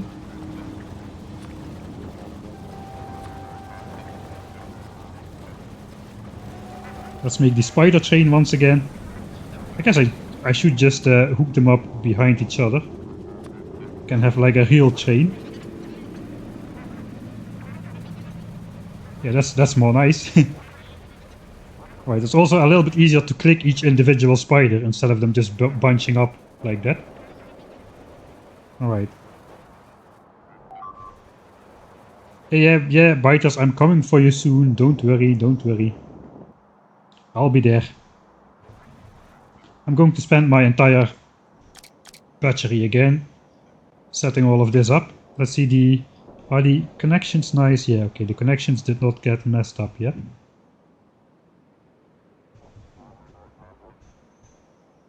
Alright. Maybe I'm going just for us. No, let's just do it. Let's just do it. I need a bunch of stuff though. What do I need most? I guess what I need most is... Let's just do a partial build and we'll see what we need from the blinking mouse over. Okay, here we go. There goes all my bot armor power. Oh, thanks Odium, and see you next time. Ah, no, Odium's still here. Dinner is lurking. Alright, we need a lot of stuff. Whoa, 100,000 space science, look at that. I lied before, apparently, that I said we had 100,000 of every science pack. Now it's all of them, except military. It's gonna take a while to get to 1 million. For that we're going to have to have the 1000 science per minute base up for 1000 minutes basically. Then we have 1 million science. So like 15 hours of 1000 SPM should get us to 1 million. And then 15 hours of 10,000 SPM should get us to 10 million. And then we've achieved all of them. Right. We've gotten to 10 nuclear reactors, not yet to 10,000. We got to 10k just by launching rockets and making satellites with these. This is also going to require basically this area to be set up. Okay, we need everything basically. Let's just grab. Let me throw all the garbage in there. We'll grab like all the bells.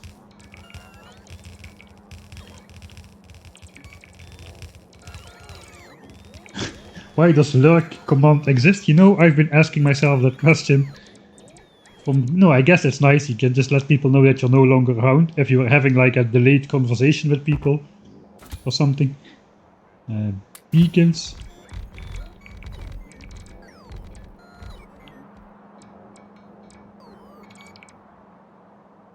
Alright, we're already missing a static number of things. Furnaces, pipes, chemical plants. I guess we can give these back to Mr. Belterton.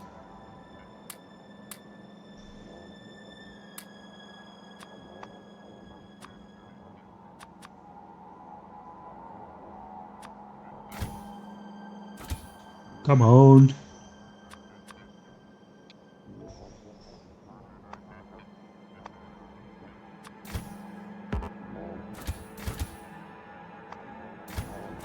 Where the heck did those plates go?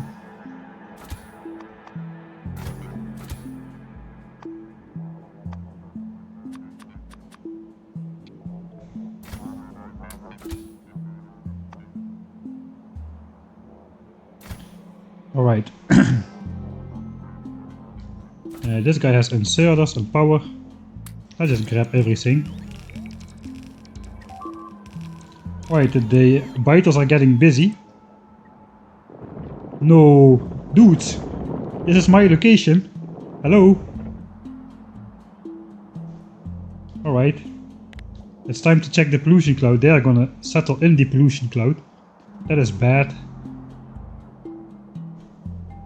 Our pollution cloud is already extending to where those biters are gonna settle. We need to do something about that, and we need to do that right now. Let's break the train. We can set this up first. They won't attack in such a short time frame.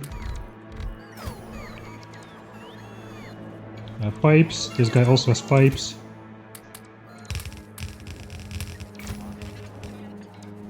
Right, what we're missing here still? Bells, okay. Should not have given all the bells to this guy.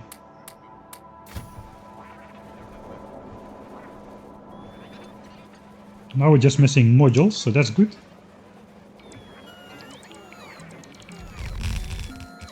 Alright, now we're just missing all the modules. That's to be expected. We basically have to wait for the Mark III module production area to finish producing enough modules. As for the moment, it's looking like we need a lot more speed modules than productivity for this.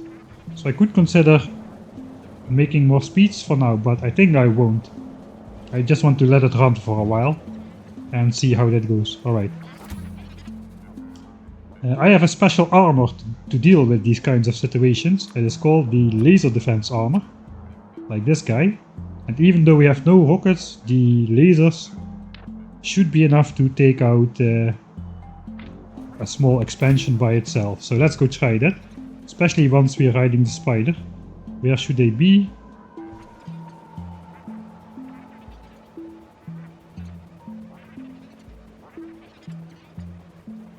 Okay, they're here. They're still in the process of settling. So I guess we'll just rudely interrupt them before they make more behemoth worms and even nests. So let's go say hi. Zip. Oh yeah. Easy game.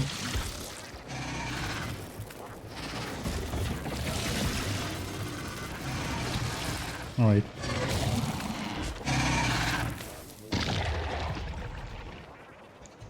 I guess now that we're here, we may as well take out these expansions as well before they send yet another new one. Let me just repair that radar here.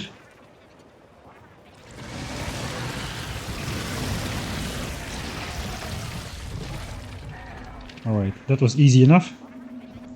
I guess we'll just make a short welcome loop.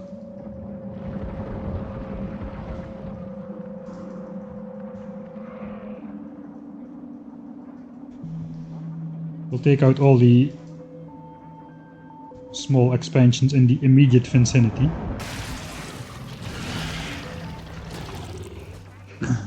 Now I can pour myself another cup of coffee. No shield on the Spidertron, that's correct. I used to do shields on the Spidertron, but in reality 2 extra legs and just solar panels are better.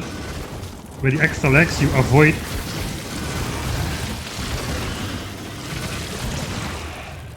incubators. With the extra legs you avoid a lot of acid. Your speed stays higher, you don't get slowed down as much, you don't get pinned in place. Basically avoid a lot more damage. And the shields just drain the battery, and once the batteries are drained your legs stop working, which is very bad. So since the hit point bank and the resistances of the spiders are so extremely huge anyway, the shields actually don't add that much protection on top, especially when you are around to and they are just going for it, aren't they? Another radar gets destroyed. So yeah, these shields basically just drain the batteries faster, cost you speed, and don't really add significant hit points on top of the spider. So as long as you are with the spider, you can repair it regularly, and you do not need shields. Alright, stop. We need to take those guys out before they find more raiders. Yeah, it was a bit too close to the nest. Dang, already done? Alright. Guess we'll march back. Actually, let's do the repair thing. So yeah, no shields because you can just repair between each fight and be fine. So this is my setup. Just power from solar panels, which does not keep up with this either, but you can still switch it for a quick charge if you need to.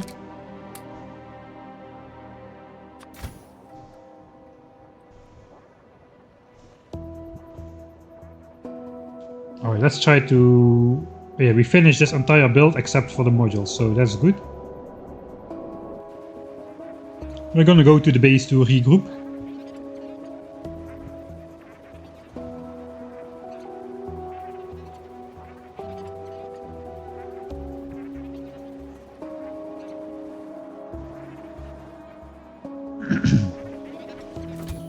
So basically if you do this, this can power 3 legs by itself, so you don't need the solar panels and you don't even need the batteries. This is enough to do it. So if you go with fusion reactor you could add some shields on top, and if I send the spiders off by themselves where they don't get repaired for long intervals, I do prefer the setup where you have shields and this reactor with the batteries. So basically replace these solar panels with shields and 2 legs with the fusion reactor.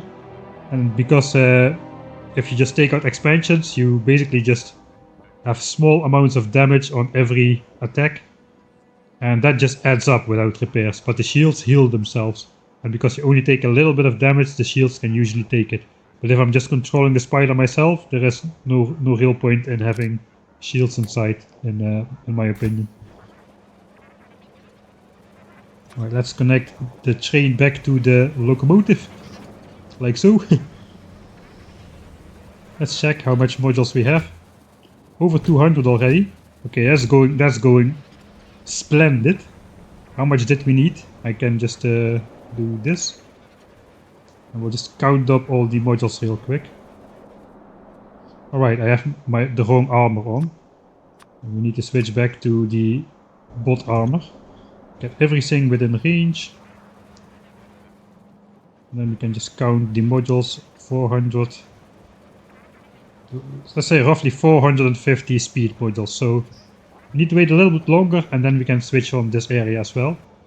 Yeah, for now we'll go to the base to regroup, but before I do so,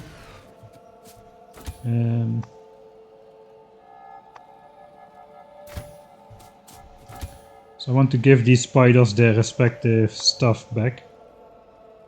So miners.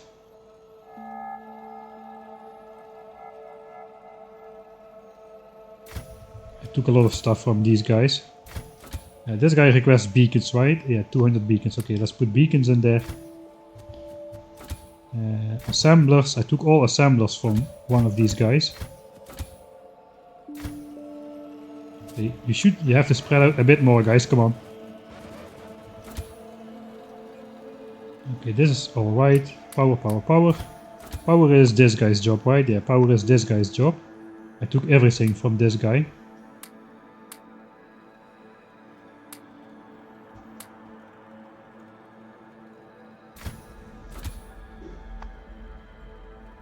Okay, this one just belts. Power and beacons as well. I guess I'll throw beacons in there then.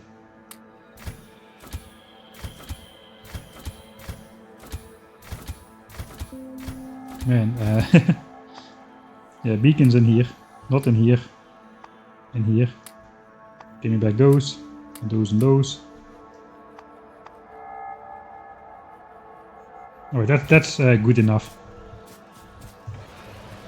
This guy's got a bunch of stuff as well. That's my stuff.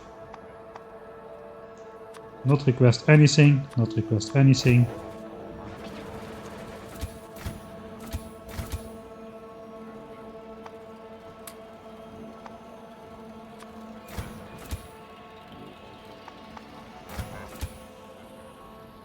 Yeah, okay, that's good enough. Let's go back to the base.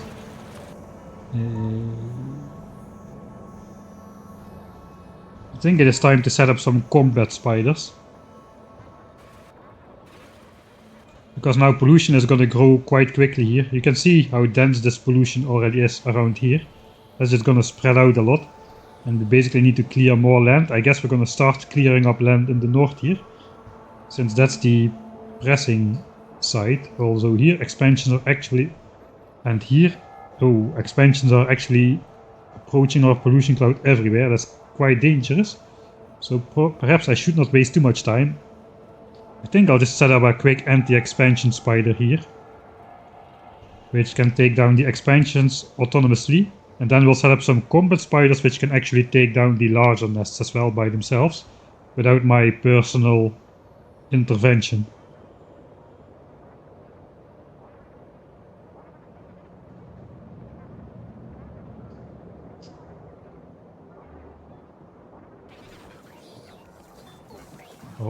I almost missed the inserter explosion. The bot explosion. Alright, so all of these guys should again have their stuff. Although now in slightly less organized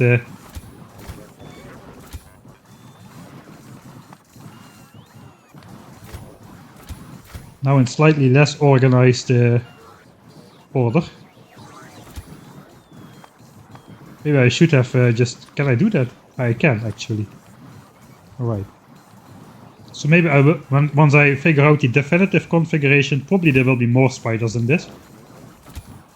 I'll just mark all the slots like so. So everything goes in the correct slot. But yeah, for now this was just a temporary setup. We needed to get the module area set up.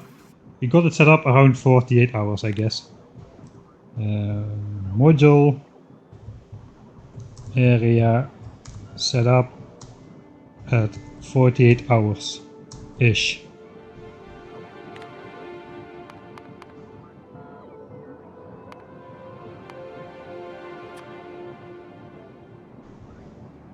I guess we'll just make a list in the water here. Since now we are starting to build here. I would give myself a check mark, but I already gave it to myself the last time, so let's go, let's go, let's go. I'll copy this message.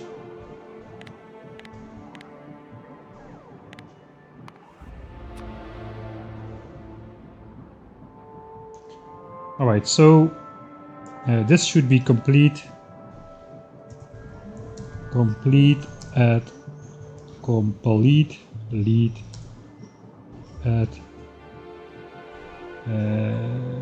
78 hours in game time. Come on. Alright, so we should have our 16,000 Mark III modules around 78 hours in game time. Okay, what else is here?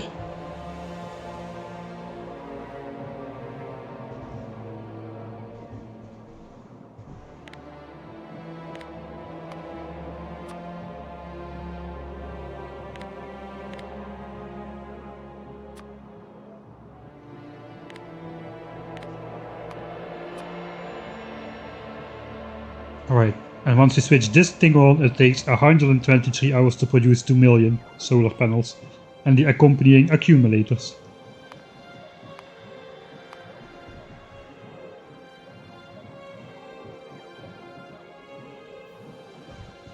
Five plus 5 per minute.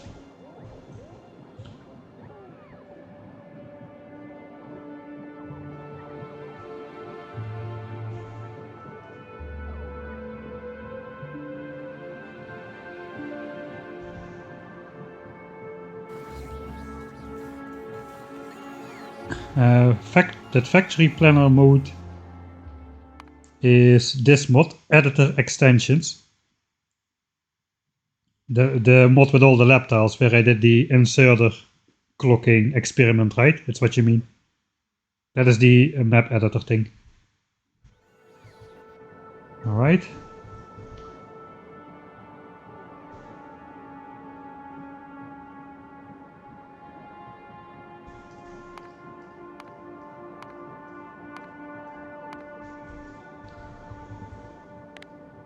Uh, 1000 SPM, 52 blue belts ish.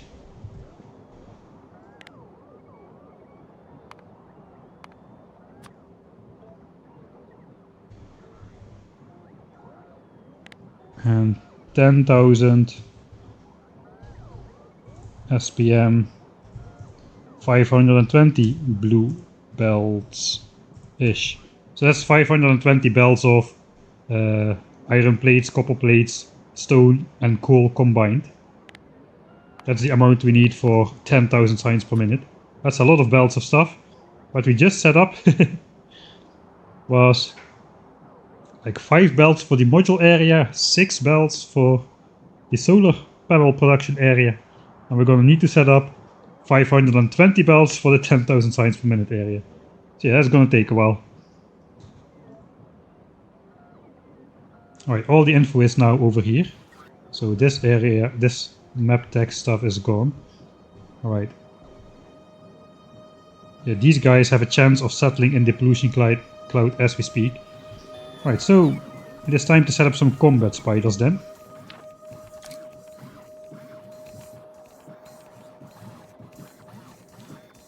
Where is my legs? Let's throw this into trash. I think I never will need Mark 1 modules again. So let's delete those. I can basically just delete everything from my inventory, like so. All that stuff can go. Right. I think so. I can just delete everything except this stuff down here.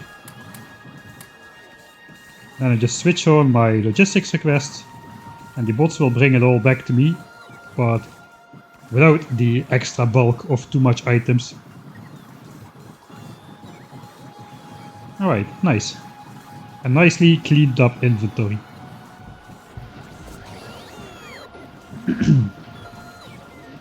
Alright, so one of the things we need to do, first thing we need to do is set up spider. Focus, focus. Alright. I'm probably gonna set up two similar ones.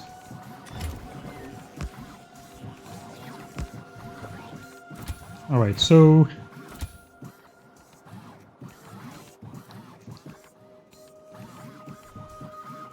I guess it's time for the White Recluse and the Black Widow to make their re-entry after the Ultimate Death Will challenge. They are going to bring peace and salvation, redemption. I don't know, I just say words which sound religious in that kind of matter. Alright, this guy is going to be the anti-expansion spider. I guess the Black Widow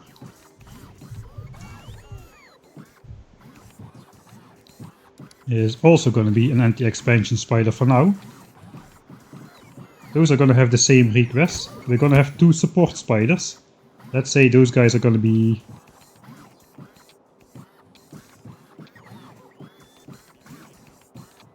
teal, Purple? Maybe purple.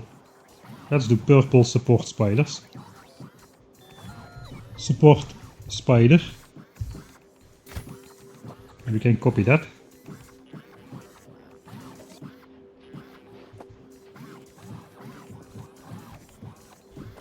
Alright, now I need a couple more remotes.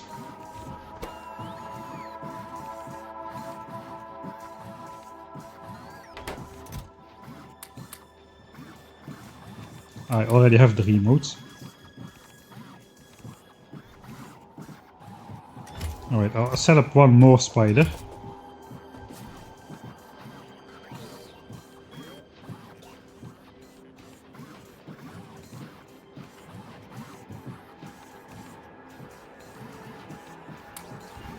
Let me think how I want to handle this, because the problem is if you have a lot of spiders, it's hard to keep track of all the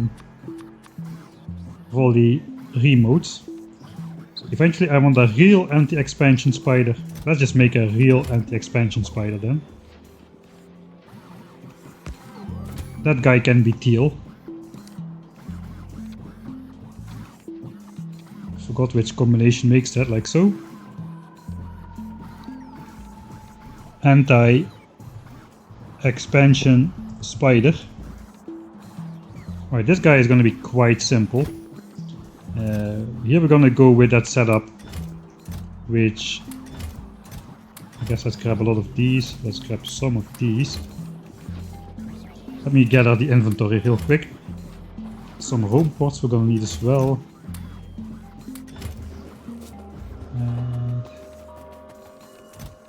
I'm not sure if I'll need personal laser defenses, but we'll see.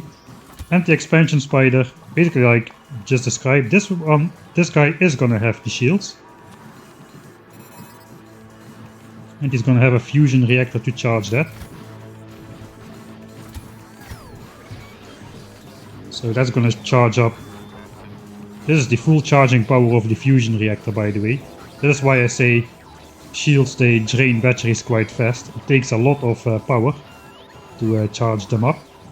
Batteries can provide that power a lot faster. Whoa, that's a lot of batteries. Than the fusion reactor can. But still, it drains the same amount of power. It's a lot of power. Right, we'll just give this guy 3 legs. Okay, this guy needs to get some rockets. I guess for that, let's go over to the rocket area.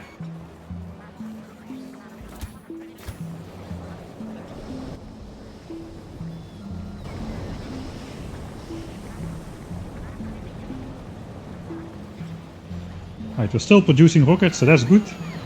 We only have 110,000 rockets, so that's not too many. This guy requests, first of all, rockets. 8,800 exactly. That's half an inventory plus the 4 rocket launcher slots.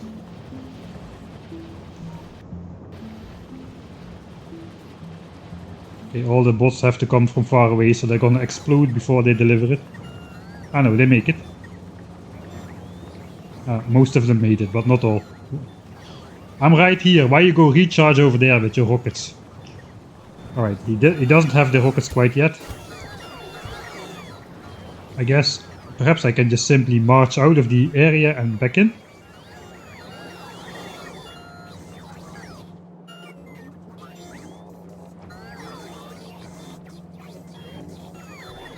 Alright, now we'll do that one more time. And a whole bunch of... yeah, I think that should work.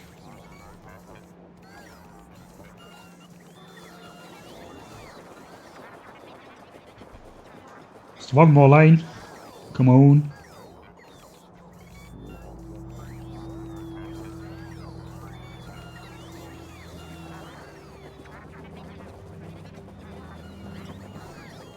I wish the robot battery could be upgraded in the base game, man. Alright, the rest will come. Guess I'm gonna make anti-expansion spider, then the next one in the line.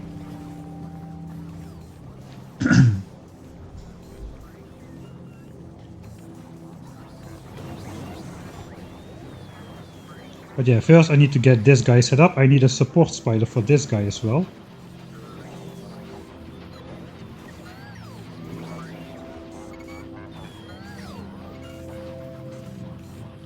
That's not gonna fit them. Okay, I do not need a support spider for this guy. We don't need it. Yeah, this guy doesn't need anything else, basically just rockets. This guy will pick up a bunch of stone from the map, I'm pretty sure. So let's also set up these to be 0, so that automatically gets deleted. Alright, now we can just direct Mr. Anti-Expansion Spider to go deal with some expansions. Does he have all the rockets? Oh, I'm inside still.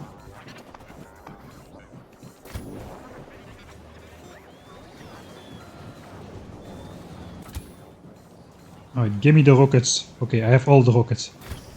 Let me get out. I was not planning to come along for the ride. Okay, now we just need to click these dots. And unlike with the laser defenses, this is gonna be quite efficient. We don't need to do all the zigzagging.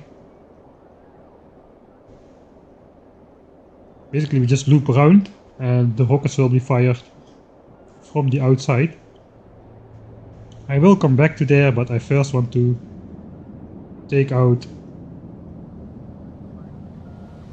the other dangerous expansions nearby. This one, this one,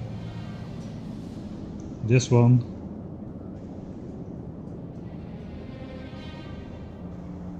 Right, I guess after that we'll just walk up here. And from this point on I'll control it myself again. Right, we're almost arriving at the scene. So this is how this is gonna look.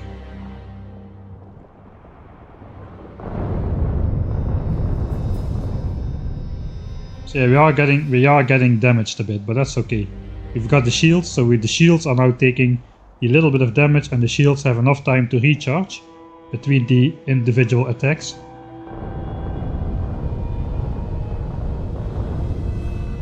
So yeah, we don't need to spend a lot of time making sure every biter is dead. The rockets have a lot more range than the laser turrets, so this is gonna work quite nicely. I cannot zoom into the middle of my screen because the volume is busted.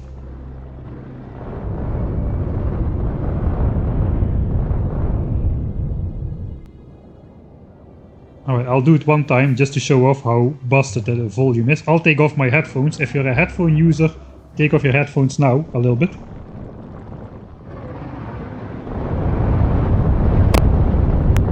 Oh, yeah, gives that like crackling overflow of sound sometimes. So that's why I can't zoom in. Alright. So the anti-expansion spider has been set up. That's done.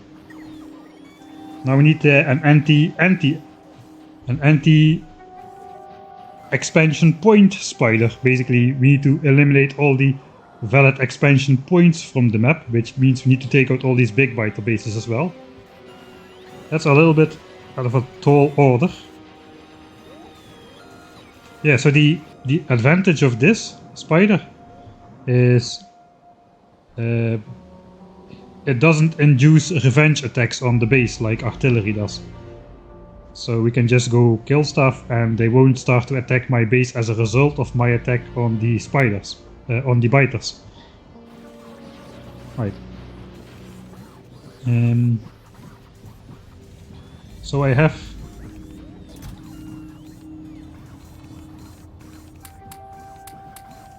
need 2 more remotes, but this guy needs to be here. I guess I'll put those back. Right, white spider with its support spider. And then black spider with its support spider. Why is this gotten...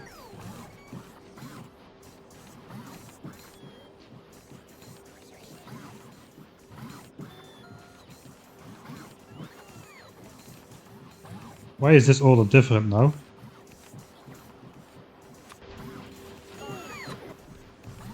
Teal goes to the end, alright.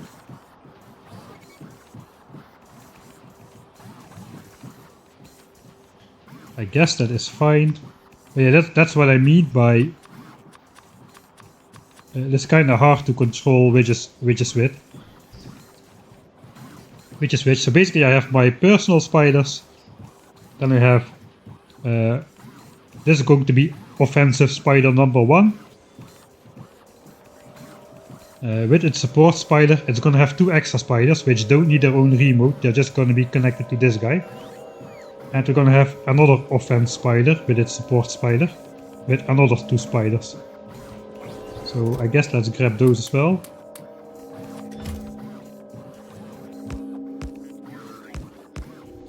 I guess we can make those red.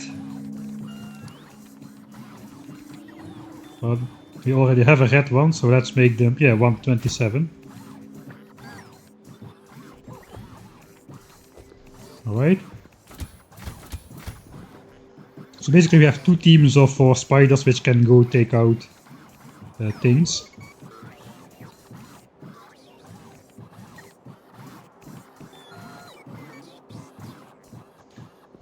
And let me have a quick think.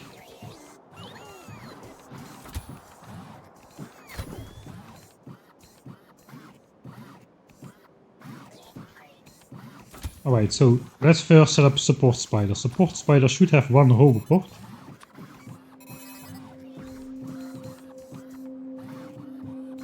I guess we're gonna run our fusion power. We can fit 3 legs.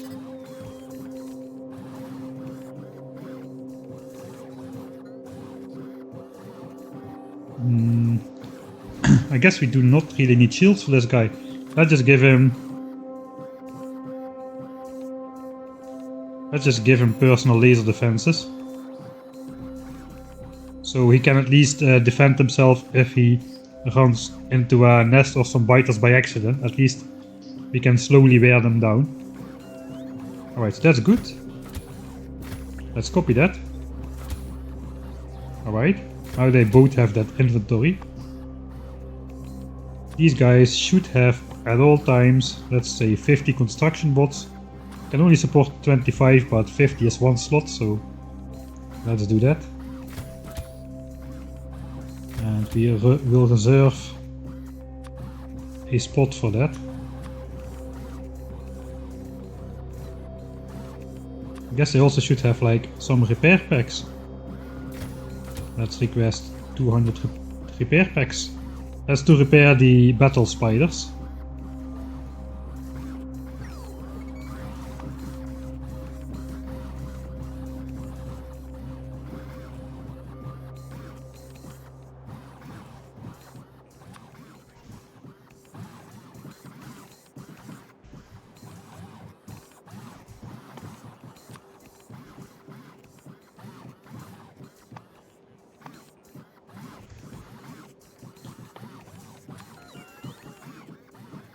Alright, I guess we'll do this then. 400 repair packs. We may be out there for a while. And then we'll request... I hope I have all this stuff. 500 of the raiders. 500 solar panels, 500 raiders and 500 power lines. So we can set up more raider outposts. That's probably a bit overkill, 500, but... why not? Alright, that actually works.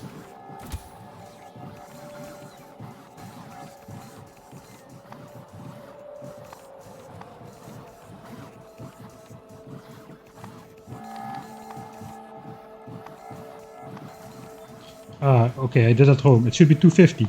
I see. I see the error of my ways.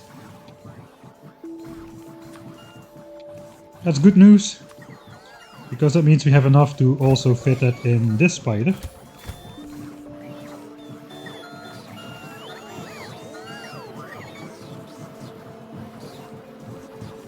Right, so the task of the support spiders is going to be to repair the combat spiders and place raider outposts. They should not get into battle themselves, but if they do, we have laser defenses. I could also give them rockets. Maybe I'll do so.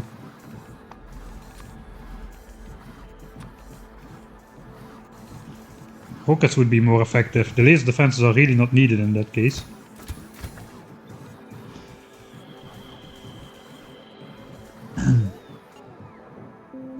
Right, this spider is over here now, so we can control him a bit.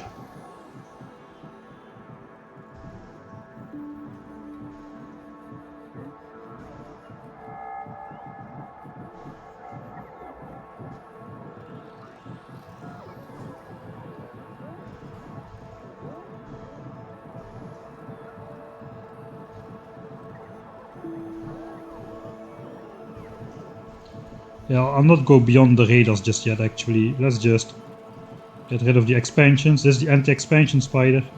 Should just get rid of the expansions. I'm not going to go too far beyond the radar just yet. There could be more expansions out here which we haven't discovered just yet.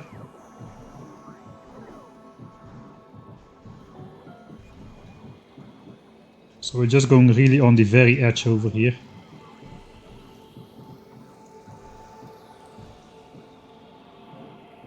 Now we have the... oh, I guess we can take out these as well.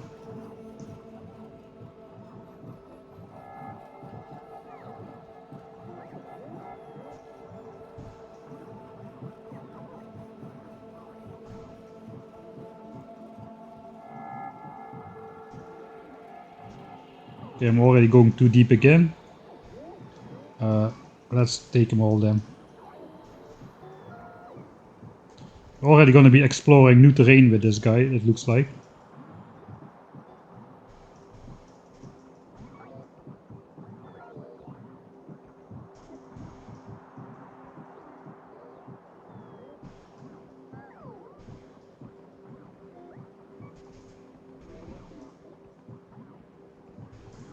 Alright, that's the entire south side. I guess we should check on his health after that. Maybe he'll get demolished a bit.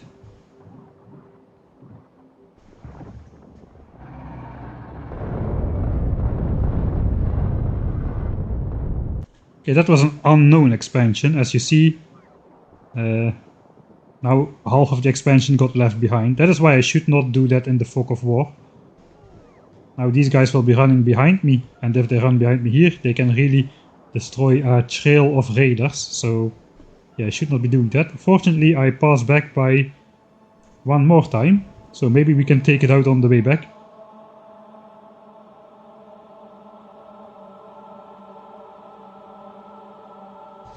Yeah, I think the spiders, yeah, the remotes go in the order you build these spiders or something. Okay, this got taken out. Yet another expansion is forming while we go to take them out, so yeah. This guy is quite a route to go, I would say, so we can continue over here. That is a lot of spiders. I guess we need 4 more remotes for the other spiders here. Hopefully this will go well. I only do this once.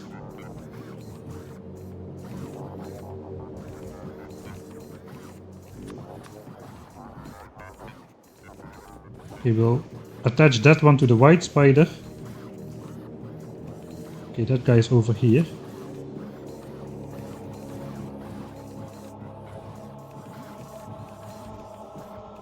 Okay, these should go on here then. I won't keep them, but it's just for myself as a visual representation of where they will go. It is a bit hard to set up this stuff. Okay, this guy should follow black guy. He's part of the black team. And then the last one, this guy, also part of the black team. Alright, so now I just put these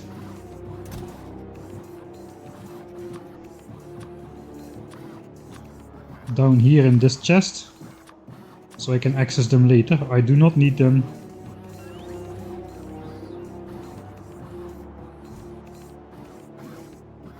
on my bar though. Hopefully this won't mess everything up. Okay, looks like it didn't. Okay, that's good. Alright, So now I cannot individually control the red spiders, but that's okay. They are connected to the white spider over here and to the black spider over here. Alright. I guess we'll also do white support spider for now, connected to white spider. Black support spider connected to this guy. Now we need to set up the support spiders, or the combat spiders. For that we're gonna go over here again. Because it's gonna be rockets and rockets only, I imagine.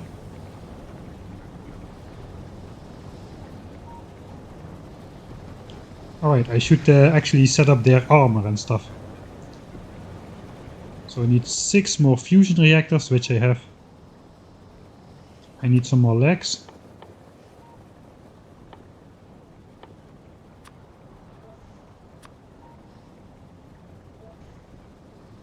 Batteries, yeah, more batteries as well, for sure. And no, that's gonna be it. Shields, I guess. Shields.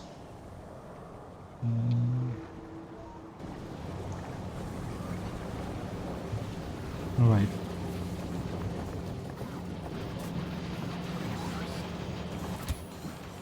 I guess we have to do this individually.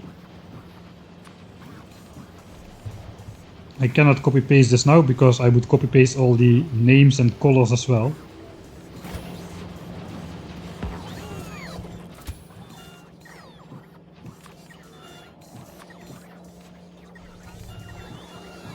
I have 110,000 rockets, so I should have enough rockets to feed all of these spiders.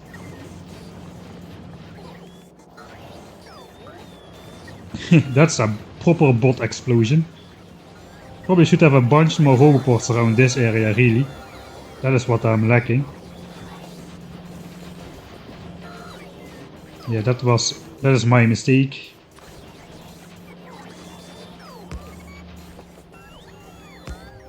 I mean, there was a time that this was the starter base here, but now I should just have this massive robot array here, just to charge the roboports.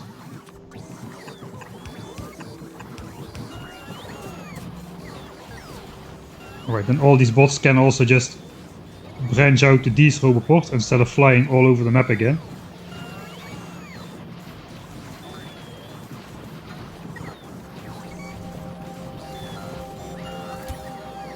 Alright, Mr. Black Guy has almost got his rockets, Mr. White Guy is still waiting as well.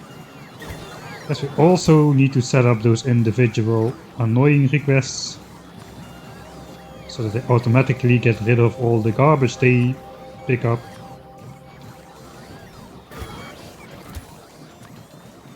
I can copy paste the support spiders though, because those are gonna be all the same, they are just gonna be nameless spiders.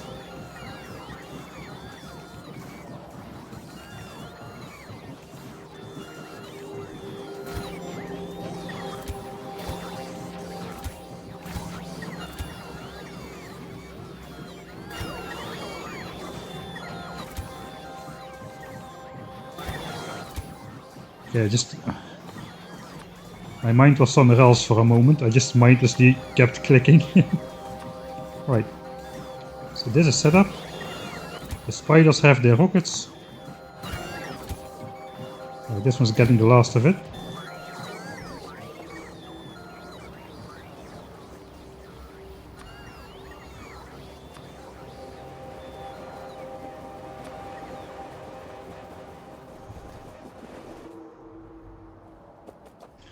I'm gonna switch these around.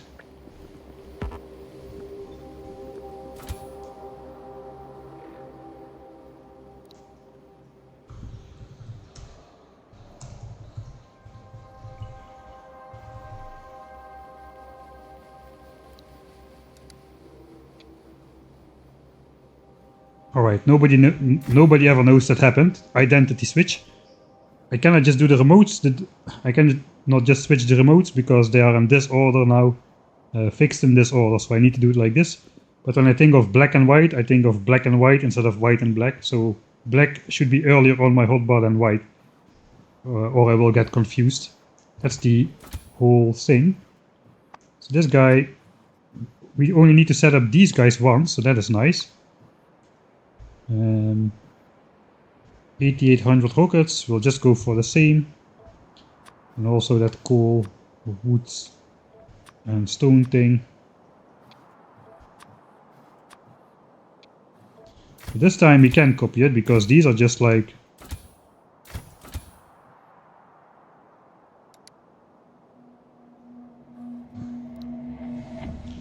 nameless spider. Nameless combat spider.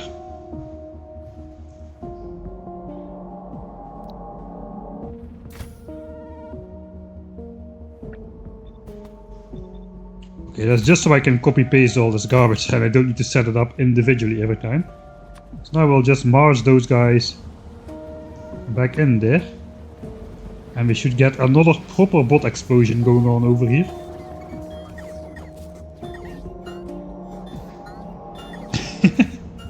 That is a lot of bots bringing stuff. Yeah, this is what should happen. Holy moly. Nice. And a rocket is launching. And another bot explosion, which was unintended. Again, we will just march those guys out and in for a second. Out of the logistics network. That will cancel all the bot commands and issue new bot commands whenever they fly in. So now these all suddenly will start bringing the rockets instead of the ones which were charging far, far away. So that's nice.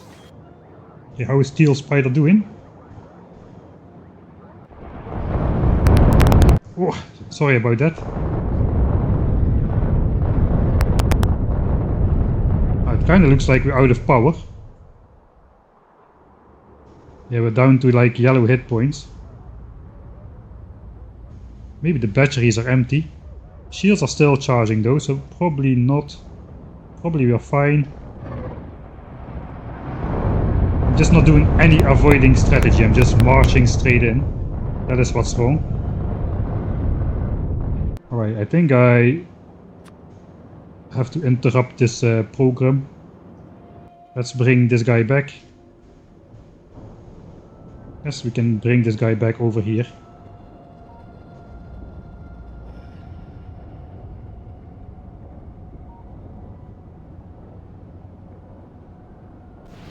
Right, all of this is done. Suddenly we have only 49,000 explosive rockets instead of 110,000. So half of our explosive rockets are now residing in these spiders over here. Alright.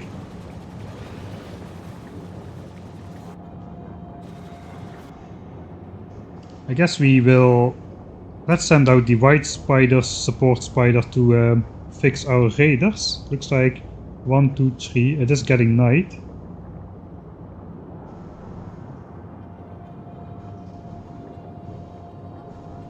I cannot do that just yet.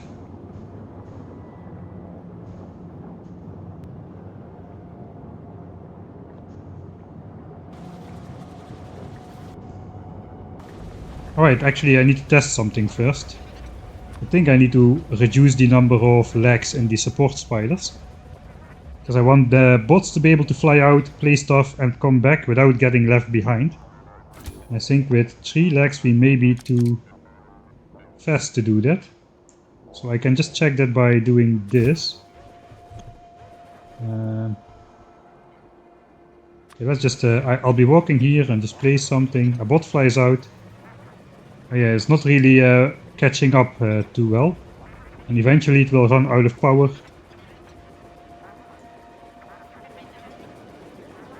Didn't make it, and they're gone. It will run out of power and the spider will be gone, so that's bad. So perhaps we should use only 1 leg. Like so. Now the bots have probably got enough overspeed on the spider to catch back up before they run out of power. Yeah, that seems to be the case. They can even get in while walking, so that's good.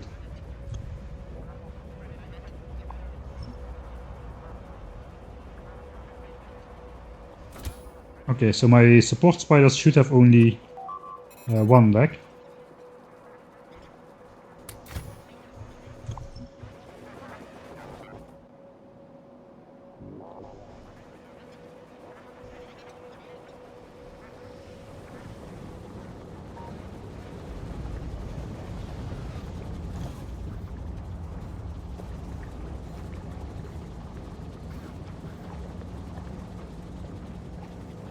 Yeah, support spiders, we can change this up then.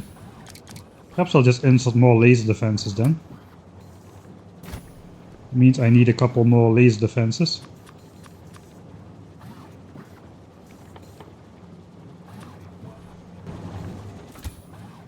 Alright, we also still got to set these guys' inventory up. I forgot about that. I can just do one and then copy paste it to the others.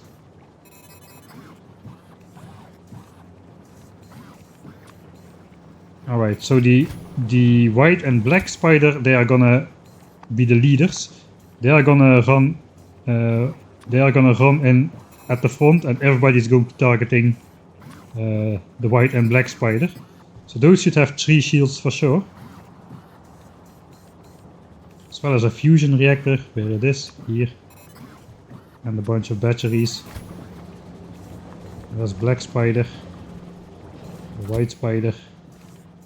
Black spider, white spider, spider. So those I want to outfit like this for sure. They are gonna be running independent, so that's why I have the shields.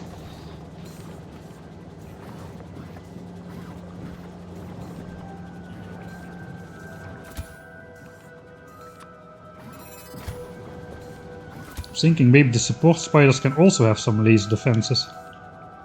No, I don't think they would do anything. Let's just go full shield on all 3. I can switch them around then if need to be. Okay, let's just copy paste this. And there's the other red one.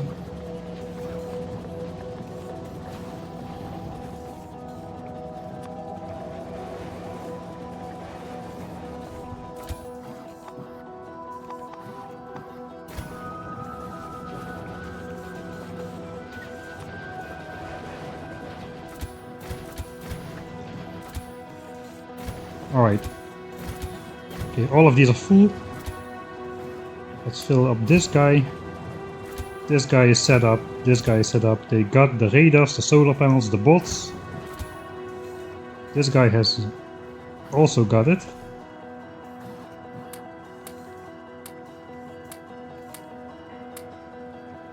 Now he's got it in the proper locations as well.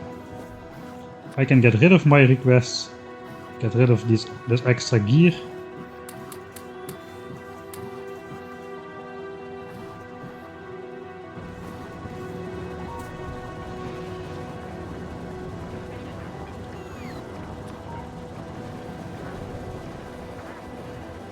Alright, this spider is back as well. Repaired and well. So we can send him back out again. Okay, first now it is day. I'll send out this support spider from the white spider to go reinstate all the broken radars. So first here. Let's send this guy out first then. Actually, let's test out the laser defenses of that spider. We'll go here instead.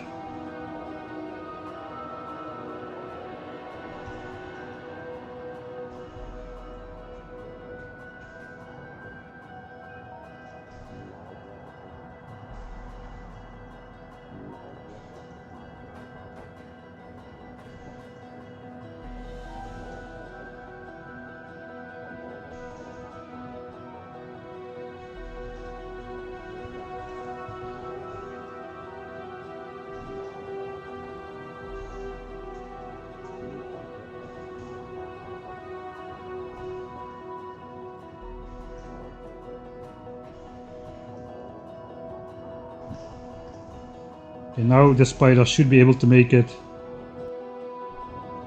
Man. without getting out of getting out of power, running out of power. I know English sometimes.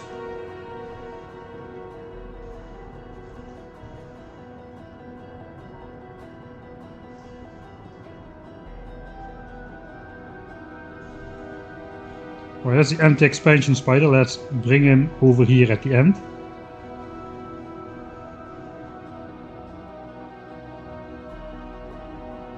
Well, it looks like the first radar has been placed back. Now we can try this spider out with the laser defenses against an enemy expansion if we happen to run into it. Problem is, the bots are gonna try to repair the spider here, so some bots are likely gonna die. But that's a sacrifice I'm willing to make.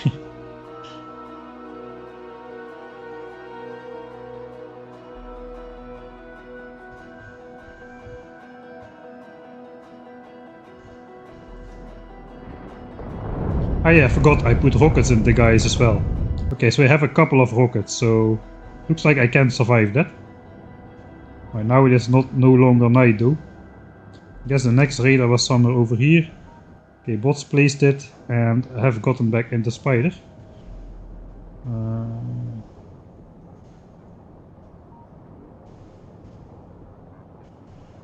Alright, it will be day again before that spider is there.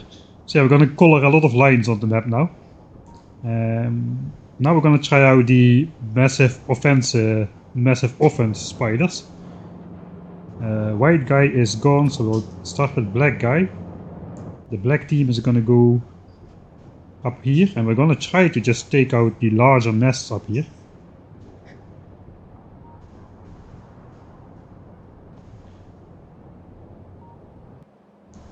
Okay, let me have a look. 450 Mark 3 speed modules. That means we also can start building the... we can start activating the solar panel area over here.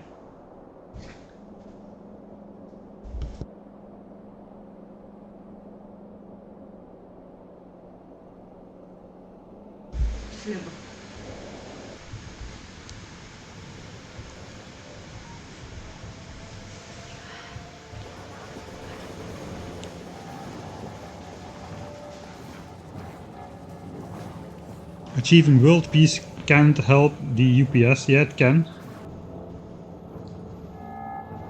I guess we have a certain amount of biter calculations going on at any one moment now. Not sure where to find them. Like, not parting.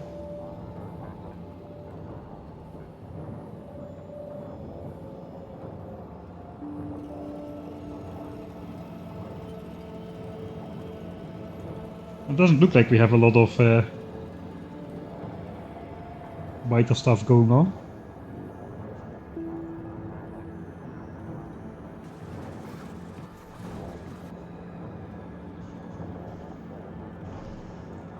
I'm actually not sure what all is included in biters though. Enemy spawner.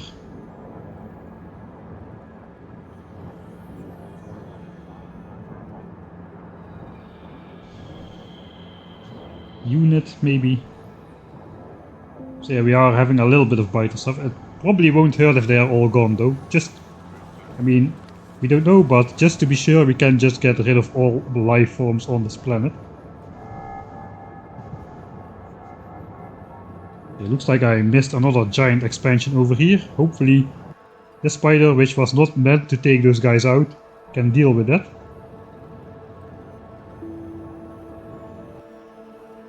Let's see it in action. Radar gets placed.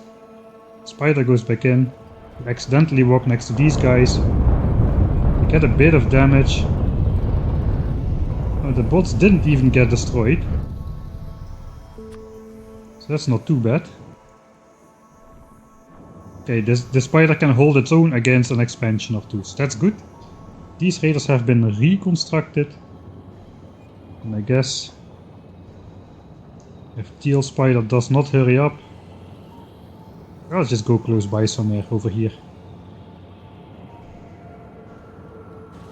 Alright, how is Black Spider doing?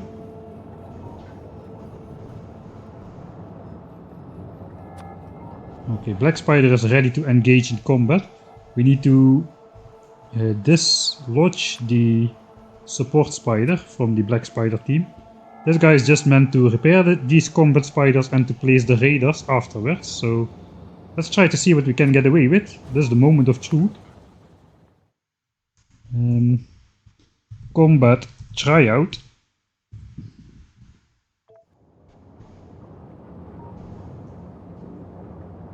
So yeah, I guess we can take out one of these small nests with our 3 spiders here.